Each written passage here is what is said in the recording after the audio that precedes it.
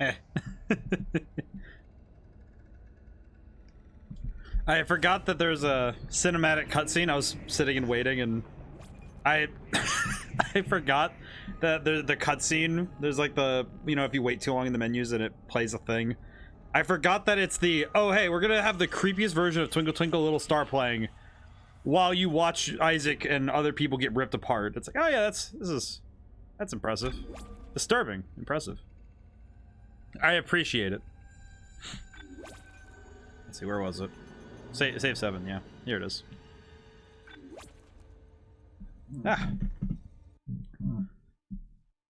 Okay. Destroy fuses to override ship systems. Yes. Yes. I won't go too quickly because I know we have to. Ooh. Okay. Well, I can check inventory while we wait.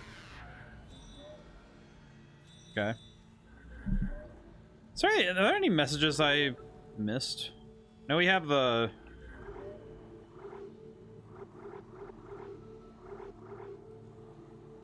Yeah, because we have all the chapter stuff, so it's pretty cool. All right.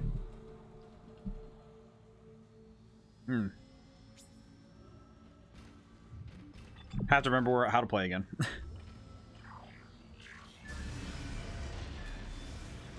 Good morning, USA.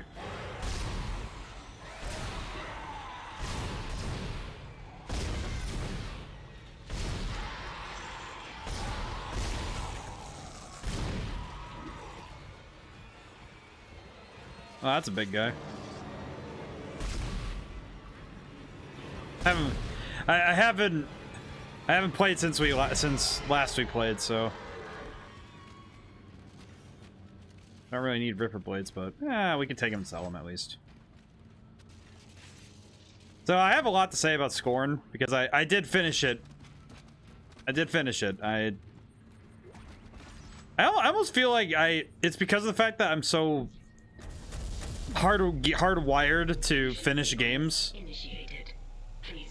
that when something like this happens where I play a game that genuinely makes me have to work, I don't know, it's just curious. I want to talk about it more later, but it's just I came to an interesting conclusion about it.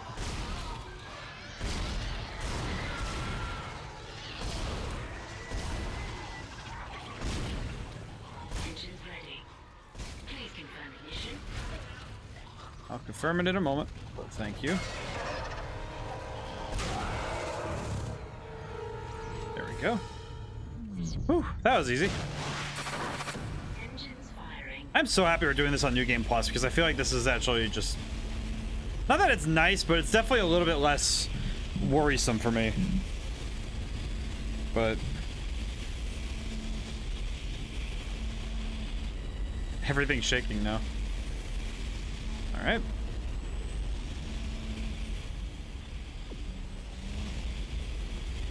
Oh wait, items?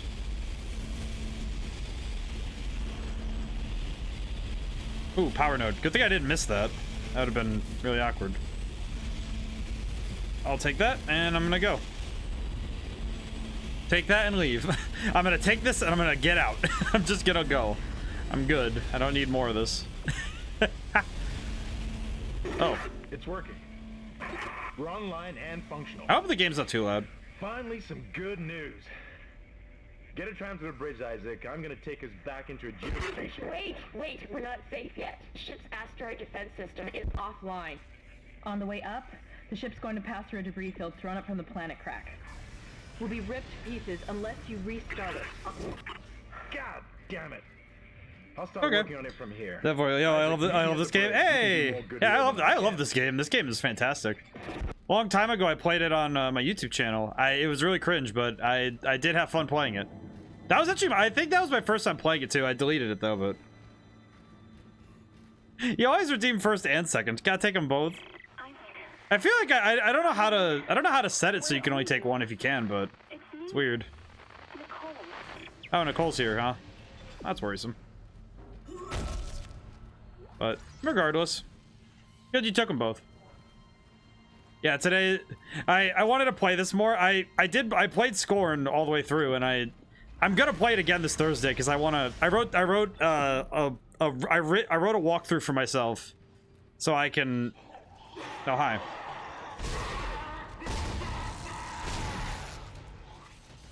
All right, guaranteed that he stays there. But I got a lot to talk about with Scorn because I feel like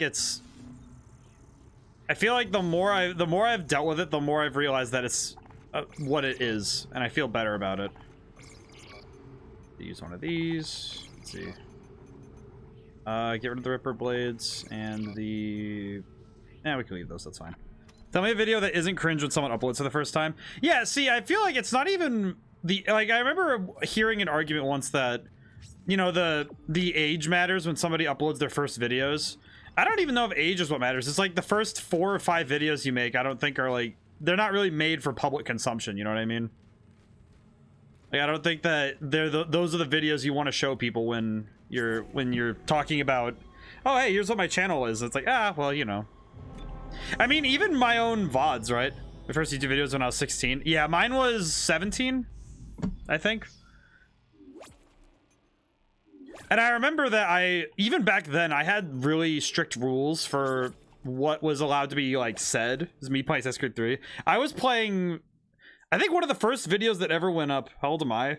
Well, I will say mid-20s, but, it's a loaded question when you're streaming, but yeah, I'm an adult now, but what? Isaac, come in. What is interesting to me though is that when my first videos, I think, was I tried to edit clips of Skate 3. You can hear me. See if you can get to the ship's reports. It sounds like you have better access from there. When were you going to tell us about the artifact, Hammond? This marker? I don't know anything about that. It's referenced in the captain's records. They brought it up from the planet. It's on the ship? In cargo. They think it's of alien origin, but I don't know what the hell But- it is. Really? Am I young? CEC didn't know anything about it. You're lying. Back off! I am not the bad guy here. Ross shake you right now. You're gonna have to trust that I don't know anything about it. Okie dokie. But the Get to the debris field. Get to the captain's nest. I'll explain everything later. Coming down. but the key thing, but to me the key thing was that it was like, oh yeah, when my first couple videos, they're pretty cringy, but they're fun. It was a lot of fun to do it. Does he let you talk? Well, he's not supposed to, really. I mean, you know, he does. I do like listening to the dialogue, though. I don't know. It's also a little loud for me, but I like listening to the dialogue. It's nice. It's I don't know. They do a good job. The voice actors do a great job, so I want to respect it. But I do like I like how this game. I like this game a lot. But my first. Oh geez, yep. Yeah, that's debris. Warning. Hull breach detected. I always forget which way to go. Yeah, my first videos were pretty. They were pretty bad, but. I'm reading heavy damage, but containment looks solid. Life support is stabilized. We've got to get the ADS. But it was a lot of fun. I also did some stuff where I played with a friend of mine, and at one point I think I made an editing gag at one point where I said, oh yeah, I can just cut out this whole conversation. He's like, and he started making noises over the first times we learned. Well, and that's just it. You can't make the really good videos until you have the really weird ones. Damn, you scared me. The place is making me jumpy. Fucking asteroids coming through the roof. Look, I know Kendra doesn't trust me, but I don't know anything about a marker or anything else. This is supposed to be a repair. I don't know why, with the way he says this, Plain and simple. I remember watching the Indie Mouse video, and he says like, oh yeah, Defense system. when he's talking about, oh, it's like he sounds like he's the worst liar, where he's just like, You're gonna have to I don't know reroute who this is, I don't know what's three happening. junction boxes I love to that. activate the primary cannon. He definitely knows something. I just never figured. I don't remember You what. need to activate the atrium elevators from bridge security. You can use them to get to the junction boxes. By the way, Isaac, Also, I remember the first. I saw something. I remember my don't know first what. series streaming. I chose Shin Megami Tensei 5, and that was fun. It was a good learning experience for me. Really big. All right, cool. Thanks, Hammond. I'm out of here. All right. Shit! Stand back! Not worried about that thing, brother. That one was dead when I sealed the pod. These things don't die easily. Had to grab my phone real quick. Where do you leave your phone that it must be like it's far enough away that you're like, oh yeah, I had to go get it. Like, you gotta put your phone a far distance away. Mine's basically attached to my hip at this point. Oh yeah, forgot about this guy.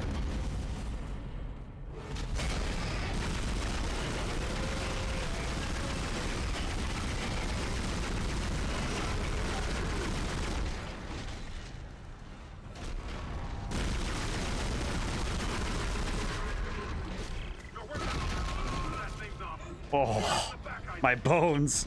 My house is 2 stories. Yeah, it makes sense. Don't know why I shot in the front like that, but...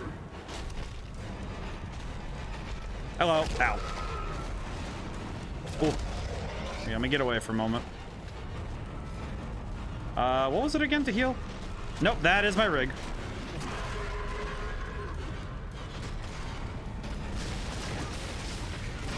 Oh. And about the cringe it is, till now you're doing good. So you need to go and catch a guy right. Yeah, no, it makes sense to me. I do understand. All right, how do I always forget how to heal. Oh, it's X. That's what it is. I always forget that button. So I get used to talking alone. Oh, trust me, I spent a good couple months talking to myself for a while, and I got very good at it. Granted, I'm also I think that just it's part and parcel for being a little bit nutty, I think. You know what I mean?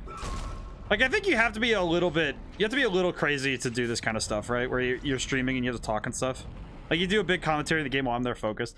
Oh, yeah, no, it's like... Well, that's the thing. It's difficult to, like, keep your train of thought, right? Where you're like, oh, yeah, I'm gonna sit and talk, and I have to also do all these other things while talking about the game in this... How crazy can I get more? You can get more crazy. It's just dependent on which way you want to get crazier. This is mutiny. You'll all be tried for mutiny. Kind, make them listen to reason. Settle down then. But it's tough to stay focused sometimes because you have to really wrap your head around, oh yeah, I need to keep my mind on the ball, and I have to keep focusing on multiple things. I have to play the game, I have to, talk, have to talk to chat. It's a lot, but oh, whoops. I always forget. That's the button. That's the button that's always tough. And why is the quick inventory, which I use the... And for me, always talking English is good because I'm practicing more of it. Yeah, it's good.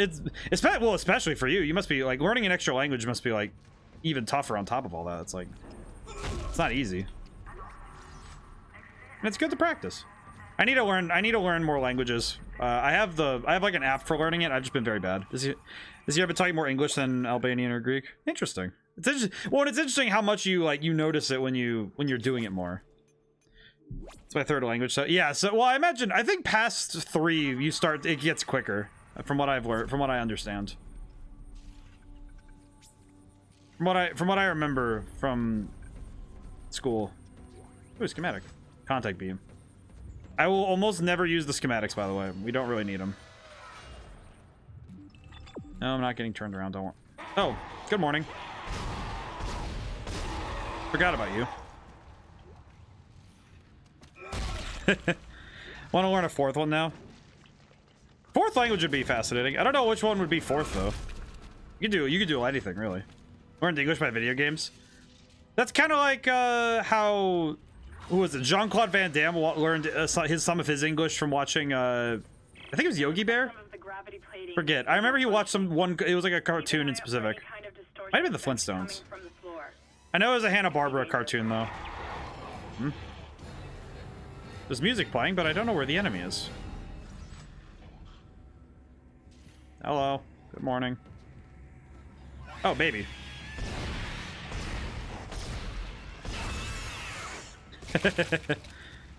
League of Legends did its thing. Oh. Okay, am I able to walk around that? I always forget. Yes, I can. You're good. Oh, hi.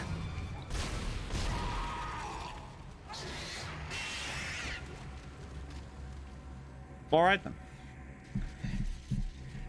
That's pretty good though. Ooh. Yeah, I picked up I picked up a fair bit of language. There's a lot in language in video games. We could turn to talk about language with this. I think language would be a fun topic for this. Because I think language is, it's interesting because when you, depending on what you decide to do with language in your games, you can either make the experience easier or harder based on what you're implementing.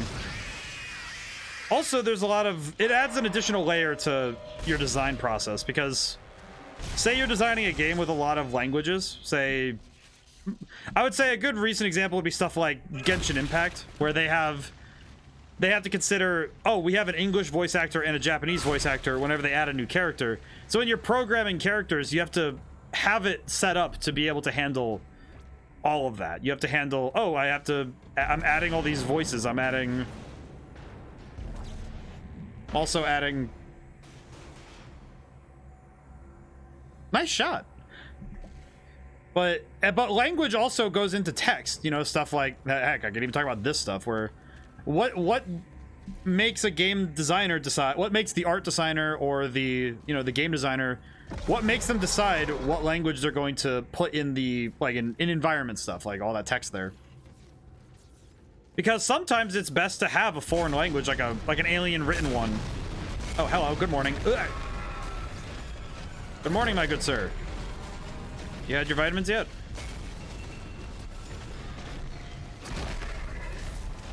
Going past you, brother.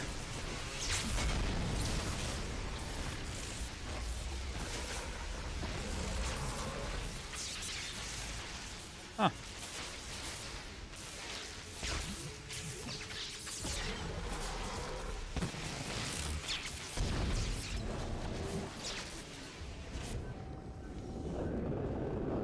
Excuse me. Thanks. One of the voice actors for JKJK movie only got paid $250. Crunchyroll doesn't pay a lot of their voice actors like they need to. Well, yeah, and I've heard recently about the whole toss up with Bayonetta's voice actor, and that's horrible. Ooh. When it's like it's not just because, and also the voice of a character is very important, especially in things that are animated, like video games and movies and stuff. And because the voice of a character, especially for stuff like this, where these characters are, their personality is primarily driven by a voice performance.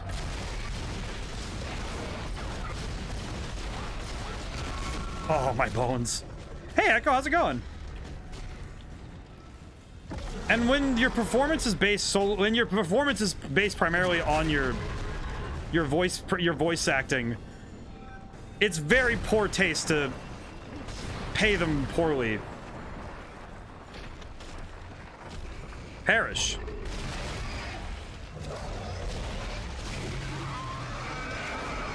There we go.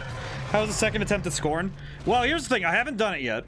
And I actually plan on playing it this Thursday. Like, well, it'll be my second full playthrough, but I did finish Scorn off stream. And with my notebook, I wrote a notebook that has it has like a guide. It's a written guide for the game. I could reasonably finish it in 4 hours, if not less. That's actually not even like a poor estimate.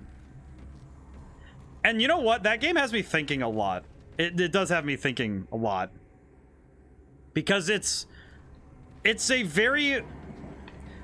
interpreted experience. I don't think it's a game for everybody, but it has a lot of meat to unpack when it comes to the symbolism of the game and the themes. And I actually do want to talk about it in greater detail when we play it, because I actually think I have an interpretation of the story that might be comprehensive, along with the fact that I think I understand what the game is going for. Even though there's no dialogue, I think I understand what the game means. At least to some, you know, to the extent I have. But I did finish it. I do, and I don't know if I like it, or if it's just that because I don't have all of the answers yet, my brain is like hooked onto it because it's annoying me that I haven't answered my questions yet. And I think a second full playthrough would make me happy. And of course, it would also mean that I'd feel smarter because I'd actually play the game at a speed that's reasonable, you know? Because, so Hecko, to give you context, the first act of the game, it took me 2 hours and I gave up. In practice, I realized that if I had gone through the puzzles at the speed that I could go through, 5 hours, 5.5 completions, 5.5, I would actually say that that's about accurate. Mine only had an extra hour because I got really lost in that when I was streaming. But I could reasonably do it in 4 hours. I'm actually not kidding because I have most of the puzzles down. So I should try it again. I will try it again when I can. Which will be this Thursday, I think.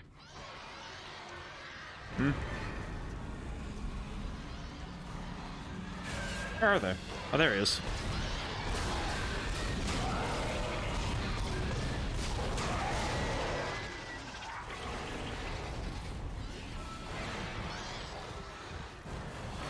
God, the jumpy dudes always freak me out. They're too fast.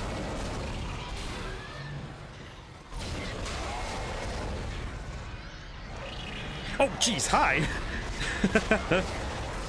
But yes, I will. I actually want to talk about it in detail when we play the game again, but I had a realization about it that I think part of the reason that it frustrated me so much was that it's painful. It is a painful game to play. And that's on purpose. I'm realizing that that's on purpose. Because the game's message is about, you know, to some extent, it's about pain. It's also about meaning. Oh, I don't know if I've mentioned it, but I've been playing the game Coral Island. Yes, a lot of people seem to be on that. Let's see, which one am I going to? I think it's level 3. Oh no, it's level 1. Worrisome. It's so cozy. It's funny because the comparison between Coral Island and Scorn, it's really funny to think about the difference between the two because, oh, Coral Island's so cozy, it's nice. You know, I'm good. I'll deal with you later, brother. I'm going to level 1. Then there's Scorn, where it's just desolate, cold, and hard.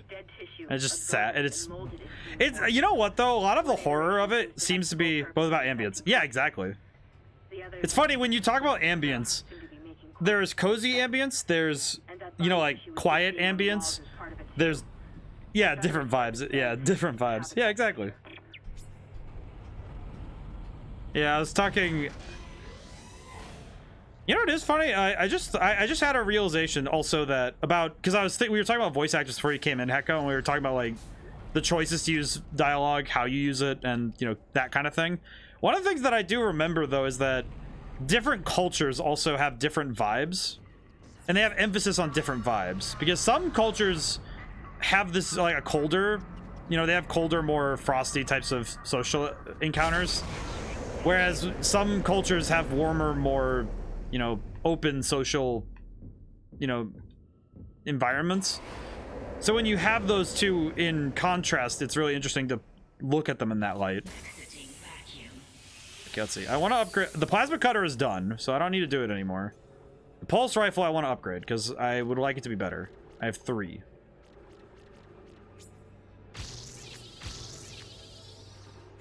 Yeah, there we go. That's good. That's good right there.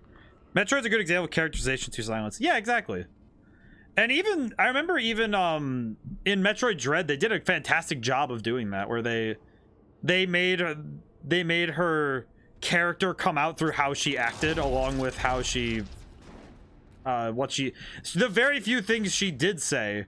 It was like, oh yeah, you know, like basically a sentence and screaming, and they did a fantastic job with that one. Also, fuck ODaM. ODaM there are some games where I think that they don't realize they can shut up, you know? there are some games where I've realized that there is a moment in every game where it's best for you to just shut up, you know what I mean?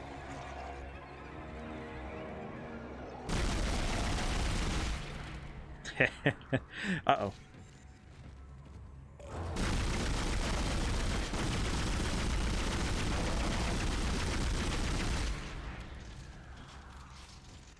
Alright, cool.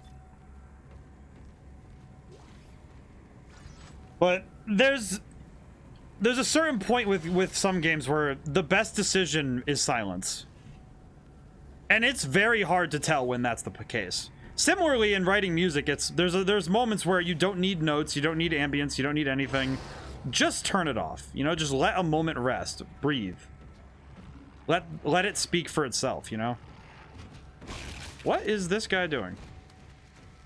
You trying to sneak up behind me? Because it's not working. Where am I going? Ah, yes, I see.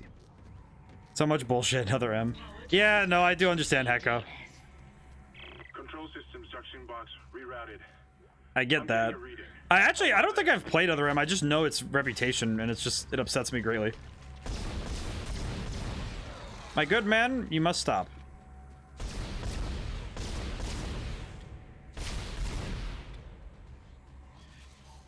I feel like the plasma cutter is probably my favorite weapon in this game. But I think some games they try to get too smart with their dialogue, you know? They get too... They think that they need to make the character somebody through dialogue and not through action. But what I was taught when I was in writing class, is that showing is better than telling, but only if you've already told. Like, if you've already set the stage, you've told what you need to, then you can go to showing. But in all cases, it is always preferred to show over tell. Like, if you can show your character being cool, do that first. But if you have to, tell what you need to, and then show the rest. But I think it is the tell of, I think, of a beginner writer that if they don't know when to shut up. I think that is the case, you know, if your pen doesn't leave your paper, you're doing too much. Settle down. You're okay. Like, let it breathe. No bread has ever rised with your hand still in it, you know? Like, just let it rise. It'll do its thing in the oven. It's okay. It's hard to trust it when it's your baby. You want it to work out. You want things to be good. You want to know, because you want your hands on it at all times. You want to make sure that that thing is going to be okay. It's okay. Let it breathe. I feel like I've like, with how I've learned writing and how I've learned, I feel like I'm going to end up I'm going to be all right when it comes to being a parent one day. It sounds weird, but I feel like knowing that there's times where you just have to say, let it go, is fine. Samus is 6'3" canonically, through physical enhancements by the Chozo, but they make her like 1 or 2 heads than almost all other males in the game who are asking her for help. See, I do know, by the way, I do know the Chozo. But yeah, it's like, man, when you look at the size difference between 1 or 2 heads shorter, yeah, exactly. No, it's just, she's like an Amazoness. It's amazing. Listen, man, I'm down for it.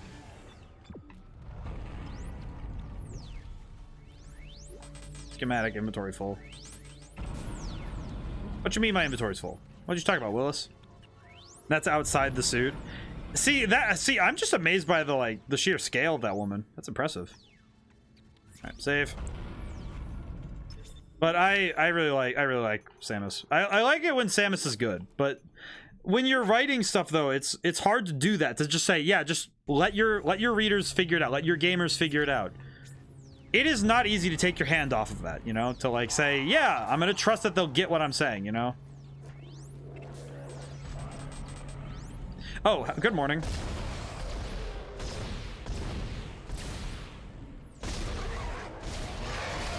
So you roll, my guy.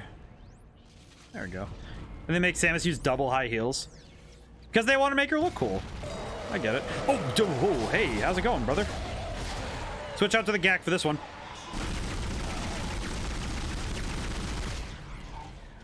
All right, cool. Goat ham. I like Samus though. I feel like of all the sci-fi protagonists, I think Isaac Clarke is up there. I also really like I really like Isaac Clarke, and then I also really like Samus. One set of high heels in the Zero suit, which is to use inside the main suit, which has high heels too. We've got enough power, but the ADS cannon's auto-targeting is down. I think it's a faulty data cable. I need you to aim the cannon manually until I can replace it. Take the elevator to the top of the ship and head for the How does she even walk in there? I mean, that's the thing. She has practice in those heels. Also, because I think, unless I'm mistaken, I feel like, so, you know how they, this is a weird one. You know how in Black Panther, in the Black Panther comics, you know how they always say, oh yeah, he has an enhanced kinesthetic sense, which is basically just a fancy way of saying he always knows where his body is. It's kind of like, you know, it's that sense of where, you know, you always know where your feet are when you're walking up a flight of stairs. So I always figure that if you get physical enhancements as a superhero, or as like in sci-fi, if you get physical enhancements, one of the ones they always touch on is enhancing that sense for your body, where it's like you always know where your body is, because it's like you're a superhuman. You need to understand, you need to have like a greater control of your body, because your limits are higher than a normal human. Like, oh, because like think about how high Samus can jump, right? And how fast she can run in a suit of armor that big, right? I would imagine that that's the kind of thing where you would absolutely need to have like a good sense of, you need to have a good sense of where your body is, and you also need to have a great sense of its limitations. So I imagine that that would be something that would be part and parcel with getting physical enhancements. Yeah, but why hinder yourself by being forced to use one set of high heels over another set of high heels? I think it's because the heels actually click into each other. That's what I always figured, was that the heels click. You know, like, she clicks the heels into the heels in the Varia suit, so it, like, sinks in. That's what I always figured it did. I don't know. That's kind of what I guessed, but I don't know. I have no idea. I'm just guessing based on the design of the suit. But that's based on my understanding of the design of the armor. I mean, Master Chief has similar stuff, but this was only in ODaM. Well, and then of course, then in other games, then the suit of armor might be a different design. Who knows?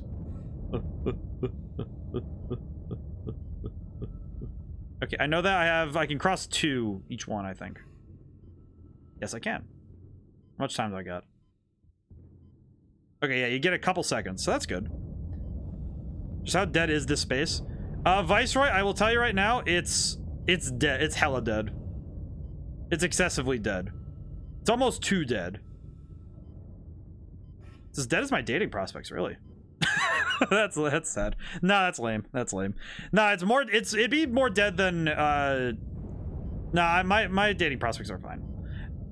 I just choose not to because I'm currently working on improving myself, which is a virtuous goal, and not necessarily dependent on me having somebody in a romantic and or otherwise relationships.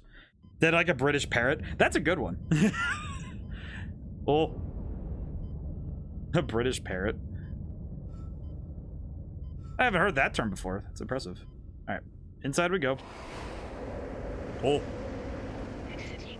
I really like the audio design they did for when you're out in space. I think that's probably one of the best design choices they did.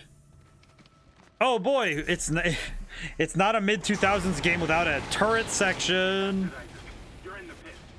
The cannon's a mass driver, so it should punch through anything flying at us. Keep an eye on the hull's integrity. Too many of those things get by, and we're dead. I think I've almost got the system repaired. Well, I think this is just a very hyper scary version of the game Asteroids. No. That's fine. I have to pay attention for this one because this one's actually tough. Forget that this mini game is actually tough. Ah!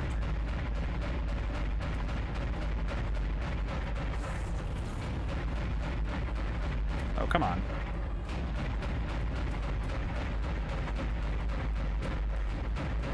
Oh, there's a big one coming. I should probably shoot that one first. This is fine.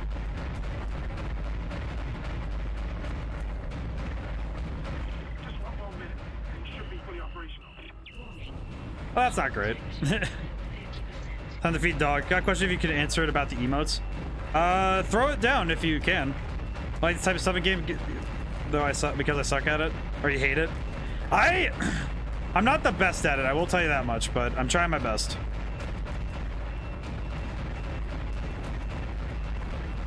At least I can kind of cheat and shoot above the where I can see. I've almost got this thing fixed. Just a little bit longer. Please fix it faster, Hammond. My aim kind of sucks.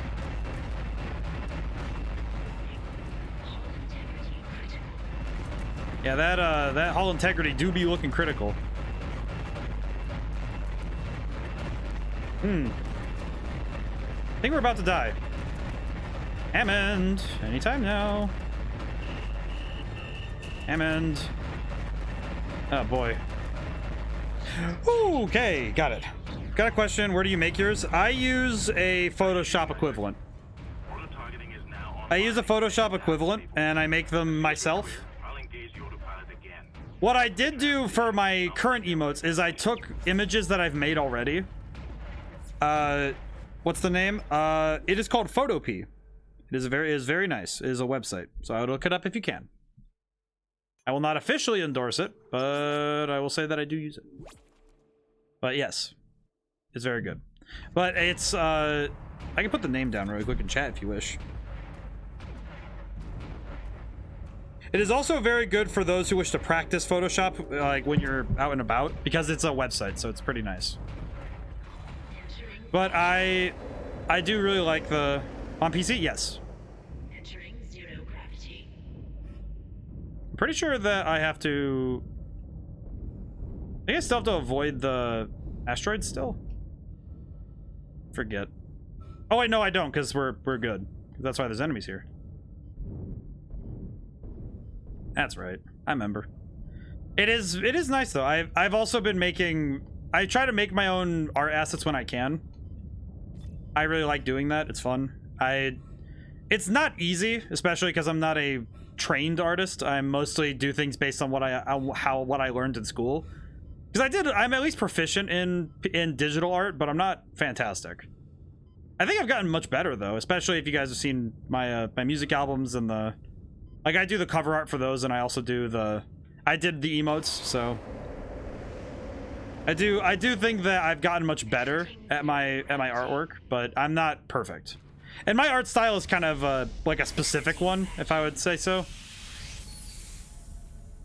Wait, Isaac Hammond, you're not gonna believe this. Oxygen levels are falling. Something's poisoning hydroponics air production, and whatever it is, it's filling the deck up with that organic stuff. We're not going to have any air to breathe soon. But if I understand these lab reports correctly, I think I can make a poison to destroy it. Head to medical. It should have everything you need. Will this never end? Isaac, get to medical. I like that it's like, oh yeah, wait, I need to yell at you some more because we have poison in the air. World's on fire. You gotta do the stuff. It's like, all right, got it. Understood, Kendra. I will do my best. I will just try my best to keep things moving. Because this ship is constantly falling apart and there's nothing we can do about it. Oh, good morning. Where is he?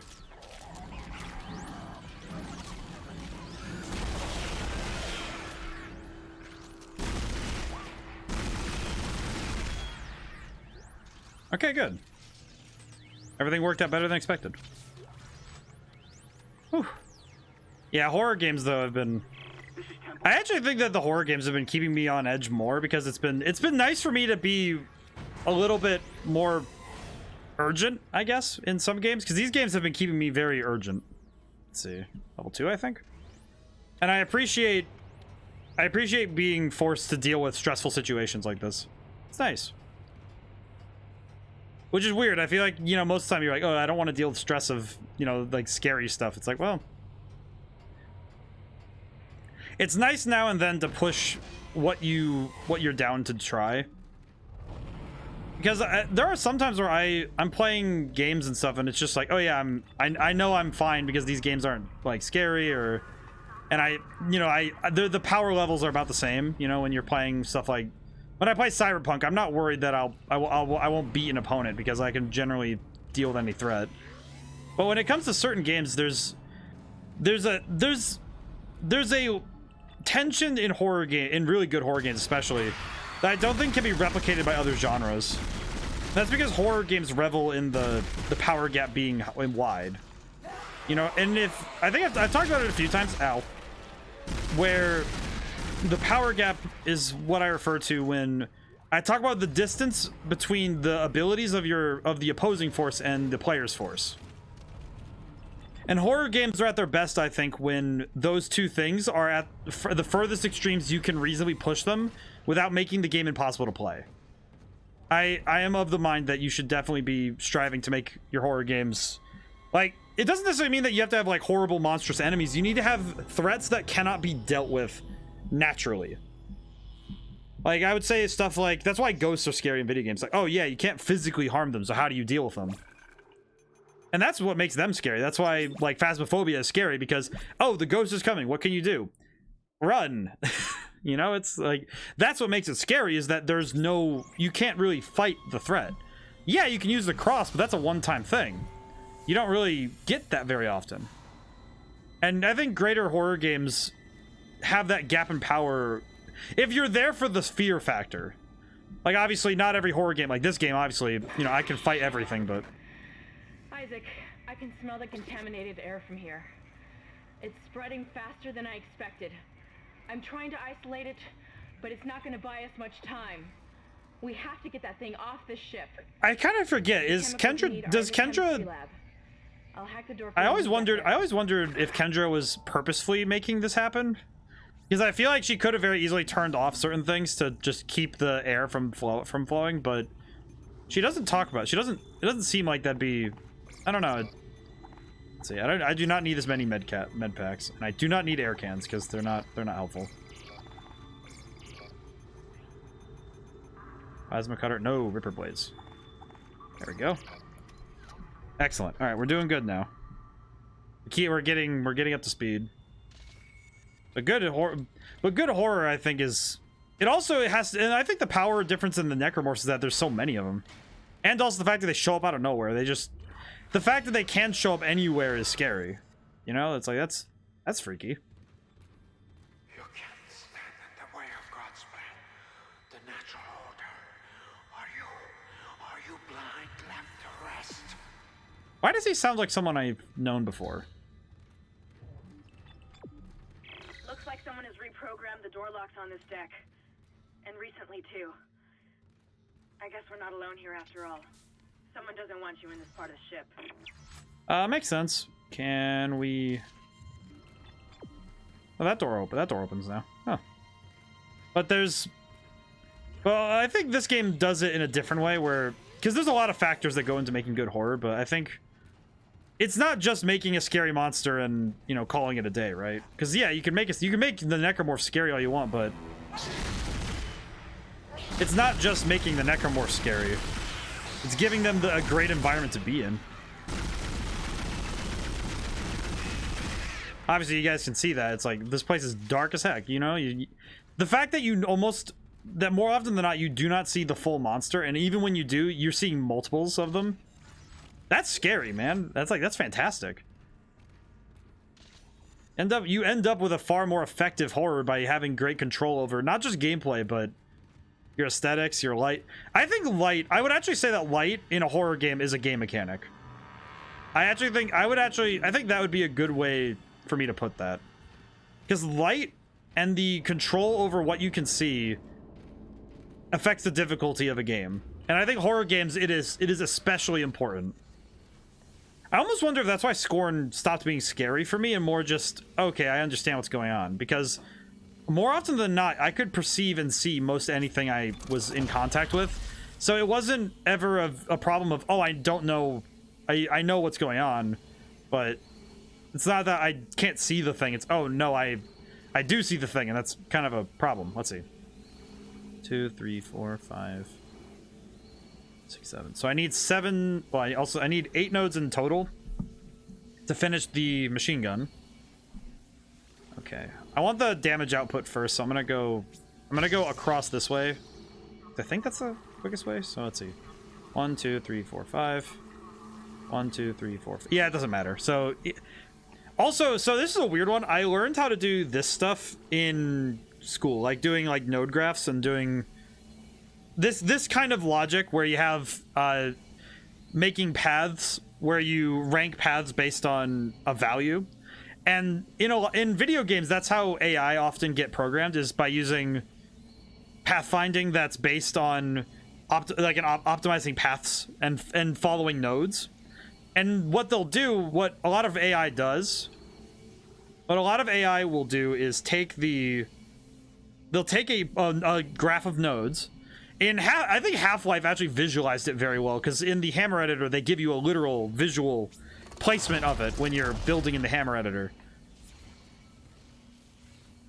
And the game engine actually shows you this sort of thing, and it's actually really cool and interesting to look at.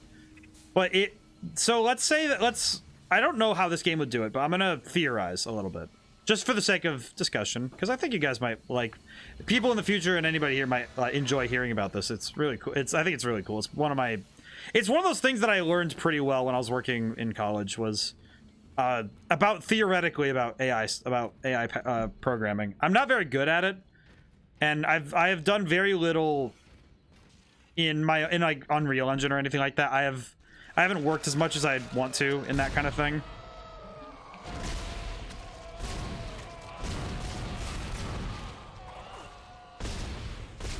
I forgot about these things. These things suck.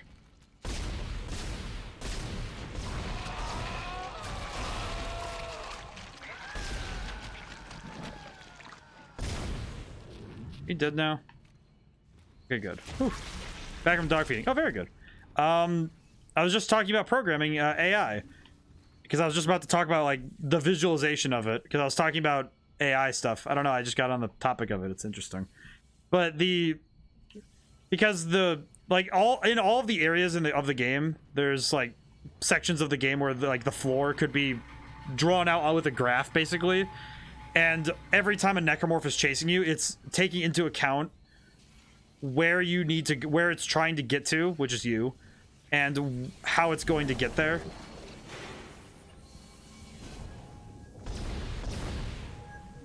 And I think that's really cool. It's really interesting when you get into AI pathfinding. Kind of makes me want to rewatch John Carpenter's thing. I need to rewatch it myself. Do I need to take that battery out? I feel like I do. Okay, run across. E.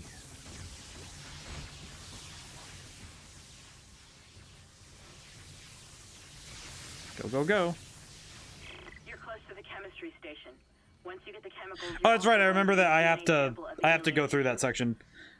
But I really like AI, because I think when there was a quote from the guys who made Fear, that he was like, you know, the amount that you can interact with the AI of the game, and how much you can, you know, have back and forth and have these interactions with the AI, that's how much the game is, how much better you can make the game and how much you can enjoy it.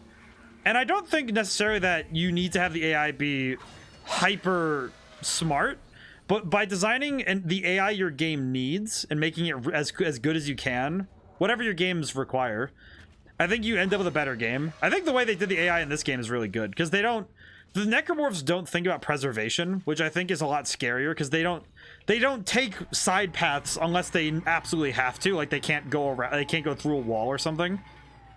But the fact that they're always taking the most direct path towards you at all times is amazing and scary. And I think it ramps up the fear factor. It's really good. It's well done. I think this is the first fight with the regenerator. Oh, I did hear a rumor about the Dead Space remake that I'm gonna be honest, it scares the crap out of me. Is that there is a rumor that I think it's confirmed, but I'll take it at face value that they said that the game is going to be more open-ended in how you deal with things. So like the ship is going to be open, basically, right? And I had somebody had the realization, and I want to talk about it with you guys. So the regenerator in this game, which is the super necromorph, that thing could be wandering around the ship. It could just be wandering around the ship. You could run into it randomly. It'd be scary. And yet you keep on going. It almost makes me think that we had hope as a species. Am I the only one who sees that? You know, this glass is cracked, my dude. A long time ago. We just haven't accepted it. I don't like this guy because I don't really understand why he's here. Stop your struggle. I do know that he's crazy, but I don't know. Your future The future of our race ends here. Allow me to introduce you to humanity's child, the children that will replace us. Our greatest creation. You know, you don't get to really play God when you still can bleed, you know.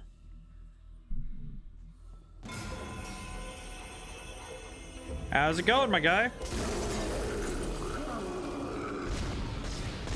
Yeah, this guy. Actually, funny thing, this guy.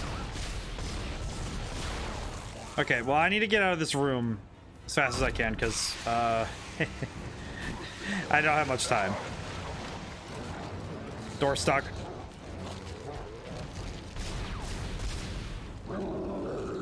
Door stuck! Can't kill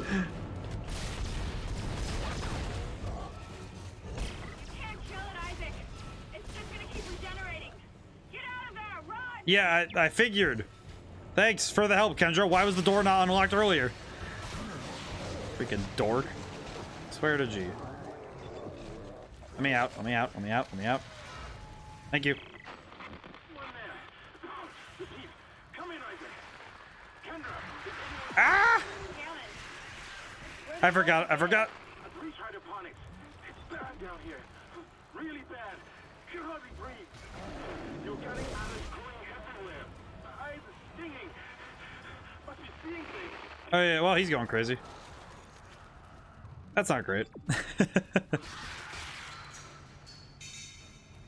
Alright, let's get out of here and deal with that some other time. Now you need to find a DNA sample of the growth. According to lab records, there's Okay, here we a go. sample stored in the ICU. Oh. A Dr. Mercer was apparently doing intensive research on it. I've been trying to contact Hammond, but all I'm getting is static. Isaac, you've got to hurry. I really like the dark parts of this game. The dark parts make this really spooky. I really appreciate it. How did you get here so fast? It surprises me. Holding on to your final breath, you cry your way along.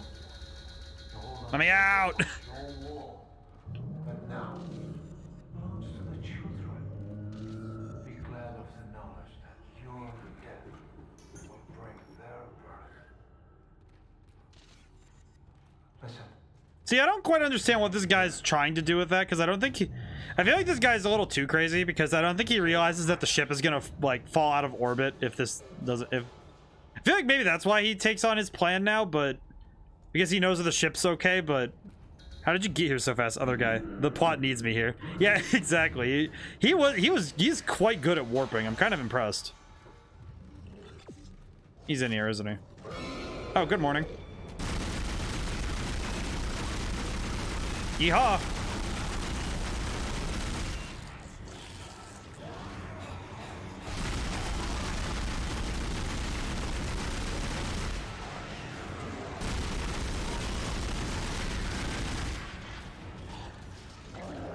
Alright, well, the regenerator's on my butt again, but... Yeah, hi. My good sir, can you please... Alright, well, I slowed him down again, so that's good. My ears are kind of, like, going a little numb with this amount of gunfire.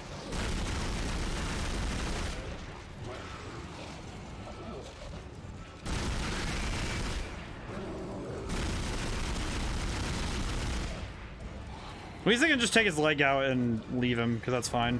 Alright. I need to take out this battery?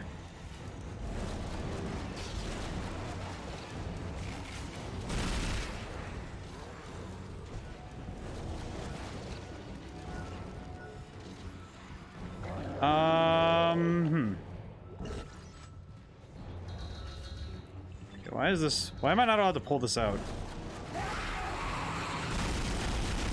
Ah, I always forget this part. It is funny though when you look at stuff like that where it's like, oh yeah, somebody's able to move that fast through a building, just like, oh yeah, how do you get here then? Someone keeps shutting down the door protocol. I bypassed the lock. Go. All right, well, okay, so it was just survival. Got it. Thanks, Kendra. Thank goodness your survival requires me to do this. Meh, meh.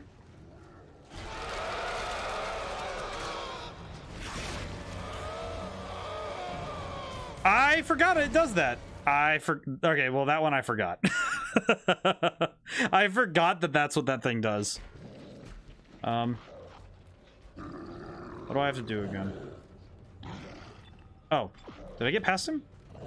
Yes, I did. Okay, cool. Oh, thank goodness. I was about to say, really?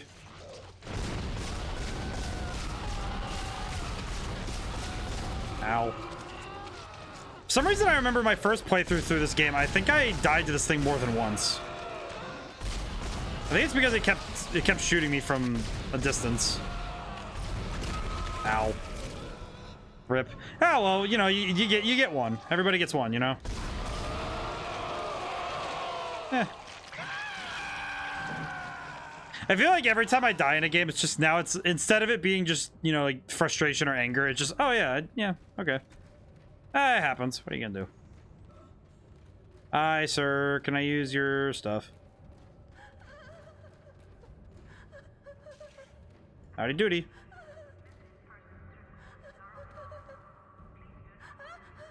Alright, well, have fun. I'll be back.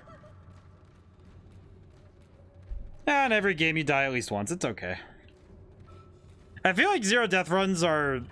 They take too much practice and they're built on a mountain of deaths. So, I don't know how fair it is to say that zero death runs are really just zero deaths. She seems unhappy. Yeah, I mean, she should really go and talk to somebody about that, you know? It's like, that's not... It's not nice. It's not good to bottle up your feelings, you know? You gotta talk about it. Let things out. It's better for you. She was probably upset because, she was probably upset because she remembered that the McRib was temporary. I think at this point in history, I think the McRib was gone again. I forget. It was 2008, so solid maybe.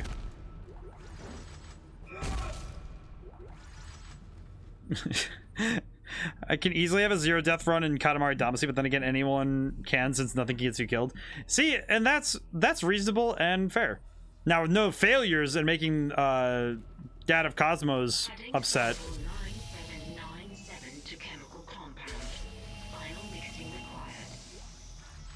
Okay. Oh yeah, there's a marker symbol on the floor. That's it, Isaac. Now you just need to... This has gone far enough. Accept your part in the God's plan. Embrace your own extinction.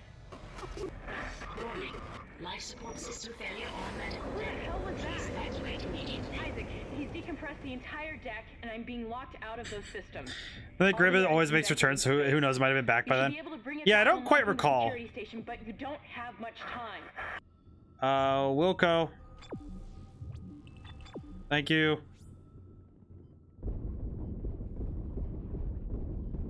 Probably shouldn't be wasting so much time shooting these things. I had to heck with it.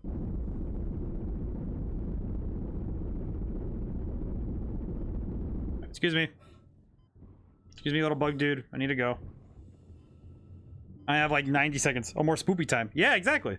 I will say, Polar, I did finish Scorn. I did actually finish the game. I think I've come around on it. At least to some extent. I think I've got it. I want to talk about it more when I play it this Thursday, because I really want to like go into depth about what happened. Because I did finish the game, but tonight's for Dead Space. But I do have quite a bit to talk about with Scorn though, because it's interesting how much my opinion changed after actually finishing the game and seeing what the game had to offer. Oh, I keep moving. I know where they are. I'm gonna keep going. Alright,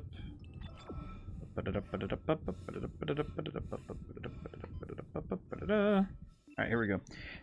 Now, I've never really liked the bigger, so it's decent, can be annoying. Yeah, I would say that's about it. I need medium air can. Thank you. Okay, let's see. How much time do I got? 30 seconds. There we go. There we go. Good. What?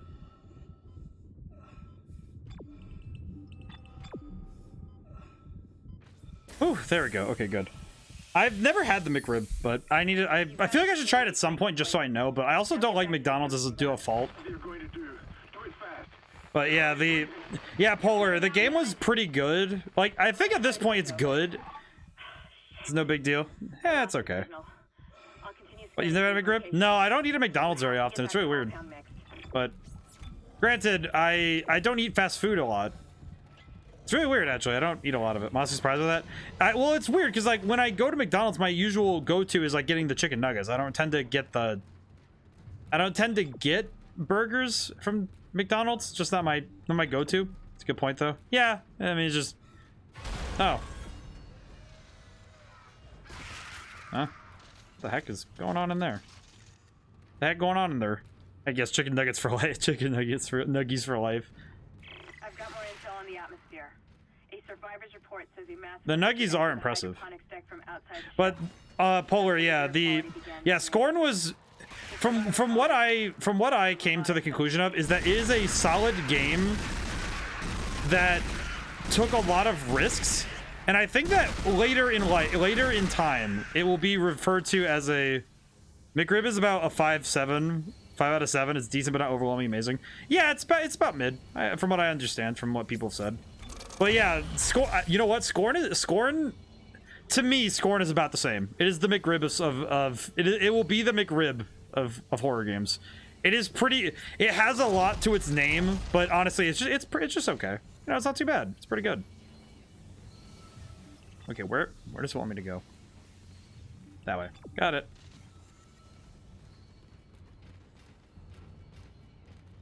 But I think that it was good, and I think the thing about it that may be the hardest pill to swallow is that it's an interpretation, right?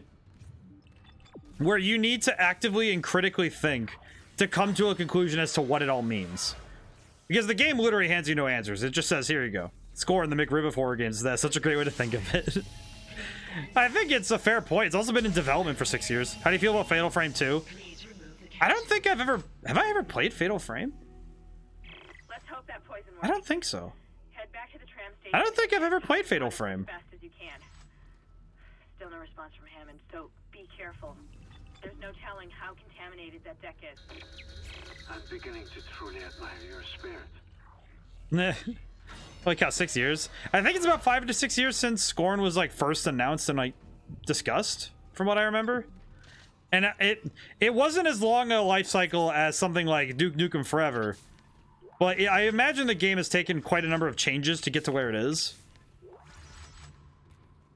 And I do think it's much better than my initial appraisal. That said, I will also say that when we do play it this Thursday, I have a notebook with written notes telling me how to play the entire game. So I will be pretty much able to cruise the entire game. I actually think that I could do it in 4 hours with what I have. Now you will understand. The work I have done must continue. Will continue. I, Dr. Charles Mercer, shall serve as the catalyst to the salvation of our species.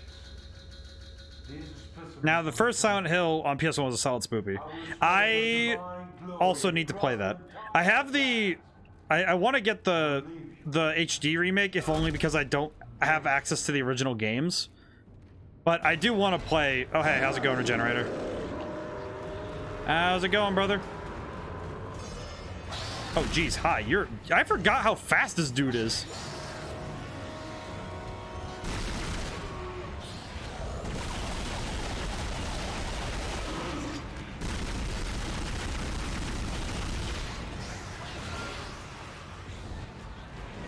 Stay there for a moment, would you?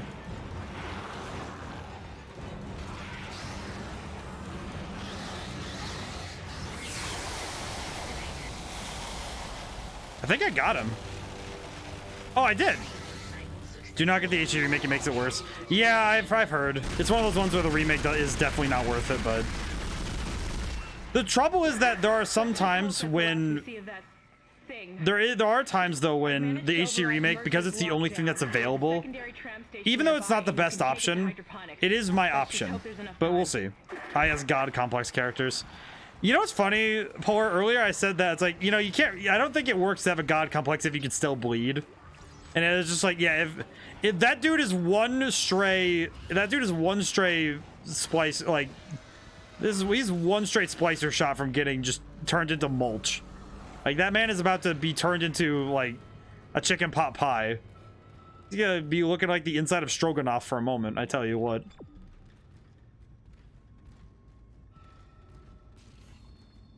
I'll show him how we do it in Missouri. Valid point, I could agree with that. I don't know, I always find it funny when when characters with a god complex get humbled. Makes me happy. Like when they did it in 300 with Xerxes. And when they did it with they did it with a couple other characters. I even did it in D&D once. I had this one character written who had a god complex, and he got sacked by the party, and it was really funny. It was really fun to act that out, because he was like, oh. I really like that kind of stuff. It's fun. You know, I just had the thought, you know how this month has been mostly horror games, and it's pretty much been, like, non-stop creep factor? I'm just thinking about the fact that one of the first games in November is going to be Sonic Frontiers, and then the Pokemon games. So, we're going to be making a major tone shift in a month. It's going to be a lot of fun, though. I like this hallway design. This is actually pretty sick. Oh yeah, there's dead bodies in here.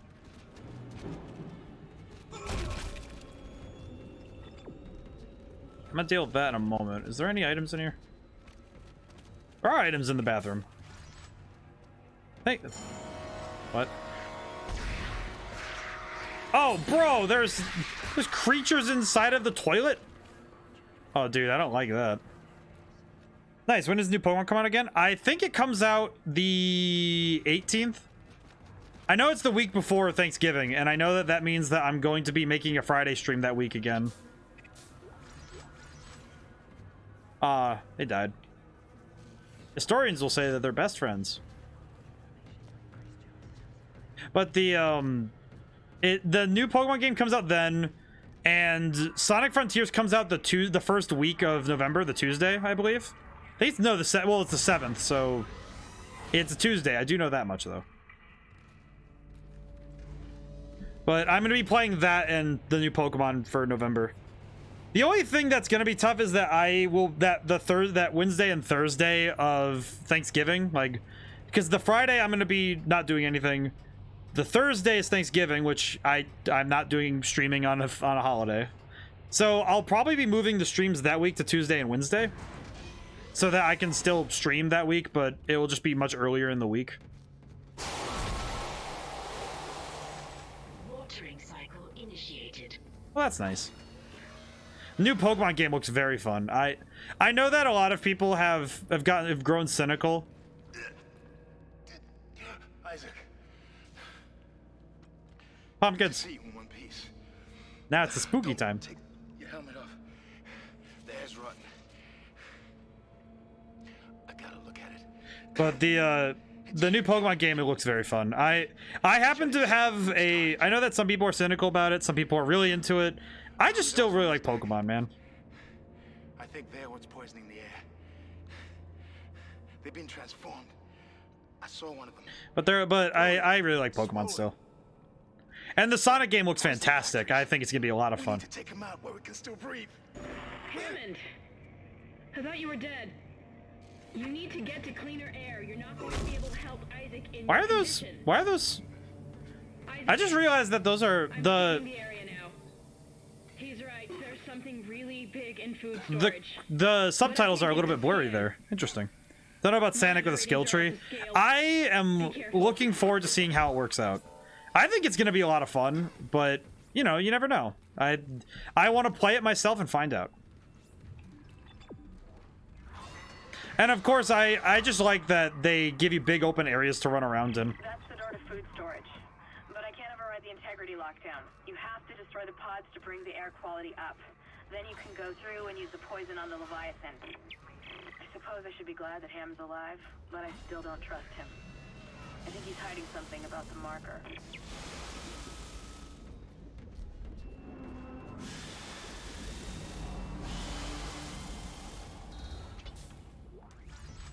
Free stuff. Elevator. I'd play it just to find complaints. You play a game just to complain about it. That would be me if I loaded up Overwatch 2. That's mean, but it's not even that I think Overwatch is bad. I have definitely had not a great experience with multiplayer shooters, but that's just me, you know, like that is definitely more of what I prefer in games. And it's not even all multiplayer shooters, because I still like playing the Star Wars Battlefront games. I like did you guys know that the more recent Star Wars Battlefront 2 has a PvE mode, so if you have you and 3 friends, you can play against AI, so you don't really have to play with other people if you don't want to. Because I really like that. It's a fun mode. I play it sometimes. It's nice. It's a way to experience the Star Wars stuff without having to really, you know, deal with multiplayer stuff. And of course it means you get first dibs on heroes, which is nice.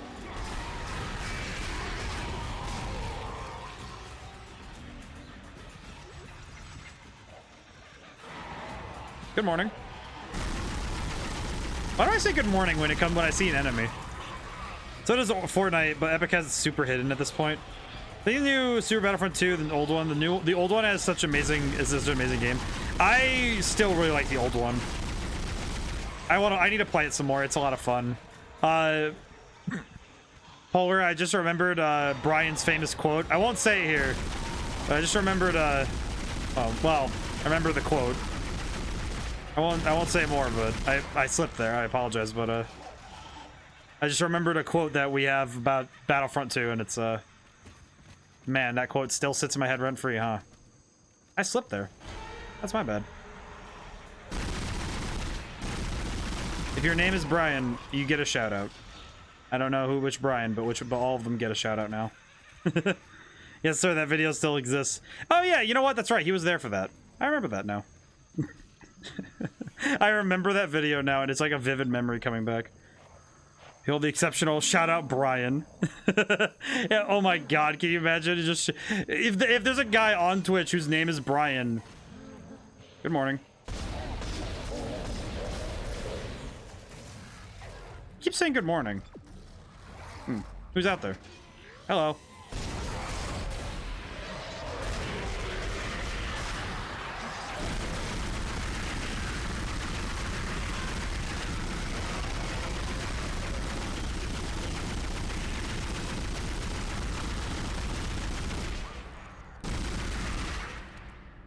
Well, that worked.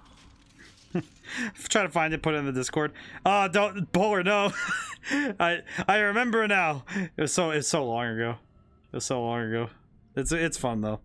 There's Fortnite, but Epic. I will say that Fortnite's weird because I like playing it with my brother and his girlfriend. They're fun. And I like playing it with friends. I think it's more fun when I'm playing on a weekday night, because when you're playing on a weeknight, it's almost more fun because you know that there's people who are just trying to, because it's more like regular. Miss the old Left 4 Dead days, but I'm so tired of Zambos. Yeah, I get that. I can understand. There we go. But yeah, that's a video from a very long time ago. It's funny because now thinking about it, man, that has been a long time, hasn't it? It's been quite a while, huh? Sometimes I miss the person I was, but now I look at myself and I'm like, you know, I'm kind of happy that I'm not as cringy as I used to be. But I think that's just true when you're a teenager. You think you're really, really cool, and then you grow up and you're like, man, really? Casual 7 years ago. Oh, man. 7 years, huh? I'm trying to put that into perspective. What year was that? That would have been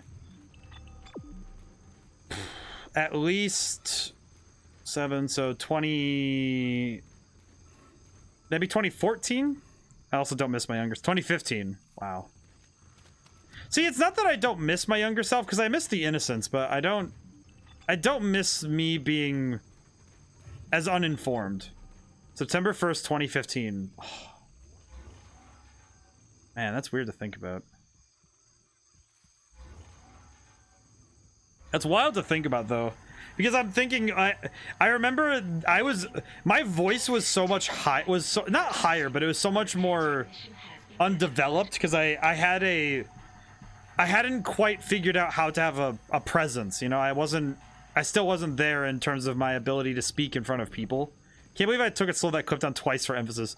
It's the for you. I think that was the rule of 3. I think it was the rule of 3. You know, where you have the you really have to just you have to hit it with the emphasis. Mickey, how do you feel about Monster Hunters? Like Monster Hunters, the video game series? Oh, good morning. Can you gentlemen please get off those bodies? Thanks. Oh, at least someone's taking orders today. Yeah, the game series. I really like it. I really liked it. I played Worlds for a little bit there for a while when it first came out, and I played Iceborne. I haven't played any of the new games. I should though. They look really good. I think the only reason I haven't is because I think the only reason I haven't played any more of the games is because I just haven't. I know that it'll be an 80+ hour experience for me. I mained the switch axe, so at times it became difficult to chase flying enemies, so. Oh, right. I forgot about these guys. Yep, the suiciders. That's not great.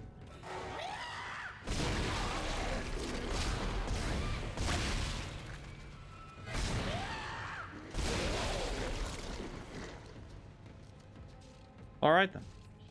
I'll just be on my way. Yes, the left IG for life.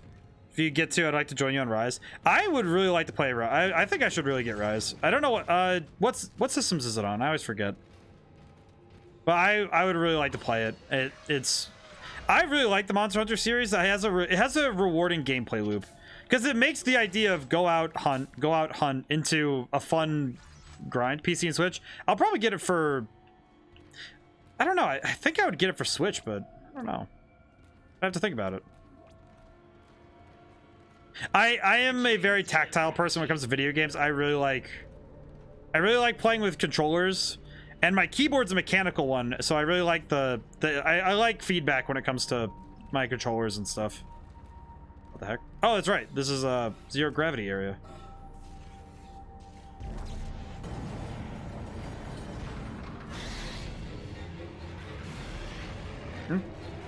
Oh, hey, baby.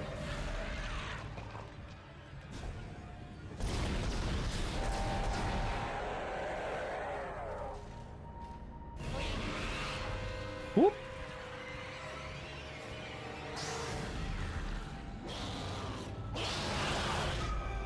Ow.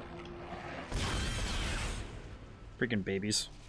I don't know how people play Monster with keyboard and mouse. Or nice floating body parts. Yeah, it's zero gravity. It's nice. I can only fathom how you do that. I don't know, man. That's wild. I couldn't think about it. You know what though? I will say I have been very tempted to play Gears of War 5 on stream, which I imagine that Future Savior would find very funny, given that it is not because I like it's of like the game. It's like Dark Souls on KB. But it's funny because I don't think that it's even because of me really liking Gears of War. It is specifically because you can turn on a modifier so that when you kill enemies in Gears of War, they lose gravity and they just start floating around in 0G. And it's so funny because sometimes if you throw a grenade and kill someone with it, it's so fun. Or like playing Dark Souls on dual DDR pads. Pretty much, actually. Yeah. I can't. It's like, and I understand that people really like mouse and keyboard, and I'm not gonna say they're wrong, but I do feel like they're a little wrong. It feels incorrect, but some people grew up with mouse and keyboard, and I just didn't. I grew up with controllers almost exclusively for video gaming.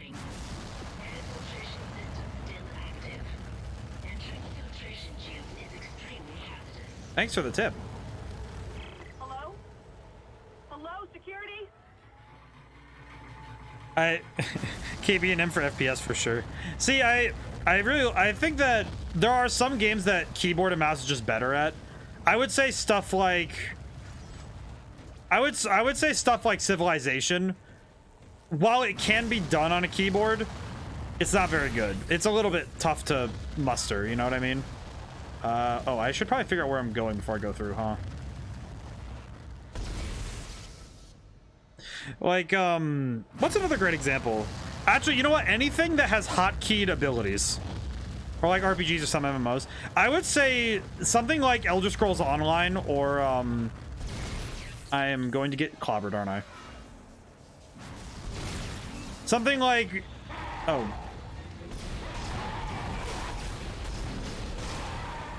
something like Elder Scrolls Online or League of Legends. I think any major MOBA, I think those ones are the ones that really suffer when it comes to being on console. Like Smite. I know it is on Xbox, but I don't know how. Because having hotkeys on console is just flat out annoying.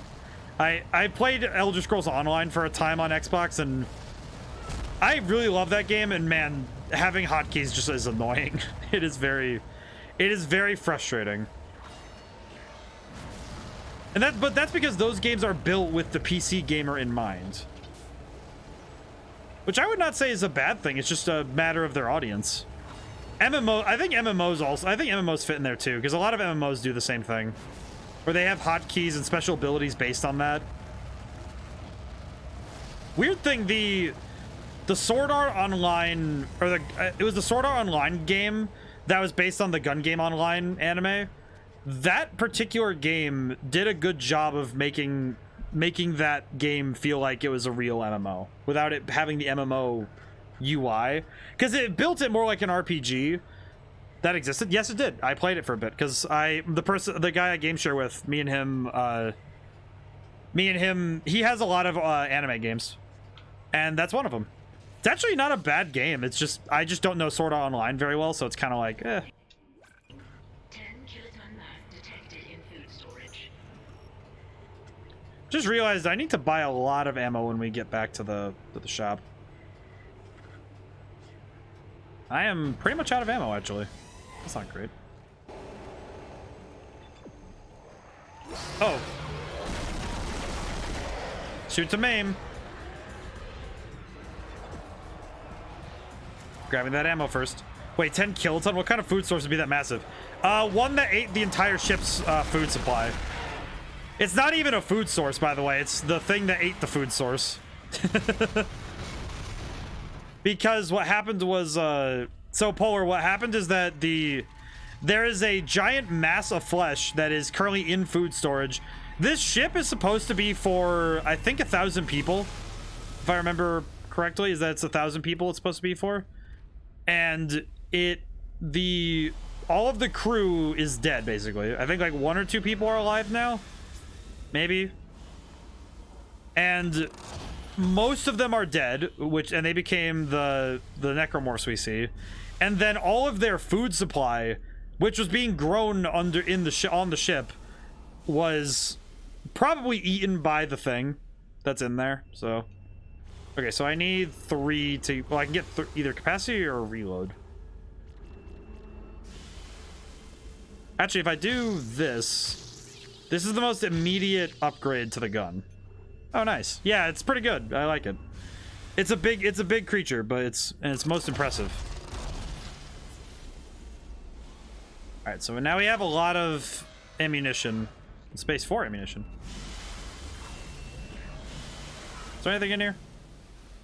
I don't remember if I checked. Oh well. Time to leave. But it's pretty good.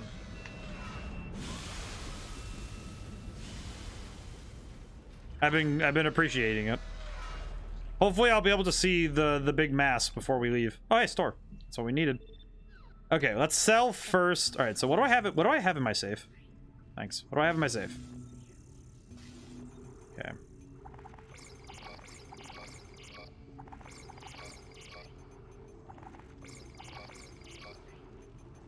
Okay, so let's see. I have 64 pulse rounds and no ammo for the plasma cutter. So I'm going to fix that by spending a lot of money on plasma cutter ammo. Well, everyone dead. Who cares about currency and economy? Mostly the capitalist machine, but that's because it literally is a capitalist machine. Not much we can do about that one. Pulse rounds. All right, how much do I got now? I have 120. I have 120 rounds for the plasma cutter, and I want 300 rounds for the plasma for the pulse rifle. There we go. Much better. Probably the ship's AI. The ship's AI probably wants. The ship's AI really needs money. The fact that it's a vending machine that doesn't know everyone's dead. You know, Polar, don't make me sympathize for the. Don't make me sympathize for the vending machine. You know what though? Actually, that's a fair point though. If the AI of the vending machines, say that the vending machines are sentient, right? How sad would it be if you're looking at this, you're looking at those machines and they don't know that everyone's dead, so they just keep serving as they have. And you just have to feel bad for the fact that the AI in the machines doesn't know that something is horribly wrong.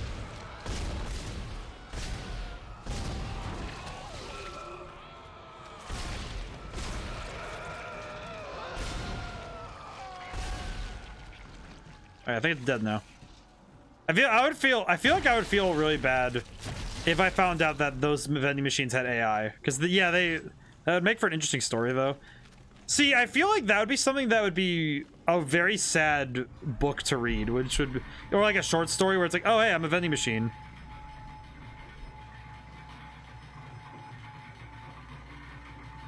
I'm writing that down, by the way. Sentient vending machine after end of the world. Yeah, that'd be tragic, but it would be done very well. It would be very fun. It would also be very introspective because you'd have this being that's just like, oh, well, I live to serve and I can't serve anybody, so what happens? My story don't steal? I'll do my own version. I'll do something else then. You can have it if you want. I'll do something else. I have a couple ideas with that now. Hazardous anomaly detected. Quarantine activated. Hazardous anomaly, huh? What's he look like?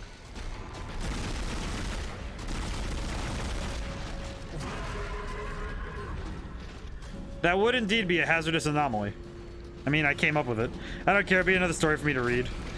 See, I will say, I have been thinking about writing another short story collection.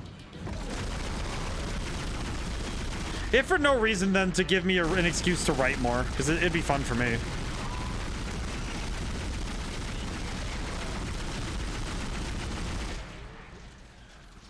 Taking out these big guys is always worth it because the power nodes are lovely. Answer, ugly as hell, ugly as shit. Yeah, but I wrote that first. It's funny because I feel like my short story collection ended up being like half horror and half just kind of nice. Just try to write again. Honestly, start with some short stories. They're really fun to write. I think short stories are some of the best to start if you want to try and write, because if you want to start practicing, a short story is about 1,000 words, roughly. And roughly, you can make it shorter, you can make it longer, however you feel. But it's the best, I think personally, it's the best place to start practicing, you know? Because you're not committing to a very long, they hid in the box? Oh, that's cruel, brother. But, you know, you're not committing to a very long story. You're not committing to a whole book. You're committing to, you know, a couple pages. You know, nothing too drastic, nothing too big.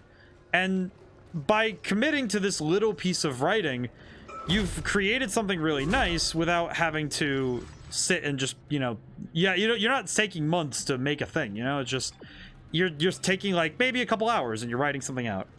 I was so mad when I thought I had a great story that I found one of my favorite writers had an almost identical thing and they did it much better than I ever could have. See, but it's not your story. That's actually kind of that's something that I am very much I really prefer to tell people that, you know, like, hey, you know, no one will write the story that's in your head. And no, even if somebody wrote a concept that's similar, you know, it's like, well, they will never write the story that you write. Like, the characters you come up with are very different than the ones that they will. Well, he's passed away, so he's not going to argue.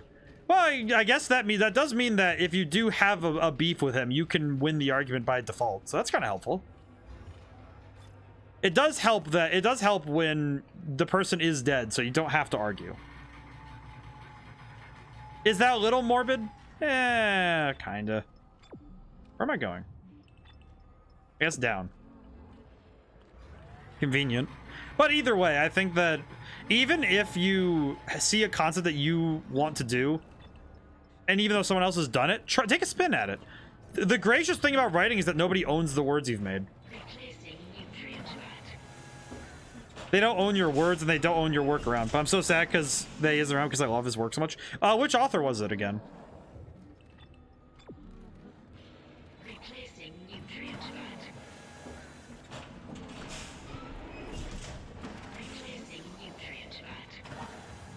This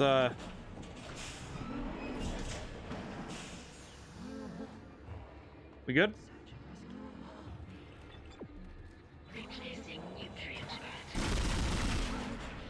Oh, I see what I need to do.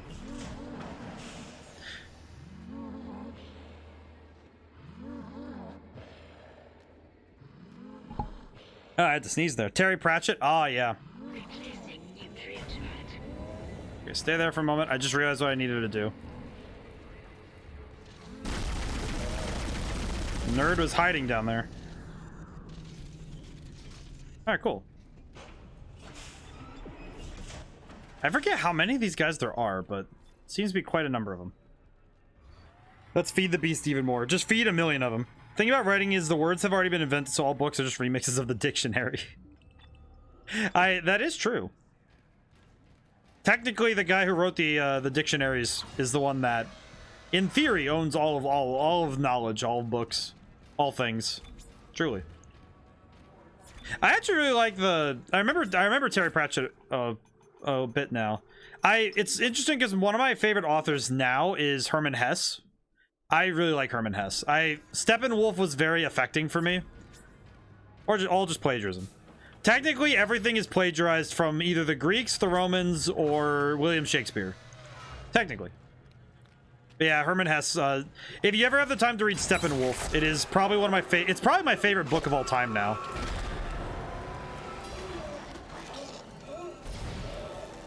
Ow. My aim is horrible. I only need to land a few good shots. There we go. Whew. Be right back, bio. Alright. Go do Echo.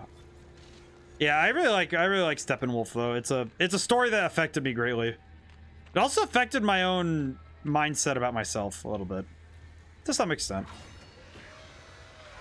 Definitely unalterable, because I feel like the idea of the Steppenwolf that is projected in that book really affected me.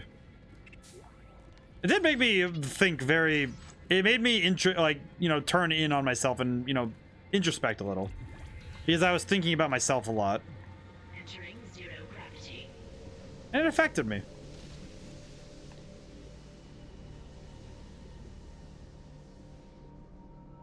You know what's weird? I can only remember a few times in Scorn where something looked like this. Where it was like the walls were all flesh and stuff.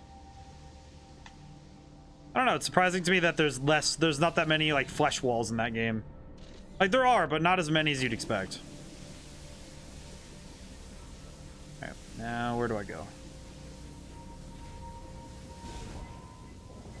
Oh, down we go. Or up we go, I guess.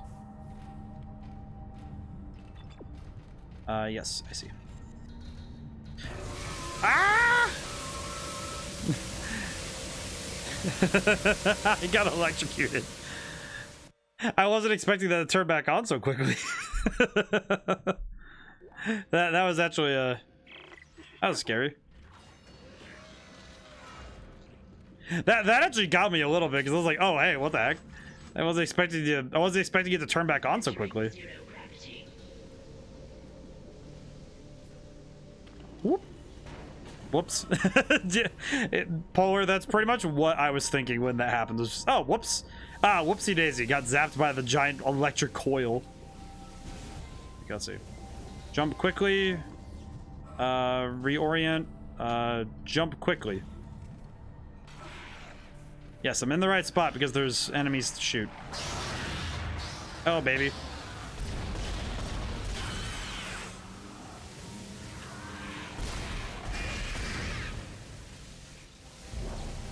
No, the ammo. Give. I was about to say, that ammo is really important. I almost fired the ammo across the room. That would have been frustrating. Let's see. For here? I hear the nerd, but where is the nerd?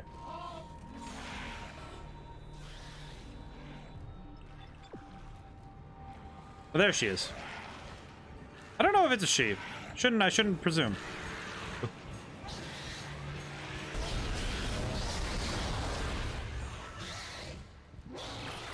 Oh, there's the baby.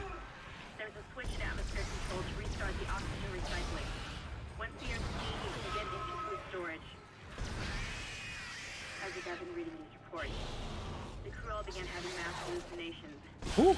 And, well, I just saw my brother on a security monitor. That's just not possible. I like how I do like that this is when you get the notion that anything you hear or say could be a hallucination.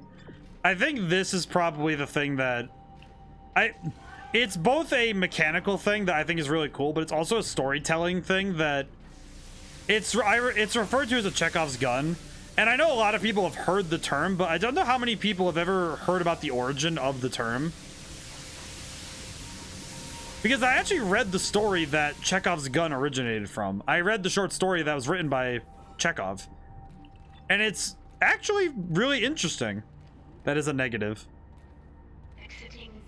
Yeah, no, most people have not read the story that Chekhov introduced the term of Chekhov's gun, really. Because it wasn't like, oh, he coined the term Chekhov's gun. Chekhov's gun is basically, if you tell or say something or show something in a story, it should come back around and be used in the final, in the finale of your story. Or it should at least be, it's basically the idea that all the ideas you have in your story should come full circle.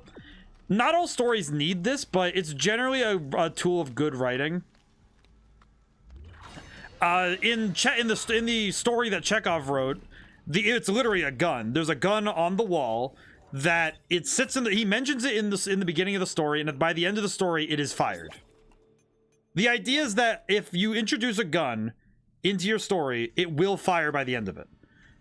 I think it's almost more interesting to subvert the trope now, where maybe the gun isn't fired in the way that you'd expect. You know, like to turn a trope on its head, or to turn a general thing on its head, but you still you don't want to introduce details into the story that are never going to be touched. Like, oh, there's guns on the wall, but they never touch them in the story, right? Like, oh, in the zombie survival, book, you have...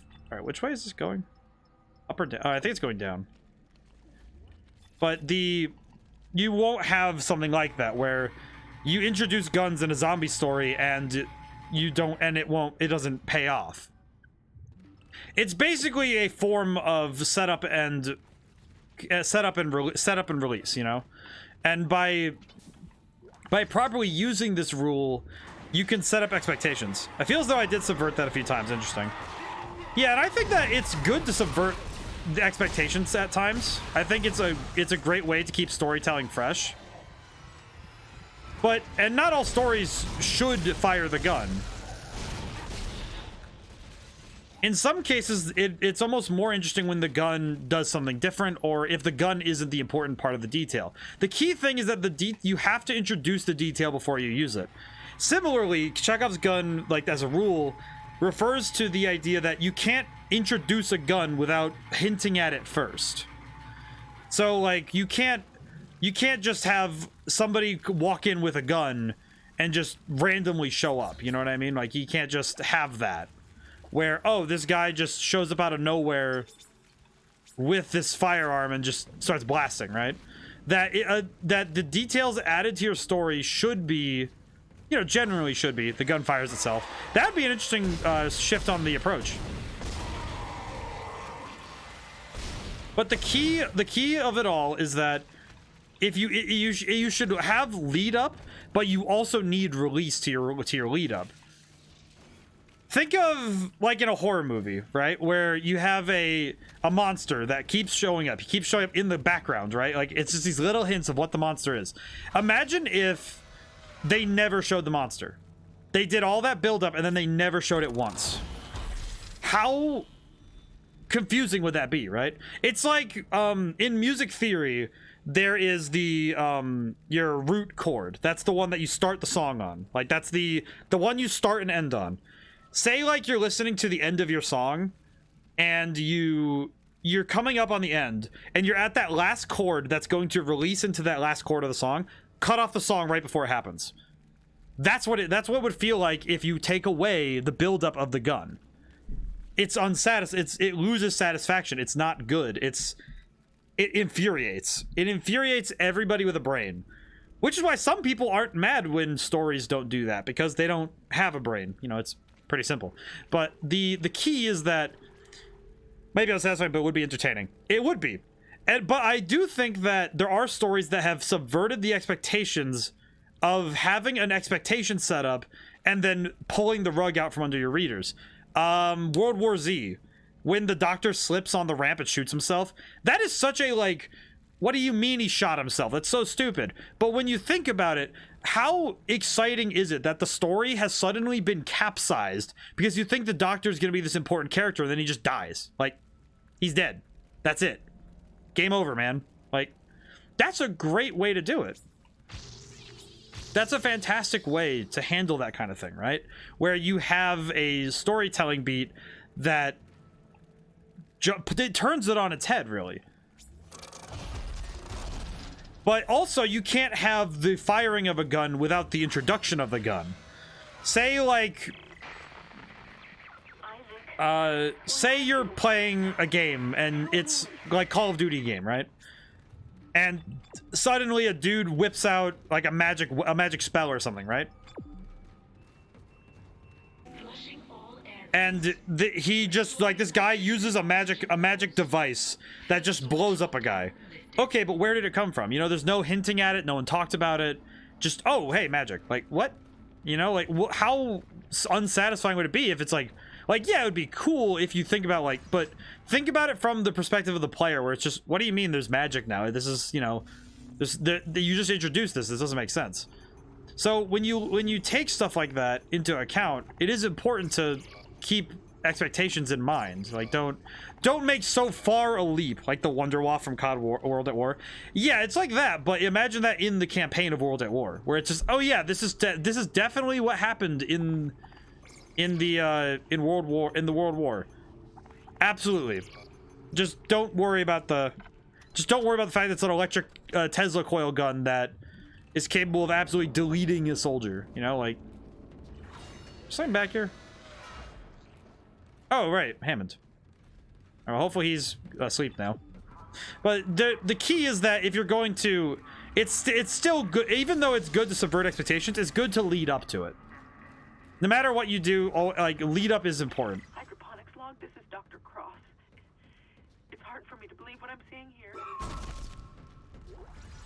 Also, I think we're about to see the thing. Polar, prepare to see the creature. All right. But the fact that they introduced the hallucinations here in Dead Space, Damn it. at least it's right before I have to leave. Yeah, so Get in there and kill it before it contaminates the so you do get to see this. I hope I can get there quickly because I want to make sure you can see this thing. Entering zero gravity. Yep, here it is. Behold the giant. Here it is. Howdy doody.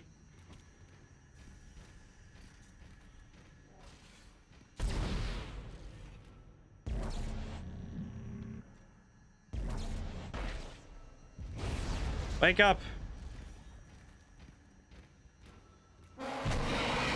Ah!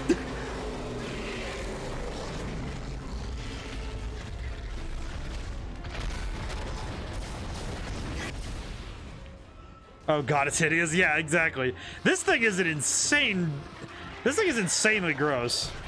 But I appreciate its monster design. It is just a giant thing.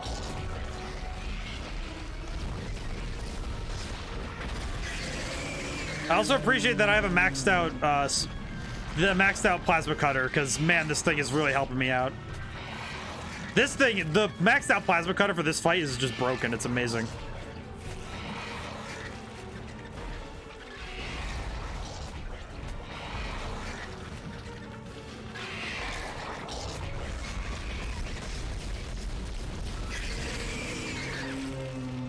All right, big guy, how you doing?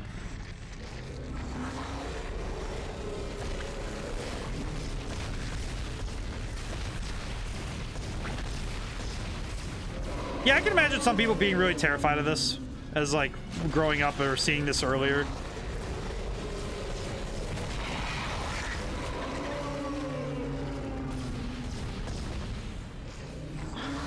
What the heck?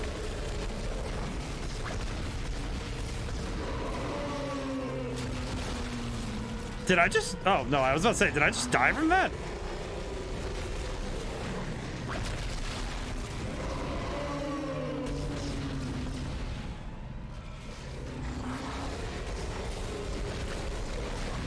Man, this is a... It's a visual, like, nightmare of a fight, but it is very cool looking.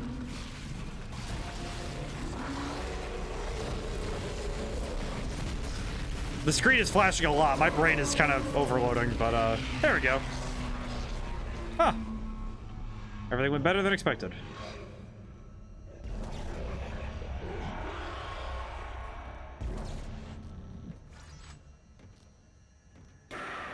Isaac, you did it.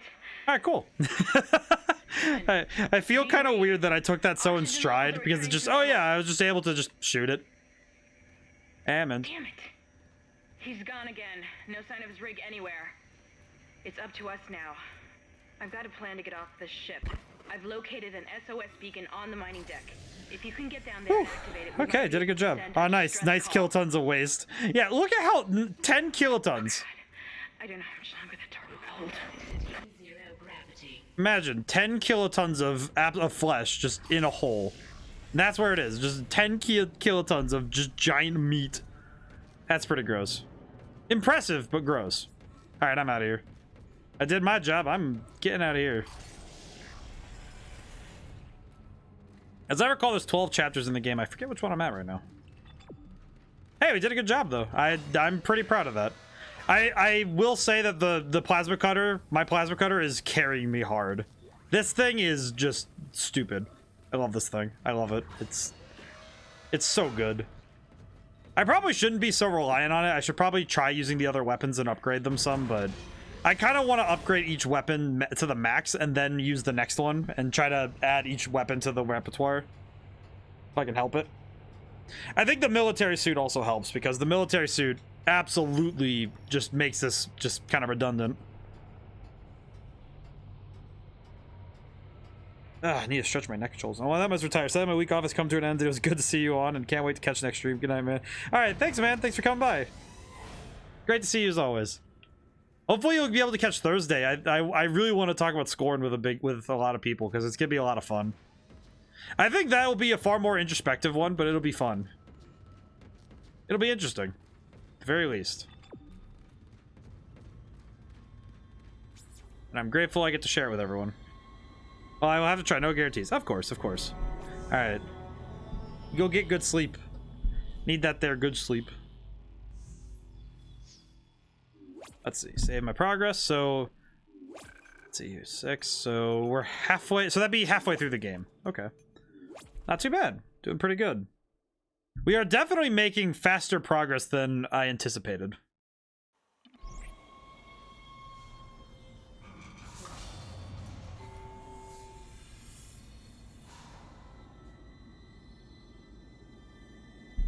Let's see. This may be our last chance of getting out of here alive, Isaac. There's an asteroid loaded up in the mining bay waiting to be smelted. Okay, here we go. If you attach the SOS beacon to it, you can launch it away from the ship to make a clean broadcast.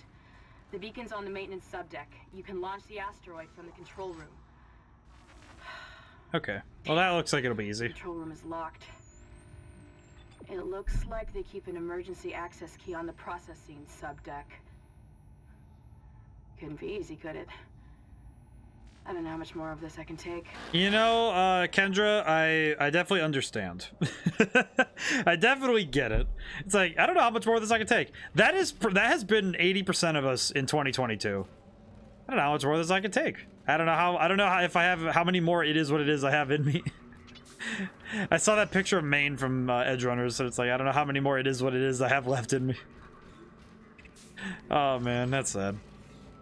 I have been playing some Cyberpunk off stream, and oh man, I heard it. Oh hey Pojin, I asked for Dead Space. Good to see you are ADHD. Am I ADHD? I did want to play more Dead Space anyway, because I was like, oh well, might as well play some more. It'll be fun. I got the maxed out plasma cutter in the military suit, so I should take advantage of it. Gotta take advantage of this. It'll be good. Let's see. I think I can cap off the pulse rifle too. I think so. That's the plasma cutter. Pulse rifle. Yep. All right. Last one for the pulse rifle. I should probably max out the kinesis. I haven't maxed out the kinesis one, really. I should probably upgrade the stasis module better. Nice. How's it going today? It's going pretty good. I'm happy that I got to take Sunday a little easier. Feels good. Still a little tired, but I'm getting through it. How are you doing? Let's see. Better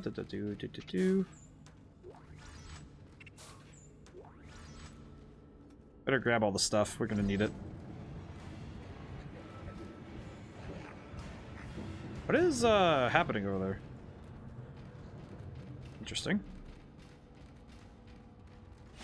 But tomorrow's my last day before I go back to work. I'm kind of caught because I want to get back to normal hours for me, like get back to normal working operations for me. The mining subdeck is offline for some reason, Isaac. I'll see if I can run a bypass. But this week has been very difficult for me to get a lot done, but it's been good though. Let's see. Which one do I need to go up to? I just realized my brain just completely blanked on what I need to do. On the processing subdeck. So processing subdeck, got it. Need to pack up. I still need to pack up my bag. They'll do it tomorrow. Yeah, I get that feeling. I remember when one of my first out of college job, really, I remember just feeling like really like, even though it wasn't like my first job, it was still like, oh man, this is, even if it's still a job you've done, it's still like, man, I have to change my routine back to a different routine after a long while of not doing it, so it feels weird. A change of pace can be good, but it is still stressful, so that's how I feel about it. But it can be stressful, so I hope that you take good care of yourself, because then it'll make things a lot better for you. Let's see. This way. I appreciate being able to keep myself on track by looking around. Alright. Well, I want to test out the maxed out pulse rifle, because this thing has got to be a banger. Hello there.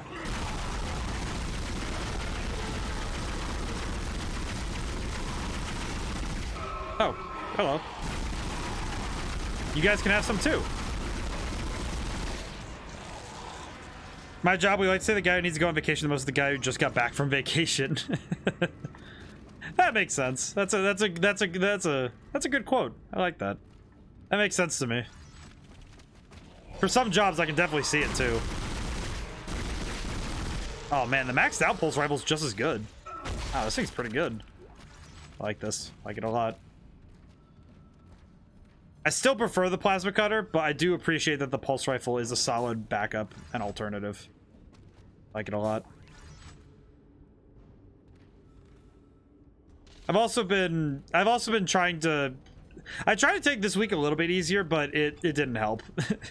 I was still pretty stressed this week, so it's mostly, you know what's the hardest one to fix is a sleep schedule. Because changing your sleep schedule is probably the most like stress that a body can go into. I feel like that's the thing that really throws a human body off. I think you can kind of change anything else. you know, diets can change and other things can change, and you can pretty well adapt to it. But I feel like changing your sleep schedule, it just so rapidly affects everything else that it does change it. Tricky, my job is stay awake for a day. Like, so when you say a day, do you mean the entire day, or do you mean a 24-hour period? Because those are two very separate things, and both kind of confuse me. Because I mean, do you not stay awake for the day? I try not to nap as I pretty much, I actually really don't like taking naps. It's not really my thing, the thing I like. And I know that my sleep schedule's off if I need one. You know what I mean? Where if I need a nap, then I know that my body is kind of off. That's kind of what tells me when my body's thrown off. Whenever you get to where you're going, you don't sleep on until the night after you get there. Oh, okay, I see. No, that makes sense. Okay, no, that makes sense. Let's see. I have 1,000,000 pulse rounds. So I'm going to swap. I'm going to get more plasma energy and then wait. Yeah, I'm going to buy a lot of plasma energy. That makes sense to me, though, where you don't... Because you don't want to sleep during the day because it would just throw you off more to do so. That makes sense. Especially if you're driving a lot during the day and you're doing a lot of that kind of work where you're just constantly in motion. It probably wouldn't be a good idea to just keep sleeping, because then you'd just be so wired at random points in the day. You gotta keep yourself regular, as I recall. That's why I try to keep my sleep schedule, even when I'm out somewhere else. I try to keep my sleep schedule as close to what I normally have as usual. It won't open until gravity is restored, but you can't turn on the gravity until those boulders are cleared from the room. Maybe you can dump them into that gravity beam with your kinesis gun.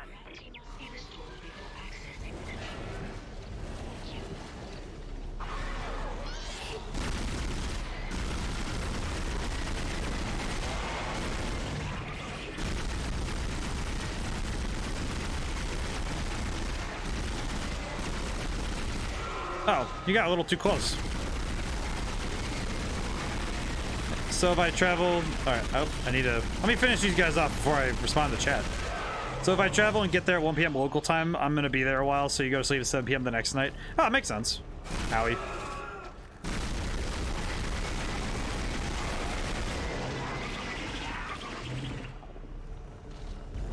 I now really need to increase the range of my kinesis.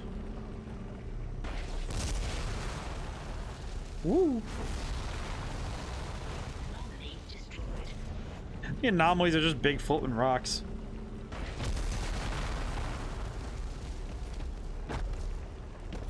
That's pretty cool, though. I mean, the human body is built to be... The human body is built to be sleeping at night. So I do think that it's more natural for you to try and... It's better for your body to try and sleep at nighttime when you can. Especially if you have the choice to, it's probably best to do that.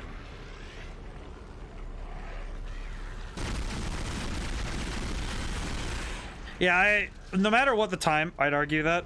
Well, and it's like, well, you know, of course, the human body can adapt to it. I think that, I will say, yeah, the human body can definitely adapt to being awake at night. I won't deny that. But I'm curious what you have to say, though. Well, I'm gonna let you go first, though, before I continue to spout on constantly. I should also find this third boulder. Where the heck is it? There it is. I see. Woo!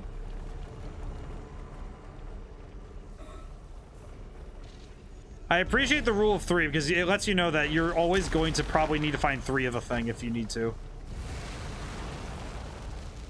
Never mind, there's 4. The moment I say that, there's a 4th one. Yeah, 4 and 3 have a lot of common multipliers, so that makes sense to me. Like 12 and 16. Or no, not 16. 18? Yeah, 18. No. Man, my brain is shutting off really hard. No. 3, 4, so 3, 4, let's see. 12. 3 times 4, 12. I know 24. I don't know why my brain just like... I had a brain fart there. I apologize. It was just like, duh. And I was like, well, you know, sometimes your brain just doesn't do what you need it to do. That's okay. I'm okay with that. It's interesting because my arithmetic has gotten a lot faster from doing D&D calculations, but yes, how do I where's the control? Where's the gravity controls? There they are. I see. Whoa. Everyone has a slightly different circadian rhythm. Since the start of humanity, we've always needed someone to be awake at night to defend the village. Part of humanity has the rhythm ingrained into their genes to be awake at night. You know, that's actually a fair point, because there are some people who are just naturally attuned to being awake at nighttime. I can't argue that. That actually is very true. Airlock enabled. I don't need that, but I have gravity control. Because I actually have a friend who is pretty much like that, where he is essentially nocturnal. So that makes sense. It does make a lot of sense to me. Because there are some people who are just naturally inclined to being awake at nighttime.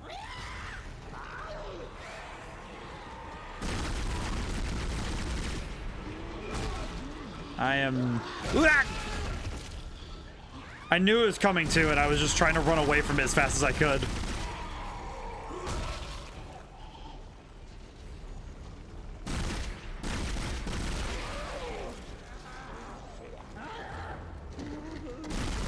This is what I was afraid of, that they would send suicides from both.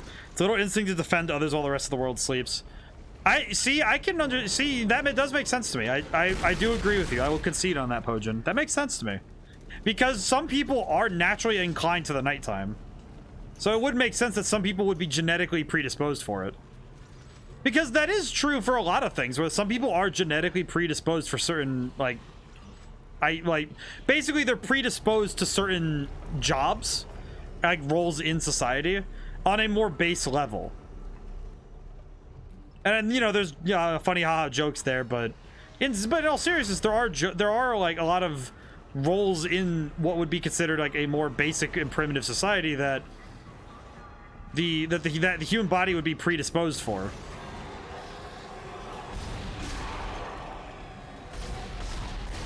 I think another great example is when, yeah, my GF is nocturnal. It's weird, but don't wake her up before 3 p.m. It's dangerous. That makes sense. I understand that. Yeah, I remember, I knew a couple of people who just were they were very much day people. Like, they really didn't want to be awake at nighttime if they could. But some people were, you know, night owls. They just wanted to be awake at night and were very sleepy during the day. I knew a guy in high school who was basically sleeping most of the day and would just go home and would be awake all night because that's just what he did. It makes sense to me. Ooh. Back to a wall.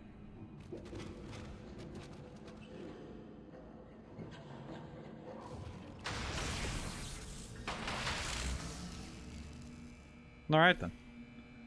I'll just be on my way, then. Always have your back to a wall when the lights go out. It is never a good sign when the lights go out and you don't have any cover. Yeah, but similarly with that kind of stuff, my teacher in high school let me sleep during class because they knew I worked at night. Yeah, it's like, and it makes sense, right? Whereas some people just are like that. And I really appreciate teachers who would let kids sleep when they knew they were fine. Like, oh, they just need to sleep. I actually had a physics teacher in high school who because I was doing, the problem was that my schedule had it so I would do gym class right before physics, and it was weightlifting. So I was doing a lot of physical exercise and it was pretty good. It was good. It was a good class, and the problem was that I would fall asleep in his class and I would be out like a light for most of physics. And the trouble, and at first he was like, oh, I need to keep waking him up. But then I was sleeping through class for the most part, and I still was getting pretty good grades on all my tests. And it was just, you know, I just was fine. He knew it was okay. So he's like, oh yeah, no, he's getting the notes he needs and he's doing just fine. So it's good. Which one do I need to go to again? I actually kind of forget which one I need to go to. Mission. SOS Beacon is on maintenance subdeck. Got it. And I had one chemistry teacher who said, "Hey, are you a good man?" I'm like, "Yeah, I just needed some sleep." And he's like, "Okay, okay, well, good. Did you get the notes?" It's like, "Yeah." Yeah, see, that's just it. Like, yeah, you had a history teacher who would let you sleep in the class opposite, so he woke me up and asked me about the working lecture, and I got it right, so I went back to sleep. Yeah, I've done similar things in I did a lot of things like that in high school, and it's funny because I don't think I ever fell asleep during a class in college.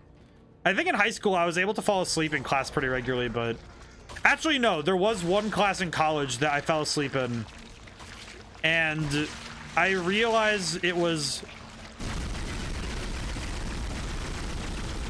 to some extent, I kind of Pavloved myself. So in college physics, I had a problem that I kept falling asleep.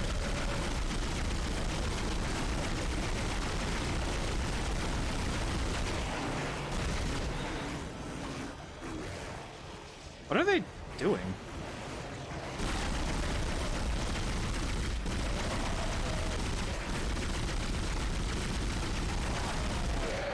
That was an egregious waste of ammo, but I do apologize. I slept in my calc class in college because my teacher had the most monotone voice ever. See, I fell asleep in physics because I was Dr. Kai, what the hell are you doing? I kind of accidentally trained my brain into, oh, am I listening to a physics lecture? Fall asleep. And I only realized that after a couple of lectures that ow. Dick. I'm talking here about my sleep schedule. You don't do that to me. Oh, hi. Okay, well, time to put him out of his misery. Ah. Alright, cool. Bring it on in. Had to learn calc online. Yeah, I did. I think the only classes I took online really were like a couple. I only took a couple, and then there was the ones that I took online because, you know, the whole situation of the planet happened.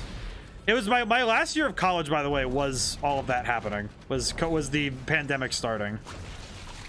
That was the start. That was the end of my college career, which made me a little sad because I didn't even get to finish my college career, like, you know, formally. I never actually had graduation either. Weird thing. Never actually did that. I have the piece of paper.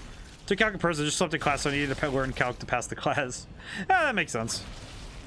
Let's see, where are the things that are going to be shooting at me? All right then. But when you have a certain sleep schedule, when it gets, no matter what your sleep schedule is, having it interrupted can be a major problem. Like, most human, I would say, you know, a good chunk of human bodies are built for sleeping at night, but the ones that aren't, regardless of what your sleep routine is, having it interrupted is pain. I remember college, I had to really set up a routine that was consistent throughout every day. Because all right, I'm stretching really quick. Ow. Agreed. Yeah. Ugh. Isaac? Is that really you? It feels like it's been so long. Hi, my totally alive wife.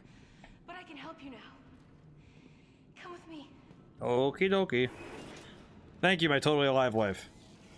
By the way, I remember learning... That's why I still wake up at 7 on the weekends and call it sleeping. See, I remember what I like to do is I leave my alarm off to see where my body will wake up naturally on the weekends, so that if I need to catch up on sleep, if I need to catch up on the sleep, then I will. But most of the time I wake up around 7:38 anyway. I just lay in bed for a little bit because my weekends are my weekends, and I appreciate them. All right, Nicole, do your thing.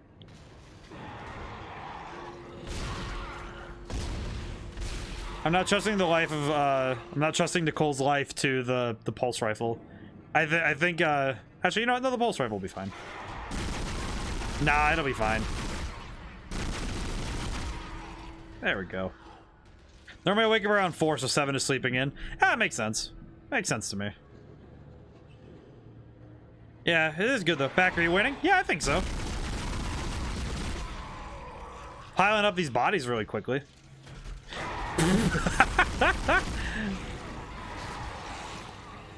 That man popped out of nowhere. That was a good one. I like that. I think I'm winning. Those bodies hit the floor. I remember the theory of it's raining men and get off, you big nerd.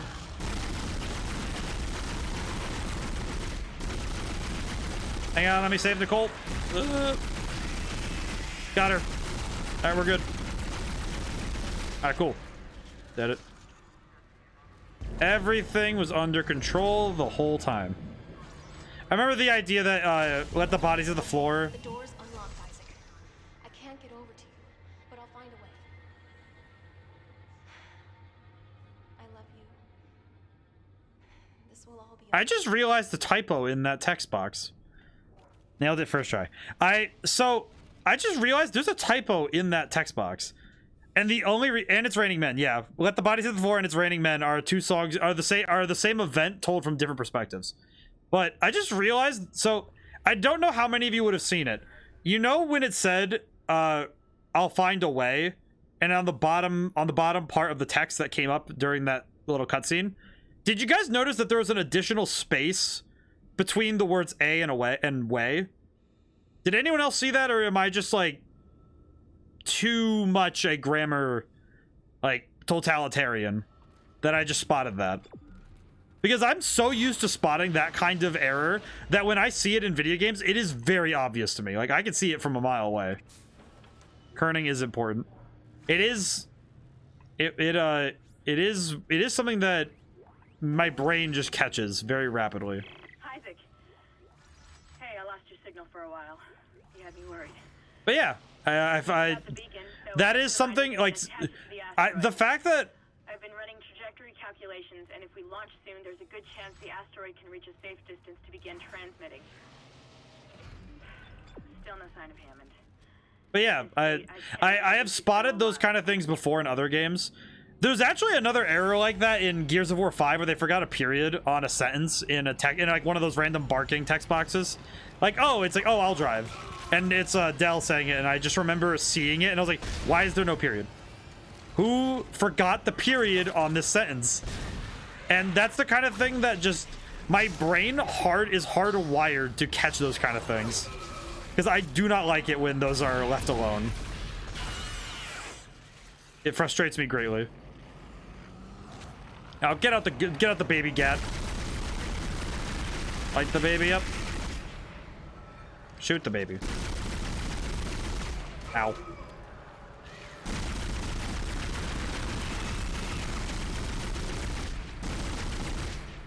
Alright, cool. Got him. But catching good grammar is vital as a writer, as in business, and especially in game design. To me, I think good grammar is. I think if you can get really good at spotting spelling errors and spotting those kind of mistakes, you become much faster at spotting programming errors and mistakes. I mean, that one paid upwards from $60 for a game, it should have that period. I see that true, but also what gets me about it though is that how the heck did you spend all of this money to make this game and you can't proofread the text you put in? Like, just have Microsoft Word or your Word document maker of choice, and just put the sentence in before you put it out. Just, it's that easy. It does not need to be a big change. Does not need to be, this massive thing. Just please proofread before you put things in, please. But it is true though that if you do a lot of writing or programming, it is very good practice to be able to double check your code or your writing with very sharp eyes. Get a Grammarly account and use it. Hold on. Let me put my frustrations down really quick before we start talking about Grammarly. Hecko, I don't want this is not directed at you, it's directed at Grammarly. But it is I don't want to I'm not trying to direct this at anybody in specific. Grammarly is for the weak.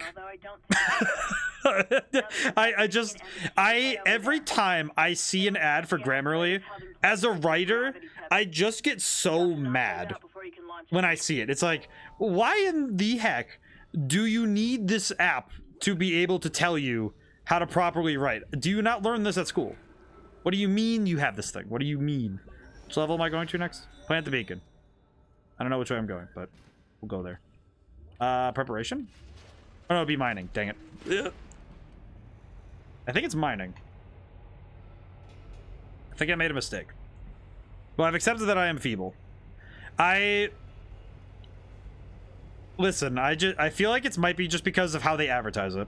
I do think their advertising definitely needs work, because every time I see it, it just makes me think that these people are using it as a crutch, not as like a spell, as like a checking error. That's what I think it is that the advertising makes it look like, oh, plus I don't pay for it. Well, that's fair. See, Hecko, I think the thing is, it's a difference between having an assistant and having a crutch. Because, you know, it's like, to me, it's like, jump scares are a crutch that bad horror games have to rely on. But similarly, to me, it's like, if you're using it as an assistant, as a tool, as one of the things in your box that let you do the best work you can, then I can accept that. That's fine, you know? I think I can accept Grammarly as an assistant. The way that they advertise it, though, is that these idiots are using it as a crutch because they don't know how to write.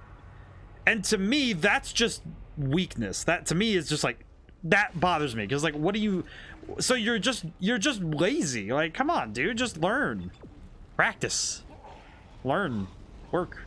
But, like, obviously, it's like, if you're using it as an assistant, and you're using it as a tool to assist you in making your work more efficient, then no, I can't say that's like a poor thing to do. And I can't say it's like, oh, Grammarly's horrible and like, it's like, no, it's just, whether it's my pride as a writer or something else entirely. That said, I also have a fair amount of spite in my system. My body just produces spite like it produces blood. Like, if I see a tool or a method that I find to be, it does not have the proper amount of pride. Like, it does not properly challenge my skill and my mind, then it is not worthy of me using it. Like, I don't want to do that because it's not worth it to me. But I also feel like that is an extremely... I feel like it's a very archaic way of looking at things, but it's also to me, challenge and adversity are necessary for human growth. So to remove those things everywhere you can, to me, is like, well, that doesn't make sense. You know, it's like, oh, why remove all these things when it is better for our bodies to have this sort of, you know, these things in the way. Where in the heck did they go? Little things are just everywhere. Alright, good. Like that. But yeah, Hecko, I feel like, to me, it's just, I just feel like it's something that isn't necessary for most people. Like, most human beings, I don't think need to have such things. Up here. But that's just because I'm a purist when it comes to writing. But if I can produce better and faster with the tool, I ain't ashamed of using it. I will say, work smarter, not harder. You know what it is? It's the fact that I know that working smarter, not harder is the best way to do things.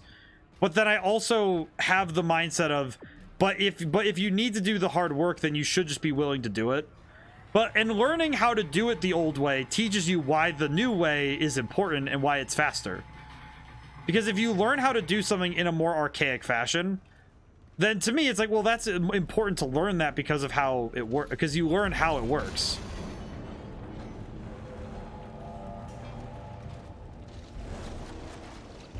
There we go. Got the battery. But no, the best way is to work harder and smarter. See, yeah, that's true. I think that, yeah, I can agree with you on that. That's 100% true. I think it is definitely me being, when it comes to writing especially, I am a purist. Like, with music, I can be a little bit, like, lenient. Like, oh, yeah, sure. Oh, no. Ah! Thank goodness for the iframes. Where is the next, is there more? No. Okie dokie. Hopper in time. I saw that dude coming and I was like, please no. I don't want to deal with you. I'd rather we didn't. This is gonna be pain. Alright, we're good though. Madam, 'tis the clobbering hour.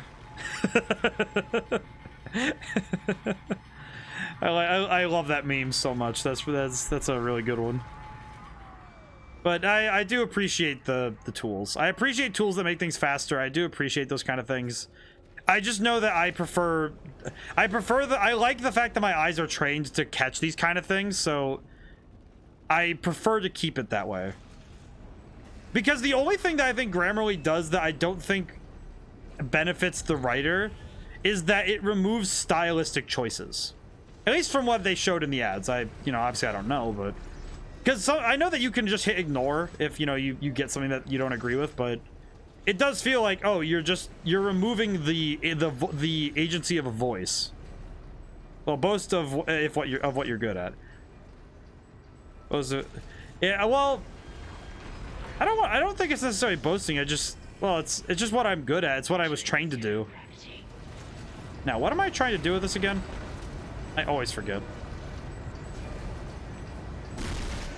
Oh, that's right. I have to shoot these things. But it is something that I've kind of trained myself into being able to do. Huh? Oh, jeez, I forgot. You guys come in that color too.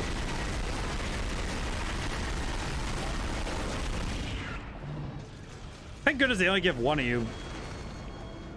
Okay, so this thing is stopped. There's another one on the ceiling, I think. Whee! Kill with fire? Yeah, I have to. But that's also kind of why I'm really protective of my hearing, is that my ears are really, I don't want to say that they're like exceptional, but they're like, I have routinely been capable of hearing things that other people just don't catch. And it's mostly just, out of nowhere kind of things where I'm like, oh, hey, by the like, I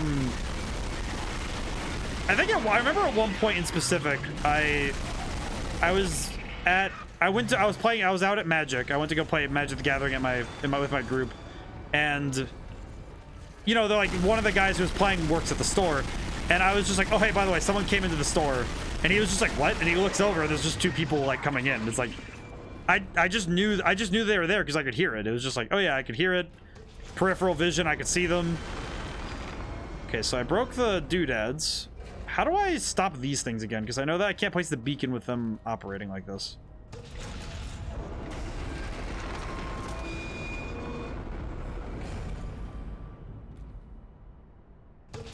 Oh no. How familiar are you with Dead by Daylight? I've played it a couple times. Oh, when was that? I played it a while ago. I don't remember exactly when, but I do recall playing it. I think my favorite, I didn't get to try many the characters though, because I didn't pay for anything. Unfortunately, when it comes to free games, I don't tend to, throw money at them.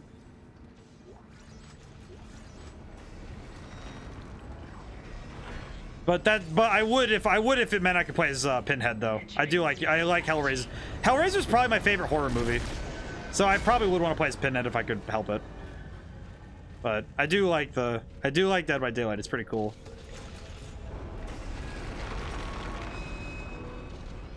Whee!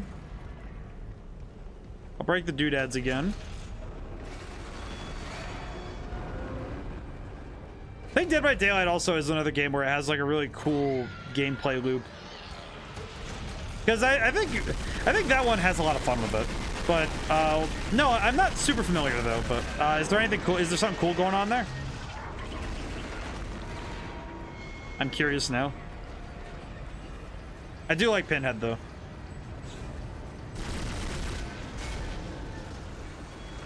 Dodie dodie dodie. You know how that game has Ash Williams? I'm a bit mad that it doesn't have any Deadites or even Evil Ash from Army of Darkness. Oh, yeah, you're right. Actually, it doesn't, huh? Well, that's weird. That is weird, actually. Yeah, why wouldn't they do that? It might be because they were doing the Evil Dead game, but still, it's weird.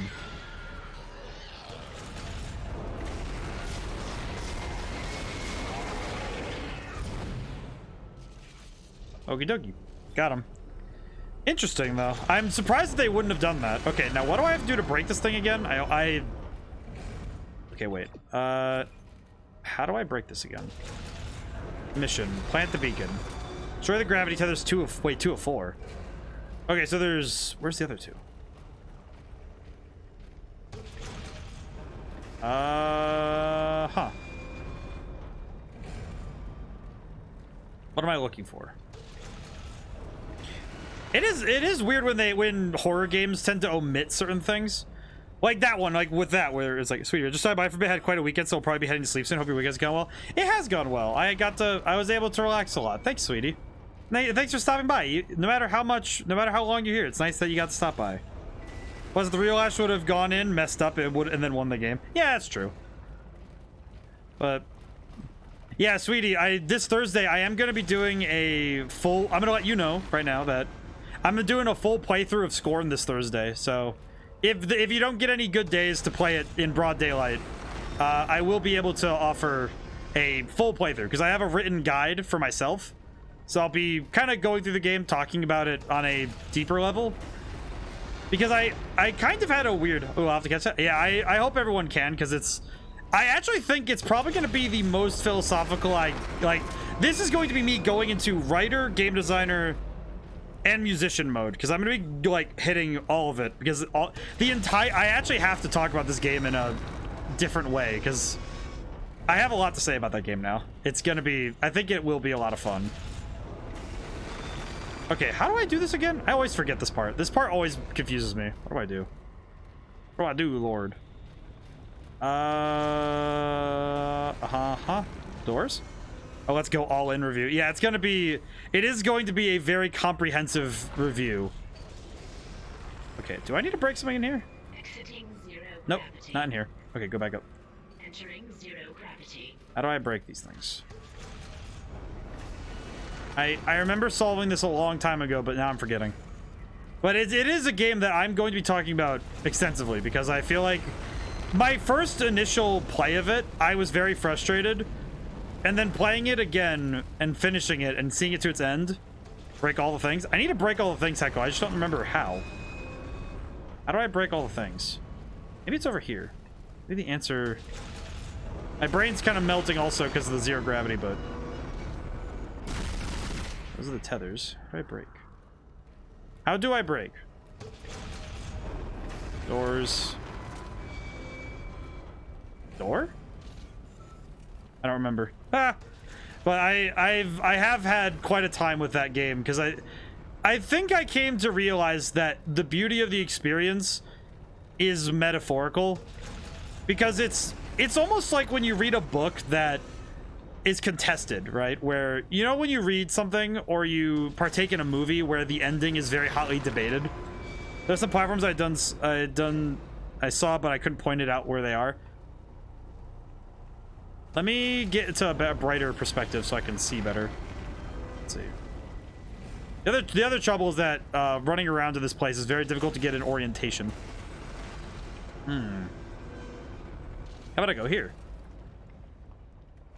But it's very much one of those where the ending is contested, not because it's like controversial in a sense, but it's more just that you have to put the pieces together to interpret an ending.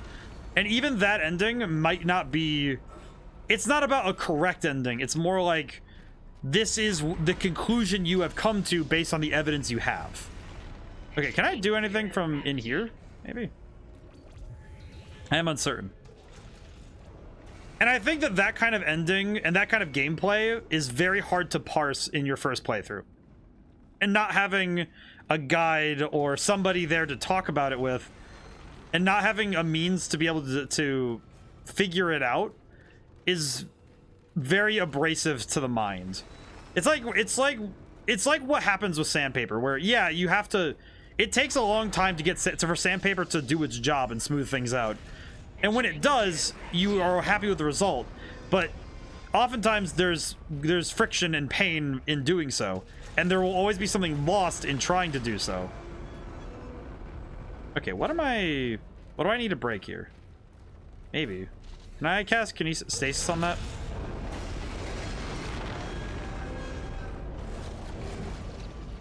No, but I can... For some reason, I stasis the boulder. Which is confusing. What do I do? Asteroid release. Okay, let me see. It says there are 2 more tethers, but I don't know where they are. Where are the tethers? You know what? Maybe it's something in here that I didn't break properly.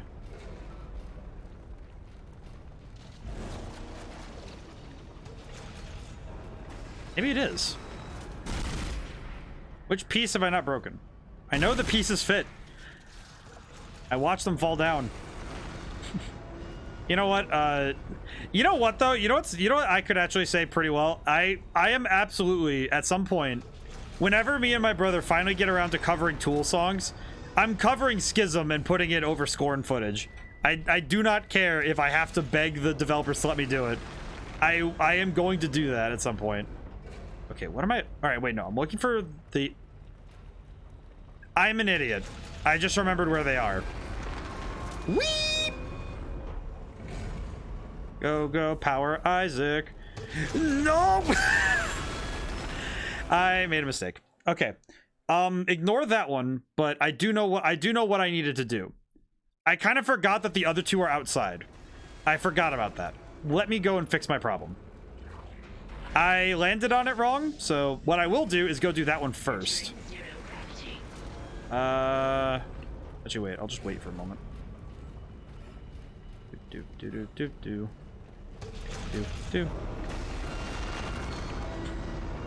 I realized what I needed to do just a little too late. I'm gonna be honest. I made a mistake. I made what we call in the business a big oopsie. Okay, cool. We're on the other side now. Baby! Be gone with you, baby. Understand that your presence is no longer needed. Sometimes you need to make mistakes. But yeah, Schism by Tool. Probably one of my favorite songs in general. But it is... I really like Tool, and Lateralus actually looks like it would be part of like a Scorn... Like the album for Lateralus looks a lot like it would be like Scorn related, because it's very anatomical. Warning.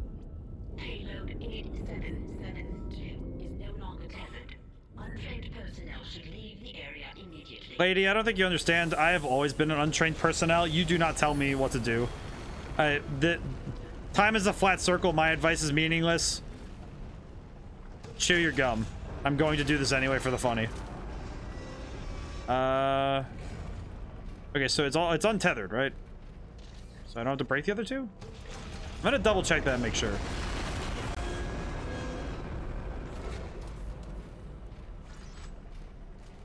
What the heck?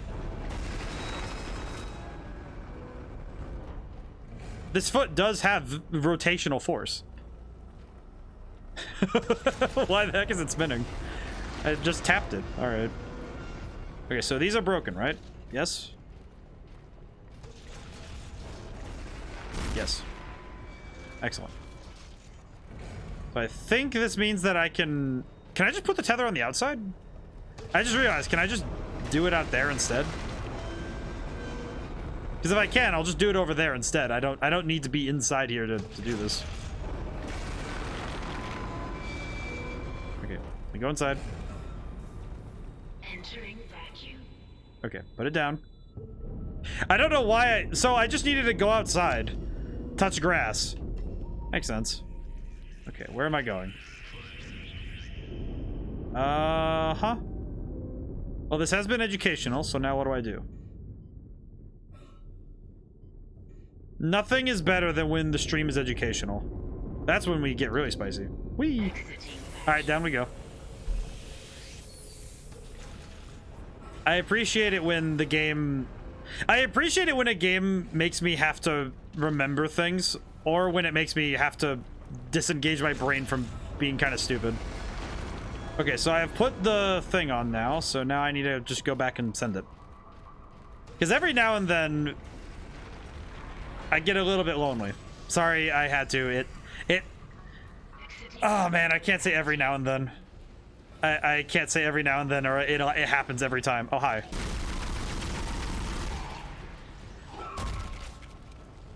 I can't say the words every now and then without it just turning into total eclipse of the heart. It doesn't work. I realized it only after I started talking that, hey, maybe you shouldn't do this because you just start singing like an idiot. You sing like your singing voice is highly untrained, and I'm pretty sure most people would be really annoyed with it watching Dead Space. And I'm like, you know, that's reasonable. Oh. It's all in good fun though.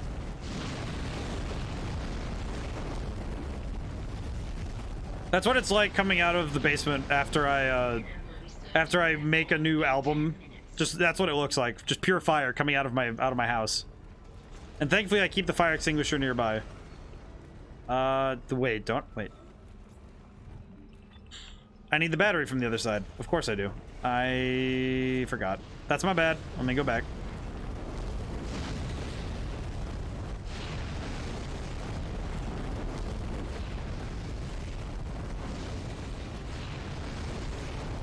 Okie dokie. Doty. Thank goodness his battery is heat resistant, otherwise we'd be in major trouble. Do you think there's anybody with a surname of Trouble? Like Major Trouble, Captain Trouble, Sir Trouble? I would really like it if there was someone named Trouble. Like it just has like a last name of Trouble. I would like that a lot. That'd be nice. I should write that as a character someday. Mr. Trouble. I don't know, it'd just be funny. Like, give it 2 B's just to, you know, make it really silly. That'd be nice. I'd like that. There we go.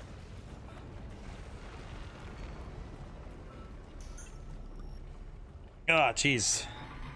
Back is still kind of stiff.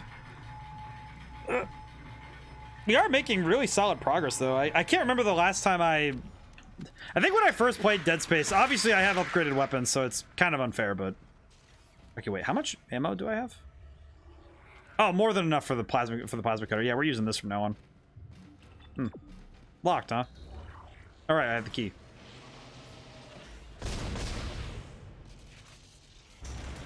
Okay, well, we made sure he stayed down, so that's good. Eject the ball. Send it to space. Goodbye. Payload 8772 launched. Beacon's on its way. All functions normal and broadcasting wideband. Now we just have to hope somebody's listening. I'll position the array receiver. I thought I saw my brother again. He waved to me. I do like that Dead Space has a name based, and it uses that theming really well. I should be able to leave this channel open. What? The comms array receiver isn't responding. Isaac, can you get back to the bridge? We need that array online or we can't receive signals from anyone responding to the beacon. Okie dokie. Well, that's easy. I do think getting to play using the military suit, I don't think I would have had an excuse to use the military suit back when I first played this game, but I do appreciate getting to use it now. I would definitely not have had a good enough excuse to do it, because that I feel like it's really cool when you get to play the game with like the super cool, you know, the super armor you get for beating the game. It's really cool when you get to get it, but it's kind of weird when you never get a chance to use it because you've already beaten the game. You've already thoroughly thrashed it.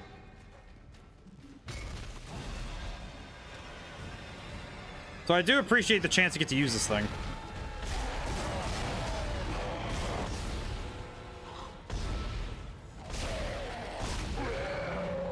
May not know what all in there is alive when I blow these things up, but I'm happy I hit them like this.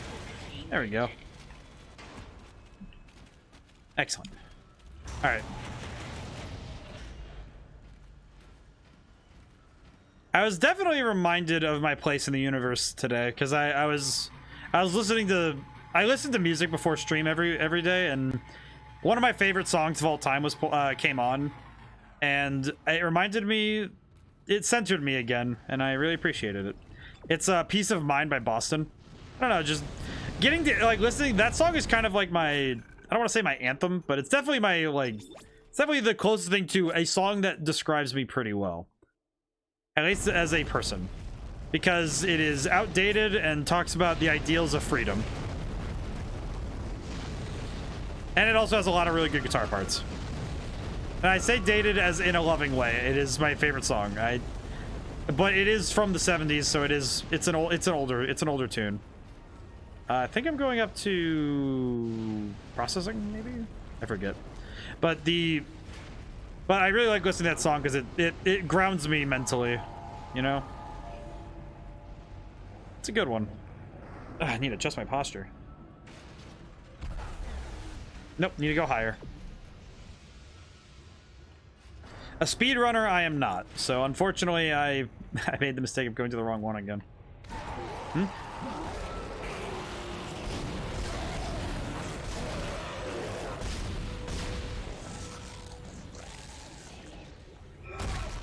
Alright, cool.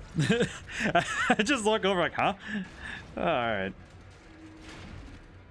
I will say, gameplay-wise, every time I play this game, I'm just reminded of how good the gunplay feels. You know, using these... especially the plasma cutter. I think the plasma cutter is just... It's got power. You know, like the impact, the flash, the thudding sound. That is some of the most powerful audio and, like, animation design I've seen. It's impressive. And it still impresses even today. I really like it a lot. Okay, let me buy stuff before we get going, because then I can just skip over the shop next chapter. Let's see. What are we dealing with again?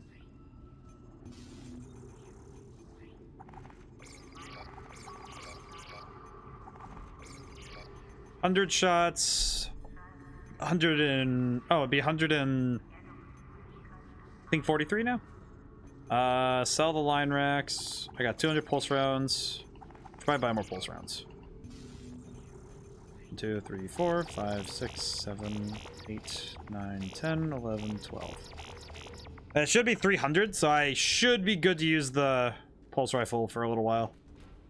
Happy it's fully upgraded. Out we go.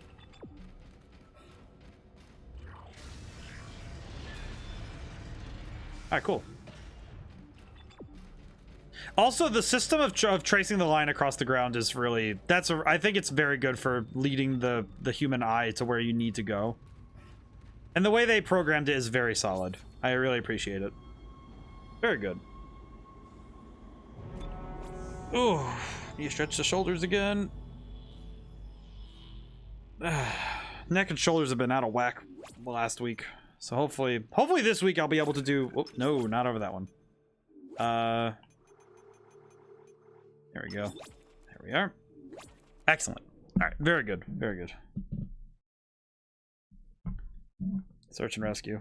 Also, I hope everyone has been keeping attention to the names of the chapter titles.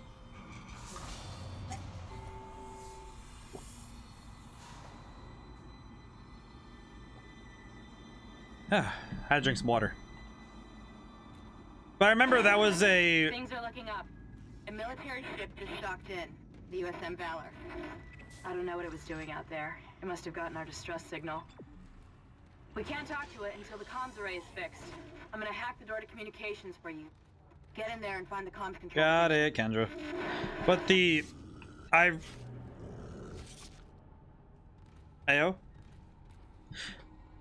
Good... Very good visual design. It adds to good gameplay, because you could have some of the best gameplay in the world, but if it's not communicated properly, it can be very hard to follow. So, okay. Right, I have to go downstairs again.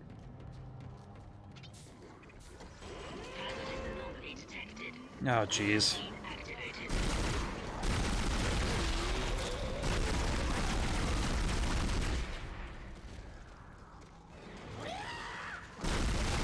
There's one behind me. Yep.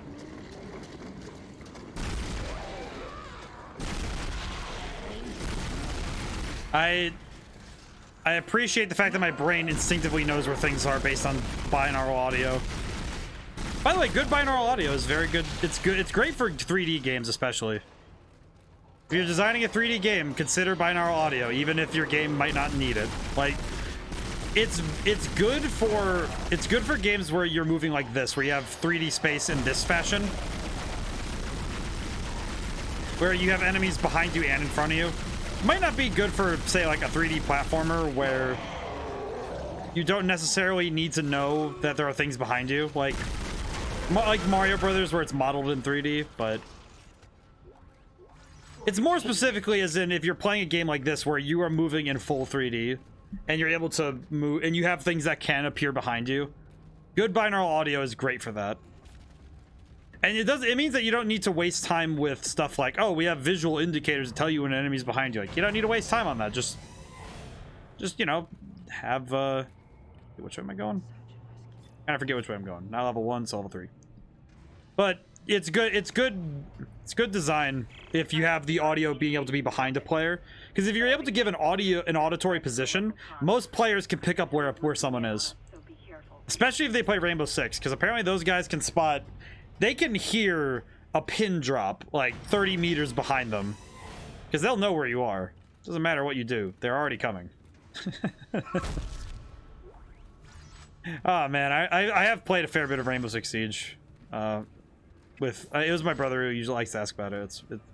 I do appreciate the game, but man, is it hard for me to play a lot. I'm just gonna do this with the plasma cutter. Not gonna waste my time.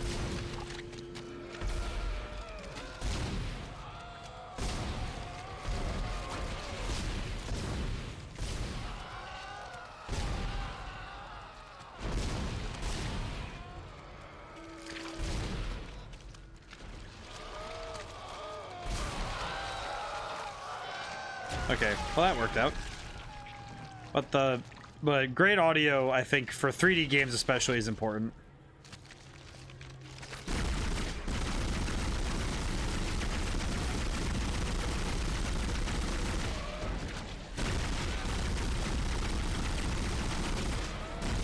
And having good impact for your sound effects is really solid too. Too many games, I think, try to soften it in a sense. Like they try to not really dampen it, but they definitely neuter certain sound effects so they don't, because they're like, oh, but it might be painful. And I'm like, dude, it's fine. Give that shotgun some impact, you know? Like this gun has impact, you know? These guns have impact because they have that extra bass, that oomph. I think that's really important to making good sound effects. Nope, don't need that. Thankfully, I have more than enough medkits to cover that, so that's good.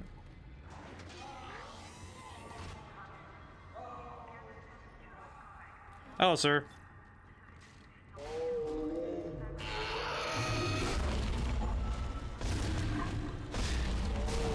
The guy's built like a whole fool, too. How did I miss?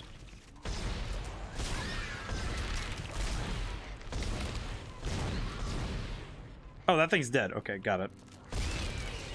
Oh, no, it's alive. Wait. No, that's a different one. Whoops. I was getting mixed up there a little bit. It got stuck in the ceiling. Okay. I can appreciate that. That's pretty good. There's a theme song that my mom keeps humming, and it's every time she hums it, it's just like I'm just like, yep, I know that one. I remember it's one of the Star Trek themes. Devil Flory raiding in with a party of one. Hey, how's it going? You're back. You're back. How is it going? I think I forgot to turn this thing back on. Oh, dang it! I forgot to. I need to add that to my list for later. Never left. Oh, you're raiding again.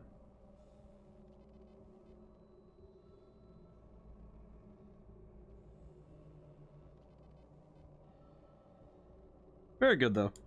Is that a spider? I just looked down. There's a spider, like, right there. Hey, buddy. Oh, well, time to get tied up. Gotta kill him. Unfortunately, this is my territory, and I must maintain sovereignty. Yeah.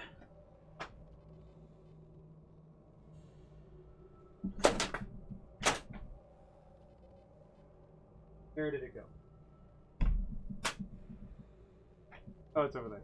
Okay. Well, we're good. Well, we're good. Okay, good. Have to sit back down. Hang on one moment. Ugh. Sometimes it is difficult to tell. Intriguing. Peculiar. Peculiar, even. I need to adjust my audio cues because I forgot that was something that I needed to do, so I need to go and adjust that. Because the audio cues are something that I remember we talked about it earlier, that I messed them up and they're kind of quiet. New stream idea for you. Oh. Well, remember that you versus Spiders IRL. There is a game on Xbox Game Pass called Kill It With Fire.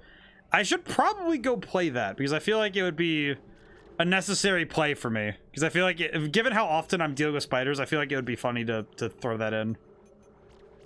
Energy by 20. Duration. Alright, and then go back to Kinesis and I'll do range. There we go. I could play Kill It With Fire. Maybe I'll do that for this next Sunday if I don't have anything else to do. I still need to finish this. Well, we'll see where we're at with this, and then... So I still have an hour to play. You live in Australia, what the heck? No, it's just that as it gets colder, the spiders just try to move in. And the basement is... where I'm doing my streaming and where I do all my other work, it's pretty warm. So I imagine that because it's really warm, they like to come down here and just... They want to be in a safe, warm place, so I imagine that it's just the heat draws them, so yeah, it's just what they do. It's their nature. That said, that only happens on summer at me. Yeah, well, I know for me it happens during the winter. It goes the other way. Because when it's cold out, when it's warm outside, they tend to stay outside because there's stuff to do. Oh yeah, corpse.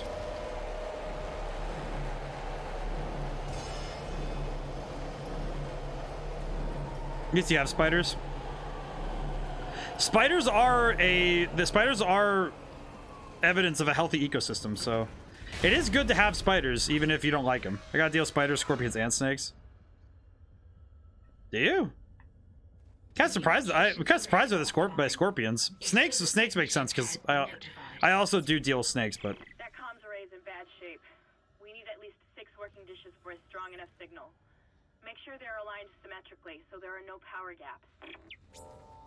Doody doody. I can do that. I'll save really quick, just to be safe.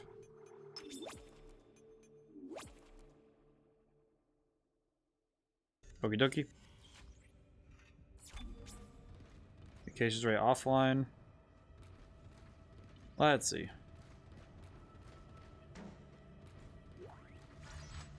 Alright, cool. One day, my cats back me up with the snakes. One day I woke up next to a scorpion. How the heck did they get into your house? I turned into Doofenshmirtz there, but you get my point. How the heck do the scorpions get in? If they fight for my dear life. I have never heard of scorpions getting into people's houses, but I guess they're kind of like spiders. So I guess that makes sense.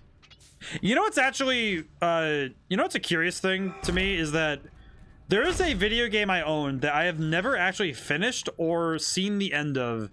It's Deadly Creatures. And I remember it had Billy Bob Thornton and someone else. And I remember distinctly actually asking my mom to get it for us. Because I remember looking at it and I remember thinking it sounded really cool because it was like, oh, you get to play as a spider and a scorpion and it's really cool. And it's on the Wii. I still own the game. It's over in the other room where the other Wii games are. I feel like I need to play it at some point, but not because it's like a good game, but just because I'm curious what I remember of it. Because I'm really curious if it's good. Because I want to see it again, at the very least. Because that game had you play as a spider and a scorpion. I think the scorpion's whole thing was that it had a beef with a snake, and the two of them fought like constantly. It was like insect combat for some reason. It was kind of weird, but it was really cool. I never thought I needed God of War finishing moves with a scorpion, but I kind of did. It was pretty cool. Woo! Dodged him. Okay, I'll deal with the enemies first, so I don't have to sit around and fret about where they are.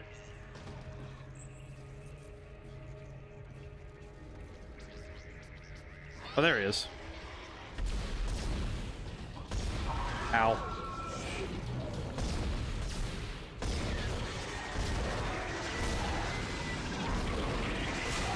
There we go. Got him. But scorpions, I think scorpions are scarier to me because scorpions are, to me, scorpions are built to just, they are built angry.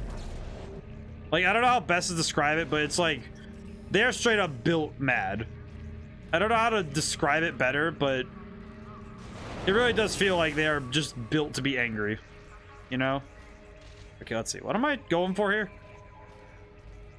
So I want one on the far side, so I need this one to move, I think. I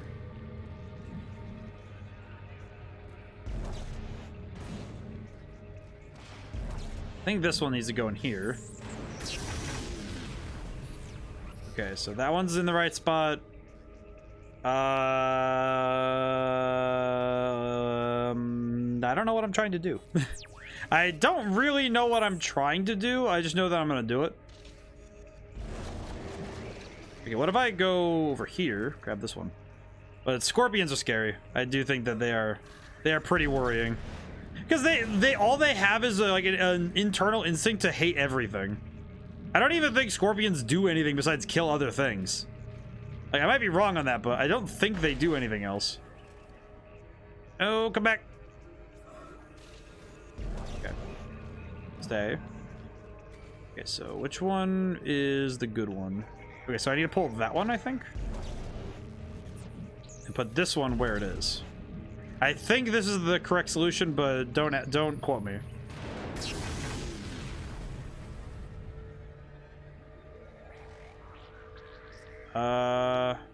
Like good? Is that right? It feels right, but I also am very uncertain. I don't know if that's correct, but let me find out. Unlocked, let me see. Exiting zero Okay. gravity. I think I can turn it back on a line, but I'm uncertain. Let's see.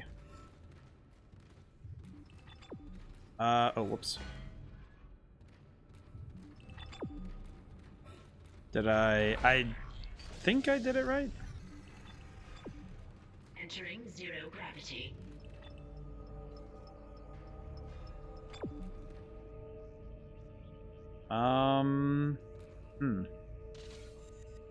So what all are we... Oh, I need to plug in the ones to be accurate as well. So what about that? Okay, let's see. You need one in the corner. All right, let me make sure I'm not mistaken on what I'm doing. Yes, okay, so I do need to put one over there.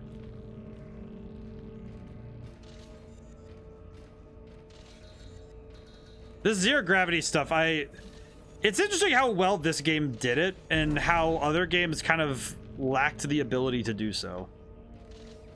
I don't know, it's surprising to me how hard it is to get zero gravity to not feel janky. But this always felt really satisfying. Where is it going?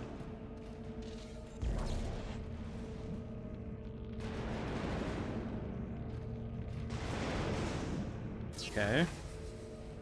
So she said it just needs to be symmetrical, so... Wait, where's that one that I threw into space? Okay, it's up there. Uh-huh. So in theory, if I just take that one and put it in that back corner, I should be okay. Okie dokie.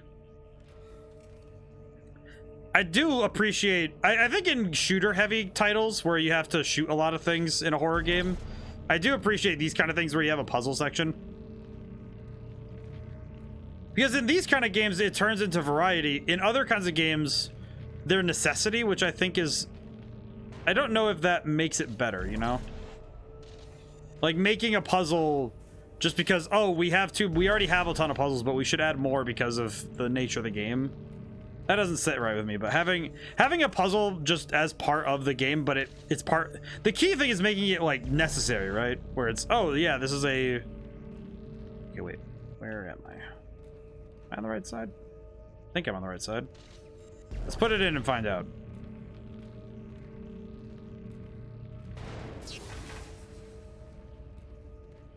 Why does that still feel wrong? Oh, that's right, because you need to form a power. You need to form a circuit. Okay, so I need a... So the segment between these two, I should do that.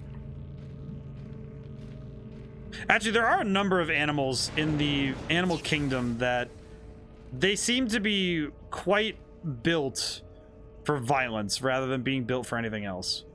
Which I can really appreciate, because I think that's really cool. Imagine being built with only one intent. One day you will kill something. I think that's kind of cool. I don't know. That's kind of cool. Like you built like, oh cool, the animal kingdom has devised a creature with the sole intent of slapping someone in the face. Like that's pretty good. I mean, that's what wasps are. I mean, I don't like wasps, but I appreciate that they put all of God's spite into a single creature. What am I doing wrong here?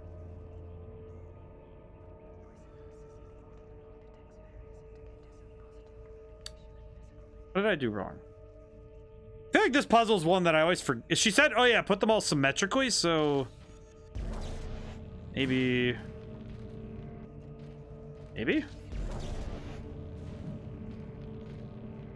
This must be the solution. At least I hope so, because it would be really awkward if it wasn't. Okay, well that seems to be an accurate... It seems I have made an accurate hypothesis, so I will continue along this path. Okay, throw. Give. Thank you.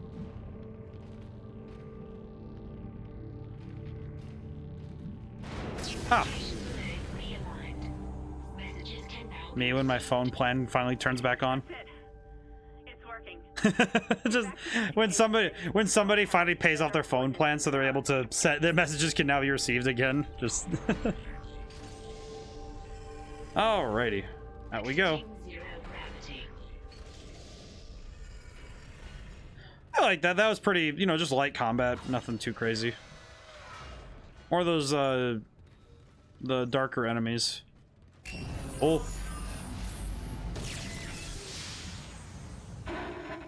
This is USM Valor, widecasting on all frequencies to USG Ishimura in response to your... Oh, I forgot they picked up the escape pod. We picked up your escape pod, number 47, and are en route to your position. This message will repeat every 30 seconds until you respond. What? Isn't that the escape pod Hammond jettisoned? One of those things was on board. No. I forgot that this happens. No, this isn't going to happen. USM Valor. Come in, Valor. Oh no, the USM Valor. Our signal isn't strong enough. I'm going to open the blast doors to boost the signal. Okie dokie. Error. Blast door blockage detected. Please contact a repair technician. Shit! Isaac, there's something big on the hull of the ship, directly above the comms array. Something organic. I don't know what it is, and I don't care. We have to get the doors open to transmit to the Valor. You should have a clear shot from CS Cannon 48. Get to the cannon and blow it out into space. Did I go the right way? I feel like I did, but we'll find out. I remember... I don't quite remember the answer to this, but I remember that... I'm trying to remember what the necromorphs actually are. Because I know that they're a form of infection. I still don't quite recall what they actually are. I just know that they're created by the presence of a marker. So if you destroy a marker, they're gone, but... At least, you know, for now, but... I don't quite recall how, like, what they would be considered. Because, of course, they say necromorph, so I presume it's, you know, the transformation of dead flesh, but... I don't know. That seems like a very simple answer, despite the fact that they have a very complex physiology. Because they clearly require... They don't really require food. Nor do they require anything else, really. I do not know what the answer would be. But I appreciate the vagueness. It allows you to come to your own conclusions, and it lets you think about it yourself, and... yeah, we'll go for duration. There we go. Alright, cool. Stasis module's upgraded. So we're doing... I know I haven't upgraded everything on this save file, but I'm happy that I'm getting as many as I can this run. Nice. That way. Got it.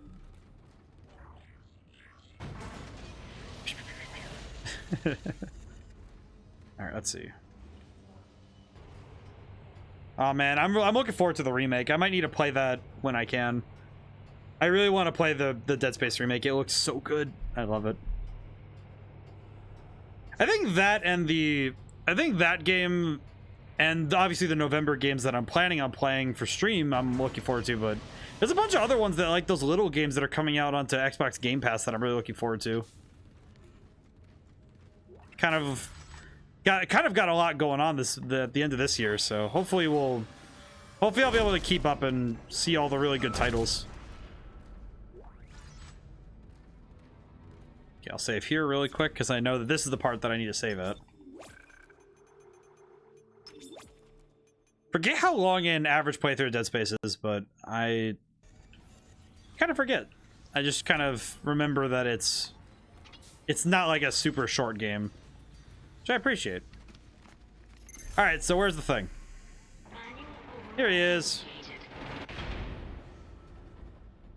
Let's see.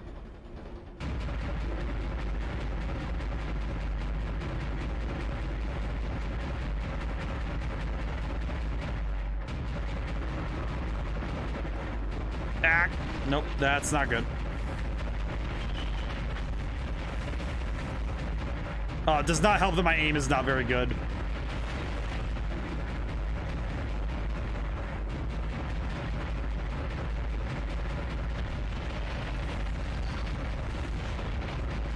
This is gonna take him. This might take a mulligan, I'm not gonna lie. Okay, if I could focus on just one of them at a time, that would probably really help me my chances out.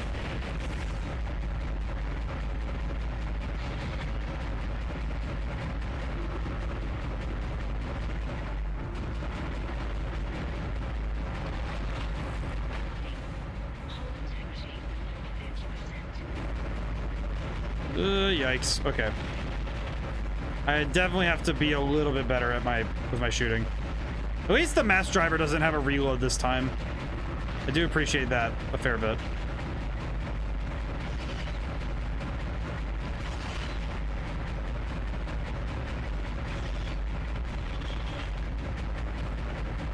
Come on, there we go.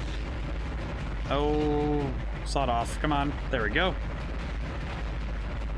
This section's tough just because it's also just, there's no music, so you're just kind of like, you don't have anything to mentally grapple, to like tether yourself to the situation. You just have the thudding of the cannon, which is it's really well designed sound, but man, it can really play, it really kind of rocks your brain after a little bit with headphones on.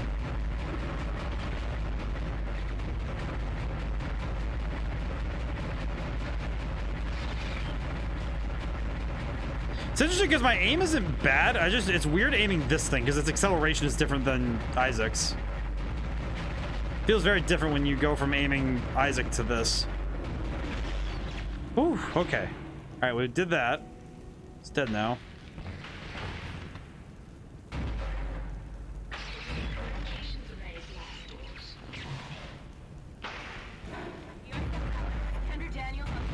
Oh my goodness, I'm a fool. I didn't even realize that you could hold both triggers. USM balance. Kendra Daniels on USG Ishimura, come in. Do not open the escape pod. Damn it, spawn.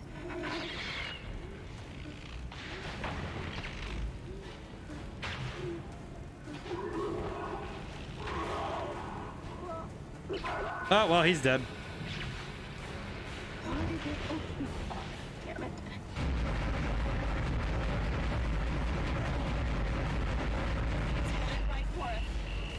Isaac. Ow. I'm just gonna keep shooting it until it goes away. I gotta keep trying. That's okay. Turret sections like that are interesting. They're fun. They're a fun trend from the time. I know that they didn't age very well all the time, but Isaac. Isaac, are you there? Thank God you're alright. I actually do really appreciate the turret sections. Even if they're kind of dated by this time, I do appreciate them. A crash must have interrupted the signal. Yeah, it was Kendra. Hammond, where have you been? Surviving. Barely. I found some med supplies and patched myself up. Listen. I'm calling aboard on the mission. Fuck the CEC and fuck the chain of command. We have to get Okay, let's see. I think I've located a shuttle on the crew deck. Flight log says it needs a new singularity core, but we can probably salvage one from the Valor. I can see the tail end of it sticking out from the side of the Ishimura. So singularity core, so Find a way inside. I'll meet you there. Hammond out. So I'm guessing that Isaac, if what he says is true about the shuttle, we might have a chance of getting out of here. Head to the cargo bay and see if you can help Hammond. In his condition, he may not last long.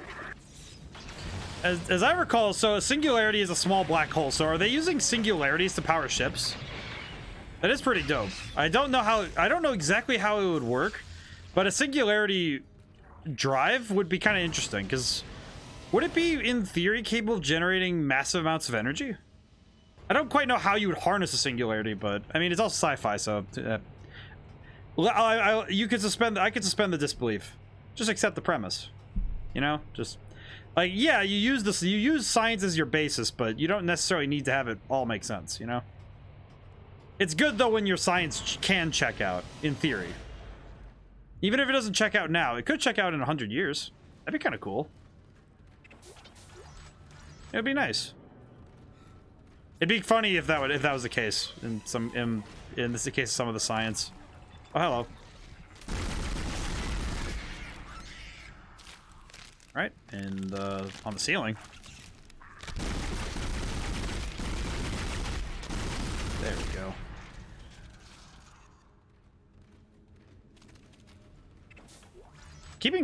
I'm keeping a good inventory of ammo too. I don't think I've run out much at all. That's good. Thankful that it's, let's see, level 2. There we go. Base are moving pretty quick.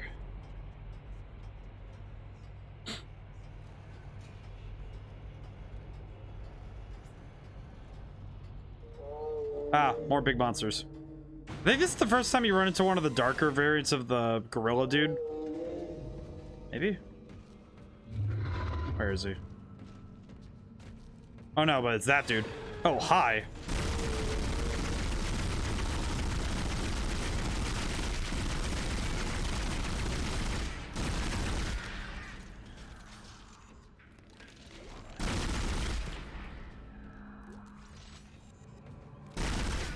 There we go. Alright, we're good. Are we going back to the tram now? I think it's chapter end, but I don't know. I kind of forget. Let's see. I'm happy that this game doesn't... It still gets me, but it's not like I'm playing in fear of things.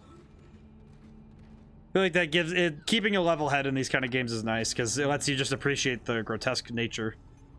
Let's see. Inventory. Ruby semiconductor.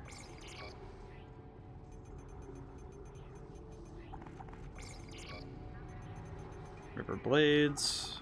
Okay. I think after I upgrade my suit as much as possible. Oh wait, I should have checked ammo. Whoops. All right, one more check before we go. I feel like resource management is one of those things that I don't know how many games realize how many players are very peculiar about having really good resource management. Because there's a lot of players I've noticed that they're very OCD about that kind of stuff when it comes to resources in video games. Yeah, making sure that's that thing's dead. All right, let's go. Of course, the level design in this game is stellar, and I think that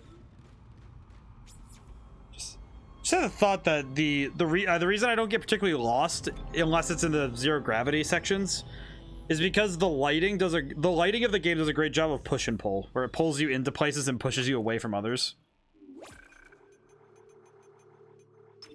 Such as the way that the game handles it's specifically how it handles the lighting. But it's also in where it puts enemies and how it handles putting the objectives. Because you don't necessarily need to use I use the marker thing. I use this just to... I use it just to keep myself on track, less than actually needing it. I don't think their presence here is a coincidence. They're not on reconnaissance and they're not on patrol. This ship is prepped for war. They're on a seek and destroy mission. Do you hear me? So he says it's prepped for seek and destroy, but... Lost him again. No signal from Hammond's rig. Find the singularity core and get the hell out of there. Pulse rifle's done. Yep. All right, rig is done. Case module. I have one node, so I'll just put it into range. There we go. Now we have additional range as well. I like these upgrades because they're tangible, and you may not feel them right away, but if you make the comparison between a basic plasma cutter and the highest level plasma cutter, oh, it's night and day difference. The thing feels insane. Because this thing has been... I've been shredding through the game with this thing, especially just because of how fast it takes things out. It's very nice. I appreciate it. I should probably buy one of the other guns. Short-range kinetic booster device, remote industrial saw, damage energy projector, hydrazine. I think the flamethrowers are kind of the ones I don't want to deal with because I want something that does... I really like the ones that do pushback because you want guns that do pushback in this game, so... Oh, need to stretch a little. Neck and shoulders have been very off this last week. Alright, you know what? I'll work on weapons after the rig is done. Oh, hello. Gonna have a lot of money by the time we're done with this playthrough.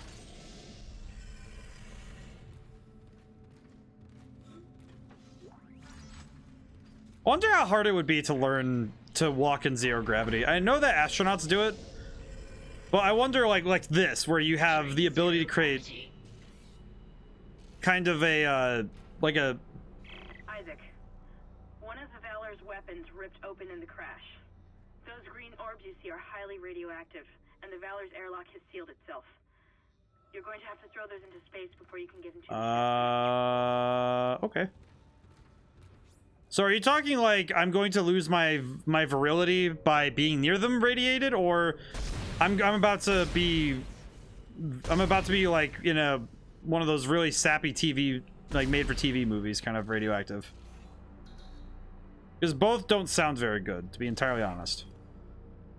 Huzzah! Access Disney Plus reacquired. Hey, very good. It's interesting because I haven't really watched anything on Disney Plus, but I do know that people like it, so let's see. Oh, there's the last one.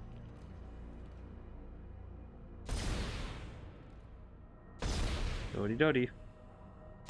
I know people really like the some people really like the mutant powders radiated. Has Nat Geo, my grandpa loves nature shows. Oh, that's nice. No, I get that. I really like the I really like on Netflix. I was watching the what's it called? It's the radioactive material removed. There's a particular nature show I really like watching. It was it's a lot of the ones with David Attenborough doing the narration. I do appreciate his narration. It's a lot of fun. Where is the hole? That's not just me. Radioactive material removed. Thank you, voice. Radioactive material removed. Ow. Ooh, hit me. Radioactive material removed. There we go. Nat Geo's pretty good, though. Let's see, where's the ball? I need to get out of here. How much time do I have? 48 seconds. Okay, let me back up really quick. I don't remember which nature show it was, but it was narrated by Sigourney Weaver. Exiting zero. I don't remember which one that is either. Exiting. Okay, let me... yeah, I need to refresh my air really quick. Okay. Now let's go back. Huh? Entering vacuum. Huh? Just... eh. Entering zero gravity. Let's see. Did I get rid of them all? I did not. Okay. I think a lot of the best nature shows make it so that learning about nature is fun. I do like it when they're made for a purpose, you know, like, oh, we're trying to raise awareness for the snakes. I'm like, oh, I want to save the snakes, but it's also like... Radiation hazard clear. Safety But it is also like, I do kind of find it a little it's difficult when it's preachy, you know, when it's like, all right, dude, like, yeah, I don't think people who watch nature shows are the kind who need to be reminded how important nature is. You know what I mean? Like, I really like nature's great. It's beautiful, and I love seeing more about it, but I don't necessarily think I need to be reminded that it needs to be saved constantly. It's like, yeah, I know. I want to save it, but also, man, don't turn the end of the show into a bummer, because, you know, I'm trying to... I just came here to learn about the cool elephants, man. I don't know what you expect me to do. You know, like, not in a mean way. I just, you know, it's just... Every now and then it comes up where I'm like, yeah... Let's see, how do I'm on a timer. I should probably move a little quicker. But I do appreciate the messages, but it's also like, man, I'm just here because I'm here to learn about the funny animals. Where am I going? Okay, I don't remember where I'm going, so I'm gonna go back inside. Ow. I'm gonna go back inside and get air, because I am dying. I don't want to die to air loss, because that seems kind of cringe. Exiting zero gravity. Give me more air. Give. Okay, so it is back in there, but I do need to go. So I do need to go back in. I just need to figure out how to. I need to remember. All right, wait. Okay, before we go forward, mission. Enter the ship. Okay, so I just need to get inside the Valor. Got it. All right, good. Entering vacuum. Sometimes I need to just reset because I need to. See. Entering zero gravity. All right, there it is. Whee. All right, enter the Valor. I think this is the entrance to the Valor. Yep, it is. Okay, cool. I am curious why the symbology is the way it is.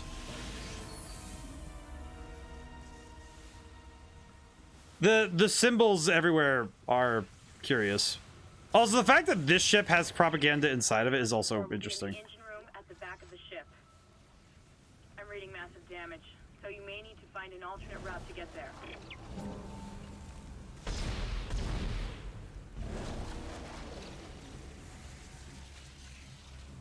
Okie dokie. Sigourney Weaver's good though. I am gonna play. I don't know when now because I think Scorn and Eternal Darkness took longer than I anticipated. I do want to find time to play Alien Isolation. I'm just not sure when now.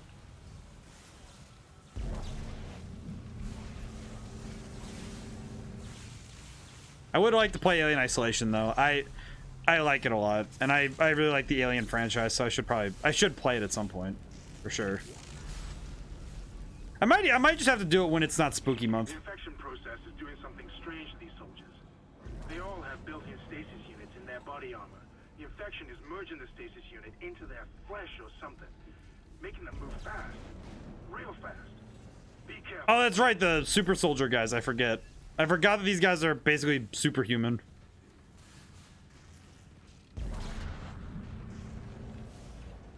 Sliding box puzzle. Did you know that the sliding box puzzle is I'm trying to, you know what? I'm trying to remember. I want to know which game did this first. Like, which RPG type of game or any game did sliding box puzzle first? Like something of this nature where you just have to move things out of the way. I want to know if there's any game that did it first.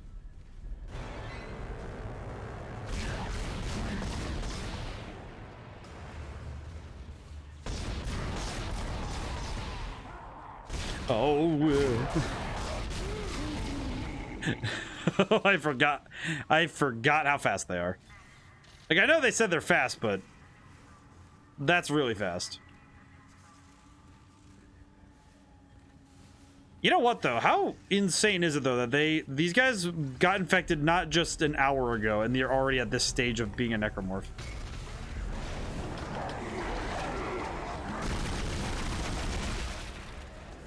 Oh. Okay. Well, I'll take it. I wasn't expecting him to just explode, but I'll take it. Neat. Isaac. Yeah, that definitely isn't signs of danger.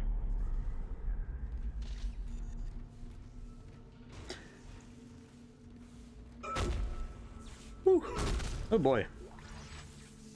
Body do be trying its best. Isaac, I'm tracking your position, but it doesn't look like I can reach you.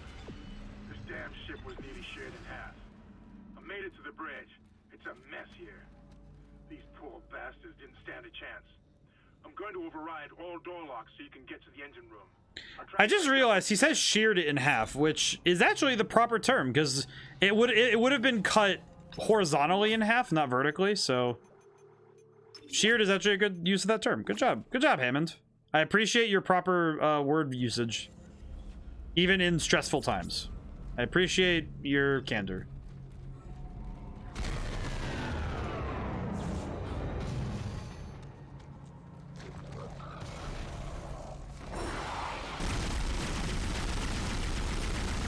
He's on the wall.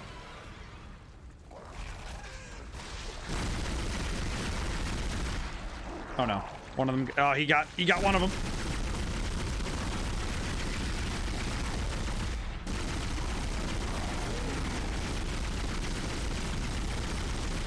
I don't know how many bullets we needed for that, but I did want to make sure that we got him. We're good. Do you think a nature show about video game animals would be like, do you think that would do well?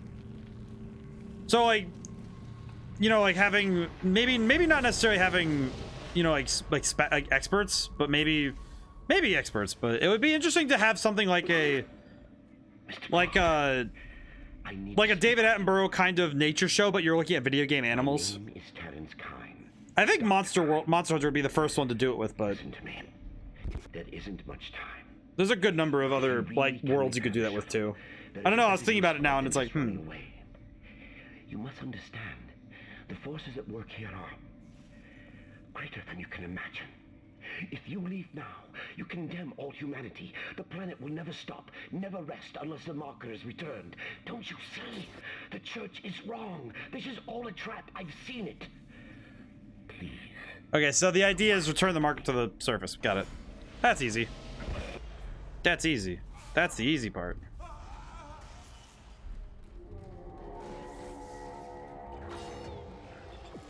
Someone's in there. Where is he?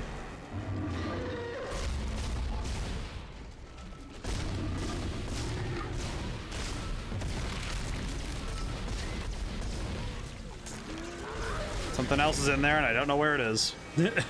I don't know where it is and I'm kind of worried to find out.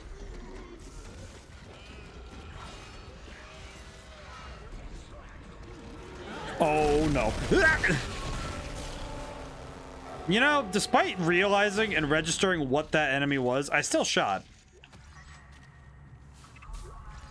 You know, that I feel like that about sums up what my danger response is that my brain will recognize a threat, realize what the threat exactly is, and still do something like that.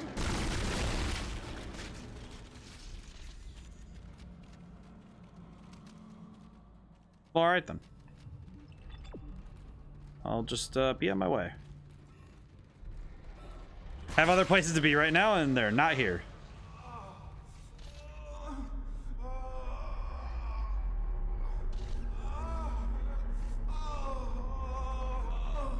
You know, he was cradling his own leg. That's brutal, man.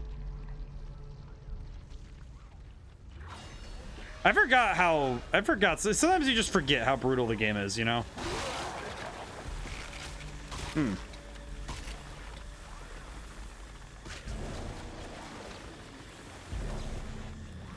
Thanks for the schematic, even though I already have it, but I will take it.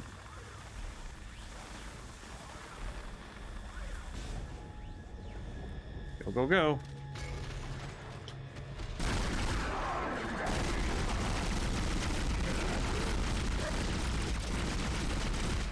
Whew, okay, good. Actually, now thinking about it critically, if you did something like that and you studied the lore and all of the like science behind like a certain race of creatures in a video game, that'd be a fun idea, because I feel like you could really come up to some interesting ideas for discussing them.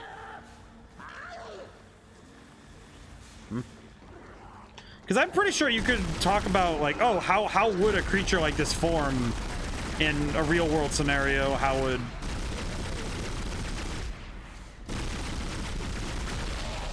One behind me. Two behind me. Ah!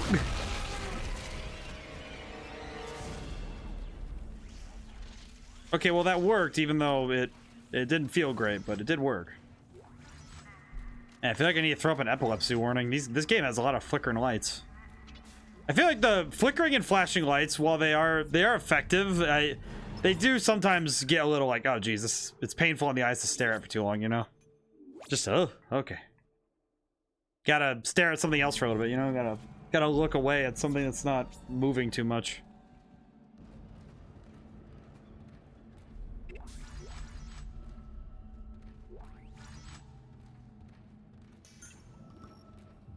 Oh. Door. Ah, that's a little silly of me.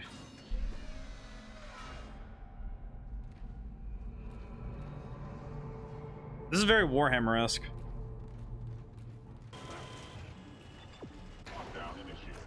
Yep.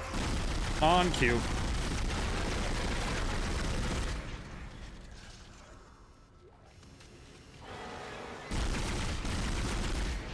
Oh, and with the flashing lights, too.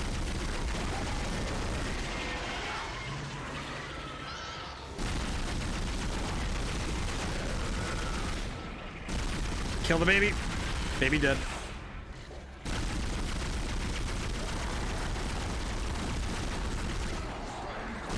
Oh, there are a lot of dudes coming. There are a lot of these enemies. There's another suicider right next to me. I don't want to be next to him when I shoot him, but I also want to shoot him.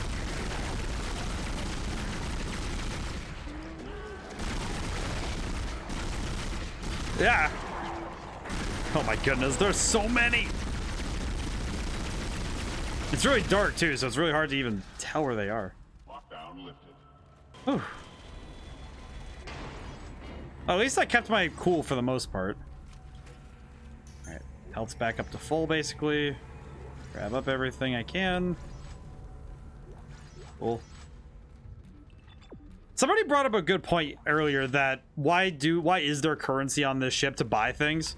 Well, what concerns me more is that we have vending machines for gun ammo on a ship that was a mining ship. And I understand that, you know, obviously there is a necessity for military on this ship. So why is the military so present on a mining venture?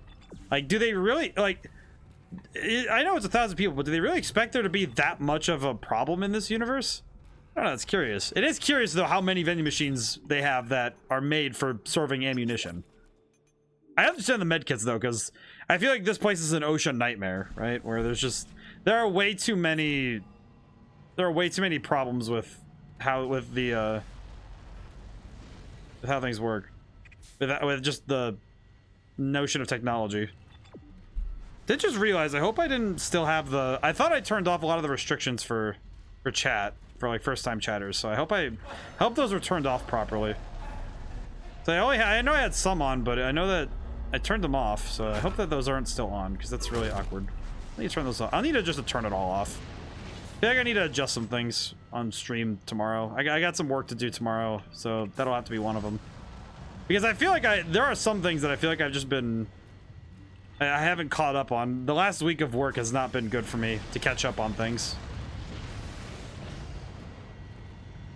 Okay, up we go. Wait, was that a node? Wait, go back. Is that a node? Go back.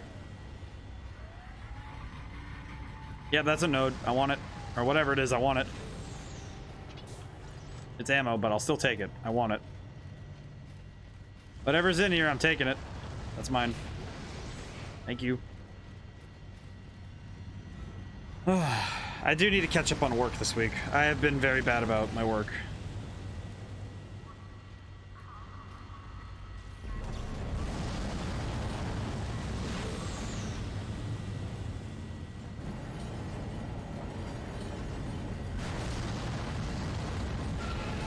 Ow. Ow. I need to look up nature shows. I need to watch some more. I feel like nature shows are a genre of shows that I haven't watched in a long time.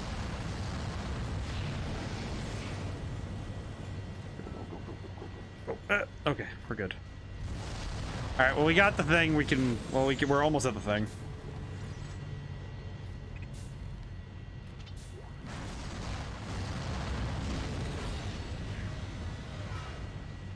Oh, I remember this bit. I think I have to look away for this bit just because of how brutal it is. Mostly for like, you know, content purposes, not because I want to. Honestly, I don't really have a problem with the with the content side of that part, because it's like, oh well. Oh wait, what am I looking for again? Over here. Oh, it is over here. Okay.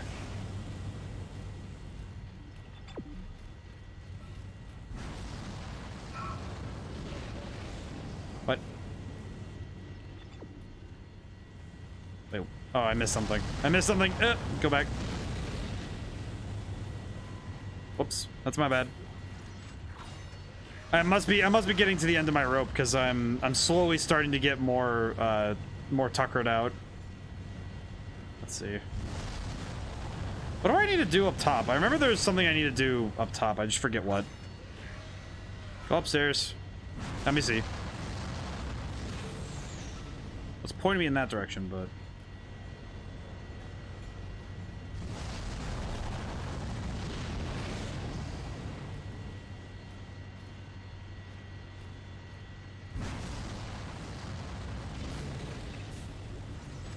what am I missing? I don't think I fully grasp what's going on here. I feel like I'm stupid, but I don't know how. So I thought all I had to do was cross the other side and I'd come over here and... Did I miss something? I can't shoot through the glass. Oh man, this is gonna be... Oh, right. Maybe? No.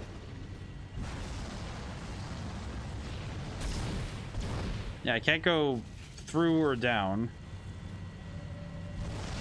I don't think I fully grasp what I've done.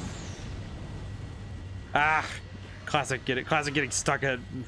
I feel like the end of stream is kind of where my brain just starts to go, yep, yeah, boss, I don't know what's... Oh, yeah, I remember now.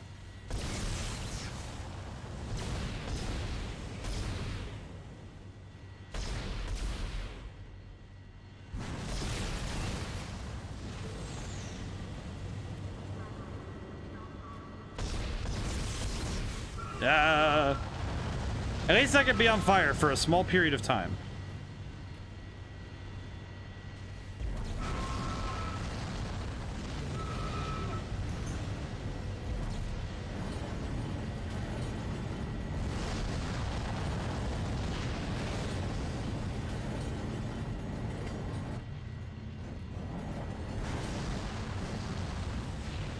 I'm now seeing what I missed, and I feel like a fool. So I apologize for being so foolish. But at least we figured it out in the end. I kind of forget that it was just like, yeah, I'm beginning to see that it's like right about this is the point where I start to slowly degrade, where my ability to perform and my mental capacity starts to slowly slip. And I recognize it very well because it is right about 10:30 for me, where because normally I'm in bed around 10:30, you know, when I go to bed on a normal day. So when I'm streaming and I get past that point, I feel like that's when my body just starts to slowly turn off, and it's like, ah, very good. You got it? Oh my god, you got it. That's the piece we need. Get into the crew deck. Hi, Hammond. How you doing? Isaac, over here. I've been trying to reach you. My call was out. You got the singularity core. That's our ticket out of here. Get back on the tunnel. Don't wait for me. Oh, fuck me. Yeah, I'm just gonna back up real quick.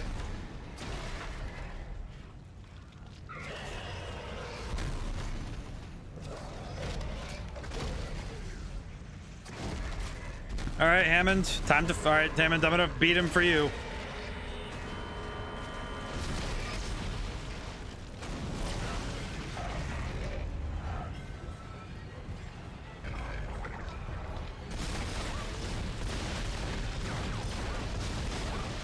Oh, geez, that's not good. Ugh. Ah! Whack! Oh, I just realized. Am I? Oh no, I have stuff. I'm good.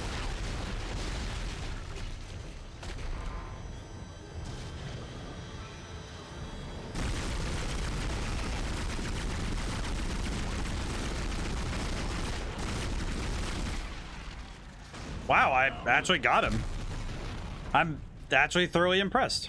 I just lost all of Hammond's vitals. Oh, okay. Is he dead? Well, we did it. That was good. It's just us now, Isaac. Okay, let's go. At least this is going well, but Warning.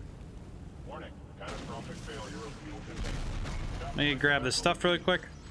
All right. At least we were able to beat the big guy before I really lost my mental ability to handle. At least my ability to cope has not failed. Catastrophic failure of fuel containment. Evacuate the vessel immediately.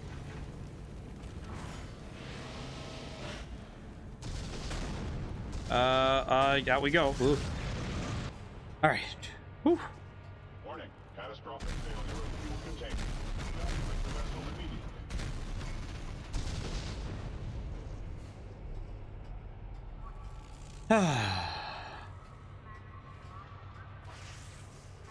Warning. Catastrophic failure of fuel containment. Evacuate the vessel immediately.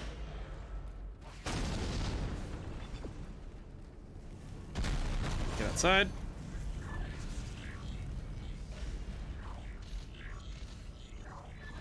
Somehow the Ishimura somehow looks in better shape than this somehow. Ugh. Okay. Now I need to get to the other door.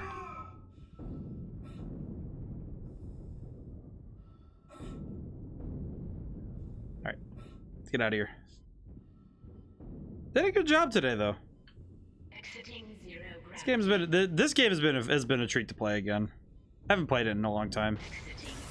It's been nice that I've been able to just kind of not really speed through it, but it's been nice that I've been able to keep moving. Ow! Dude! He ran up on me just blah blah blah blah. Like really? Do that to me? Get out of here. Big nerd. How come you had to do that? Just really did just rush up on me, just yelling the gabagoo. Let's see. What do we need right now? Diamond semiconductor, sell that. Large, medium. We actually need more med packs than we do stasis packs. Kind of good on ammo for the most part. Yeah, pretty good on ammo. I should probably buy just large med kits and just stack up on them. And just sell the medium one. Got 4 large ones. Okay, so that's not too bad. Looks like I have a good inventory setup. Buy some more plasma cutter rounds.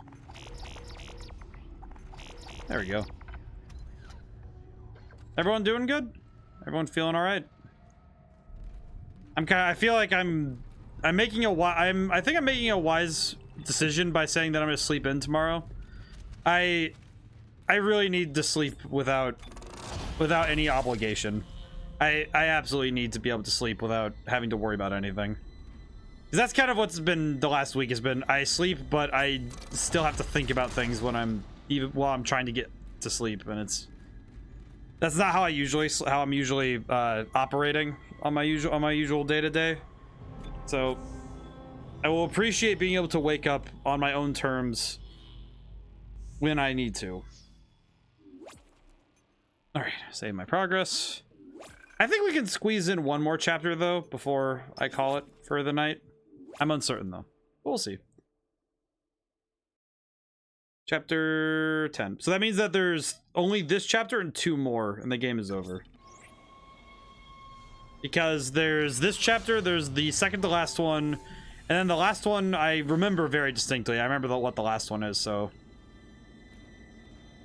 Isaac, I've located the shuttle Hammond found. Shit. No good. That shuttle's brain dead. Someone removed the navigation cards. God knows why. There's 3 of them scattered around the deck. I'm downloading their locations. I can't access the doors from here, so you'll need a crew key. If you can find those parts, I think we can get that shuttle operational again. I do appreciate coming into the weird seance part of the ship. Clearly the voodoo boys are busy. Or someone else. Someone of some repute of spiritual nature. Definitely busy. I don't know why my brain initially went to voodoo boys, because I think it's just because they got introduced recently in my playthrough of Cyberpunk. I'm not moving quick through the game. I've been very slow. That's okay. Every game has a different pace, you know? Some games you're able to move really quick because you know what you're doing and you know where you're going. Other games you gotta take your time, you know, walk a little, breathe a little, enjoy yourself some. What do you cling to when all must seem so utterly hopeless around you?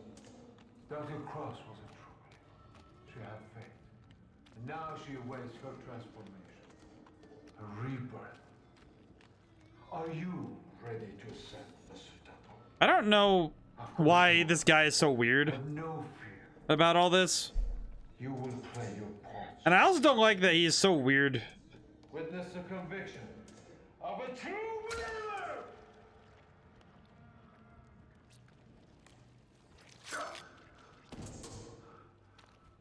They're ready.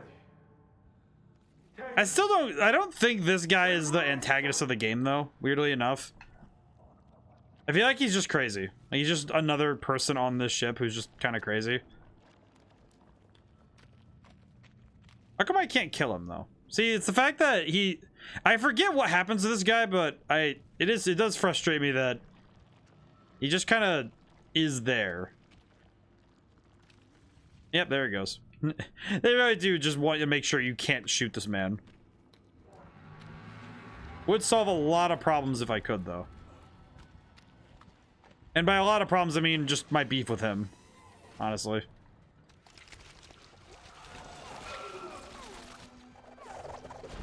You know what? I'll be back. I'll come back. It's okay. I can come back. It's fine. Just walk away. I'll take my ball and go somewhere else. That is okay. That is fine. Probably should go chasing that little dork anyway.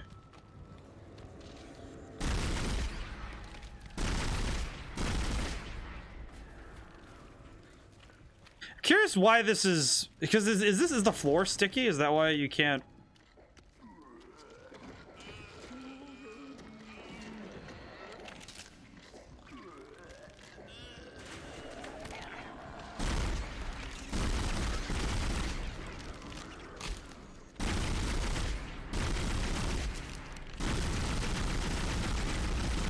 The hands are really hard to hit when they're moving that fast. Jeez. Ah. Yeah, this game is a really satisfying gameplay loop, but I'm not surprised at all that people consider it one of the top 10 horror games, because I feel like even at this point, when you're this far in the gameplay itself keeps it so engrossing.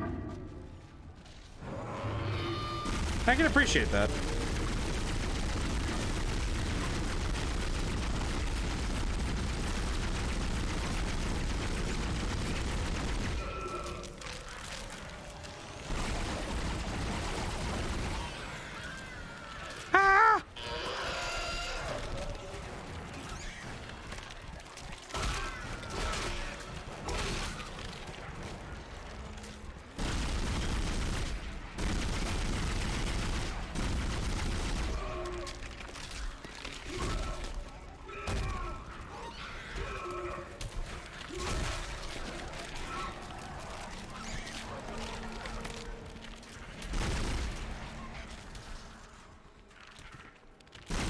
There are too many of these little things in dark areas.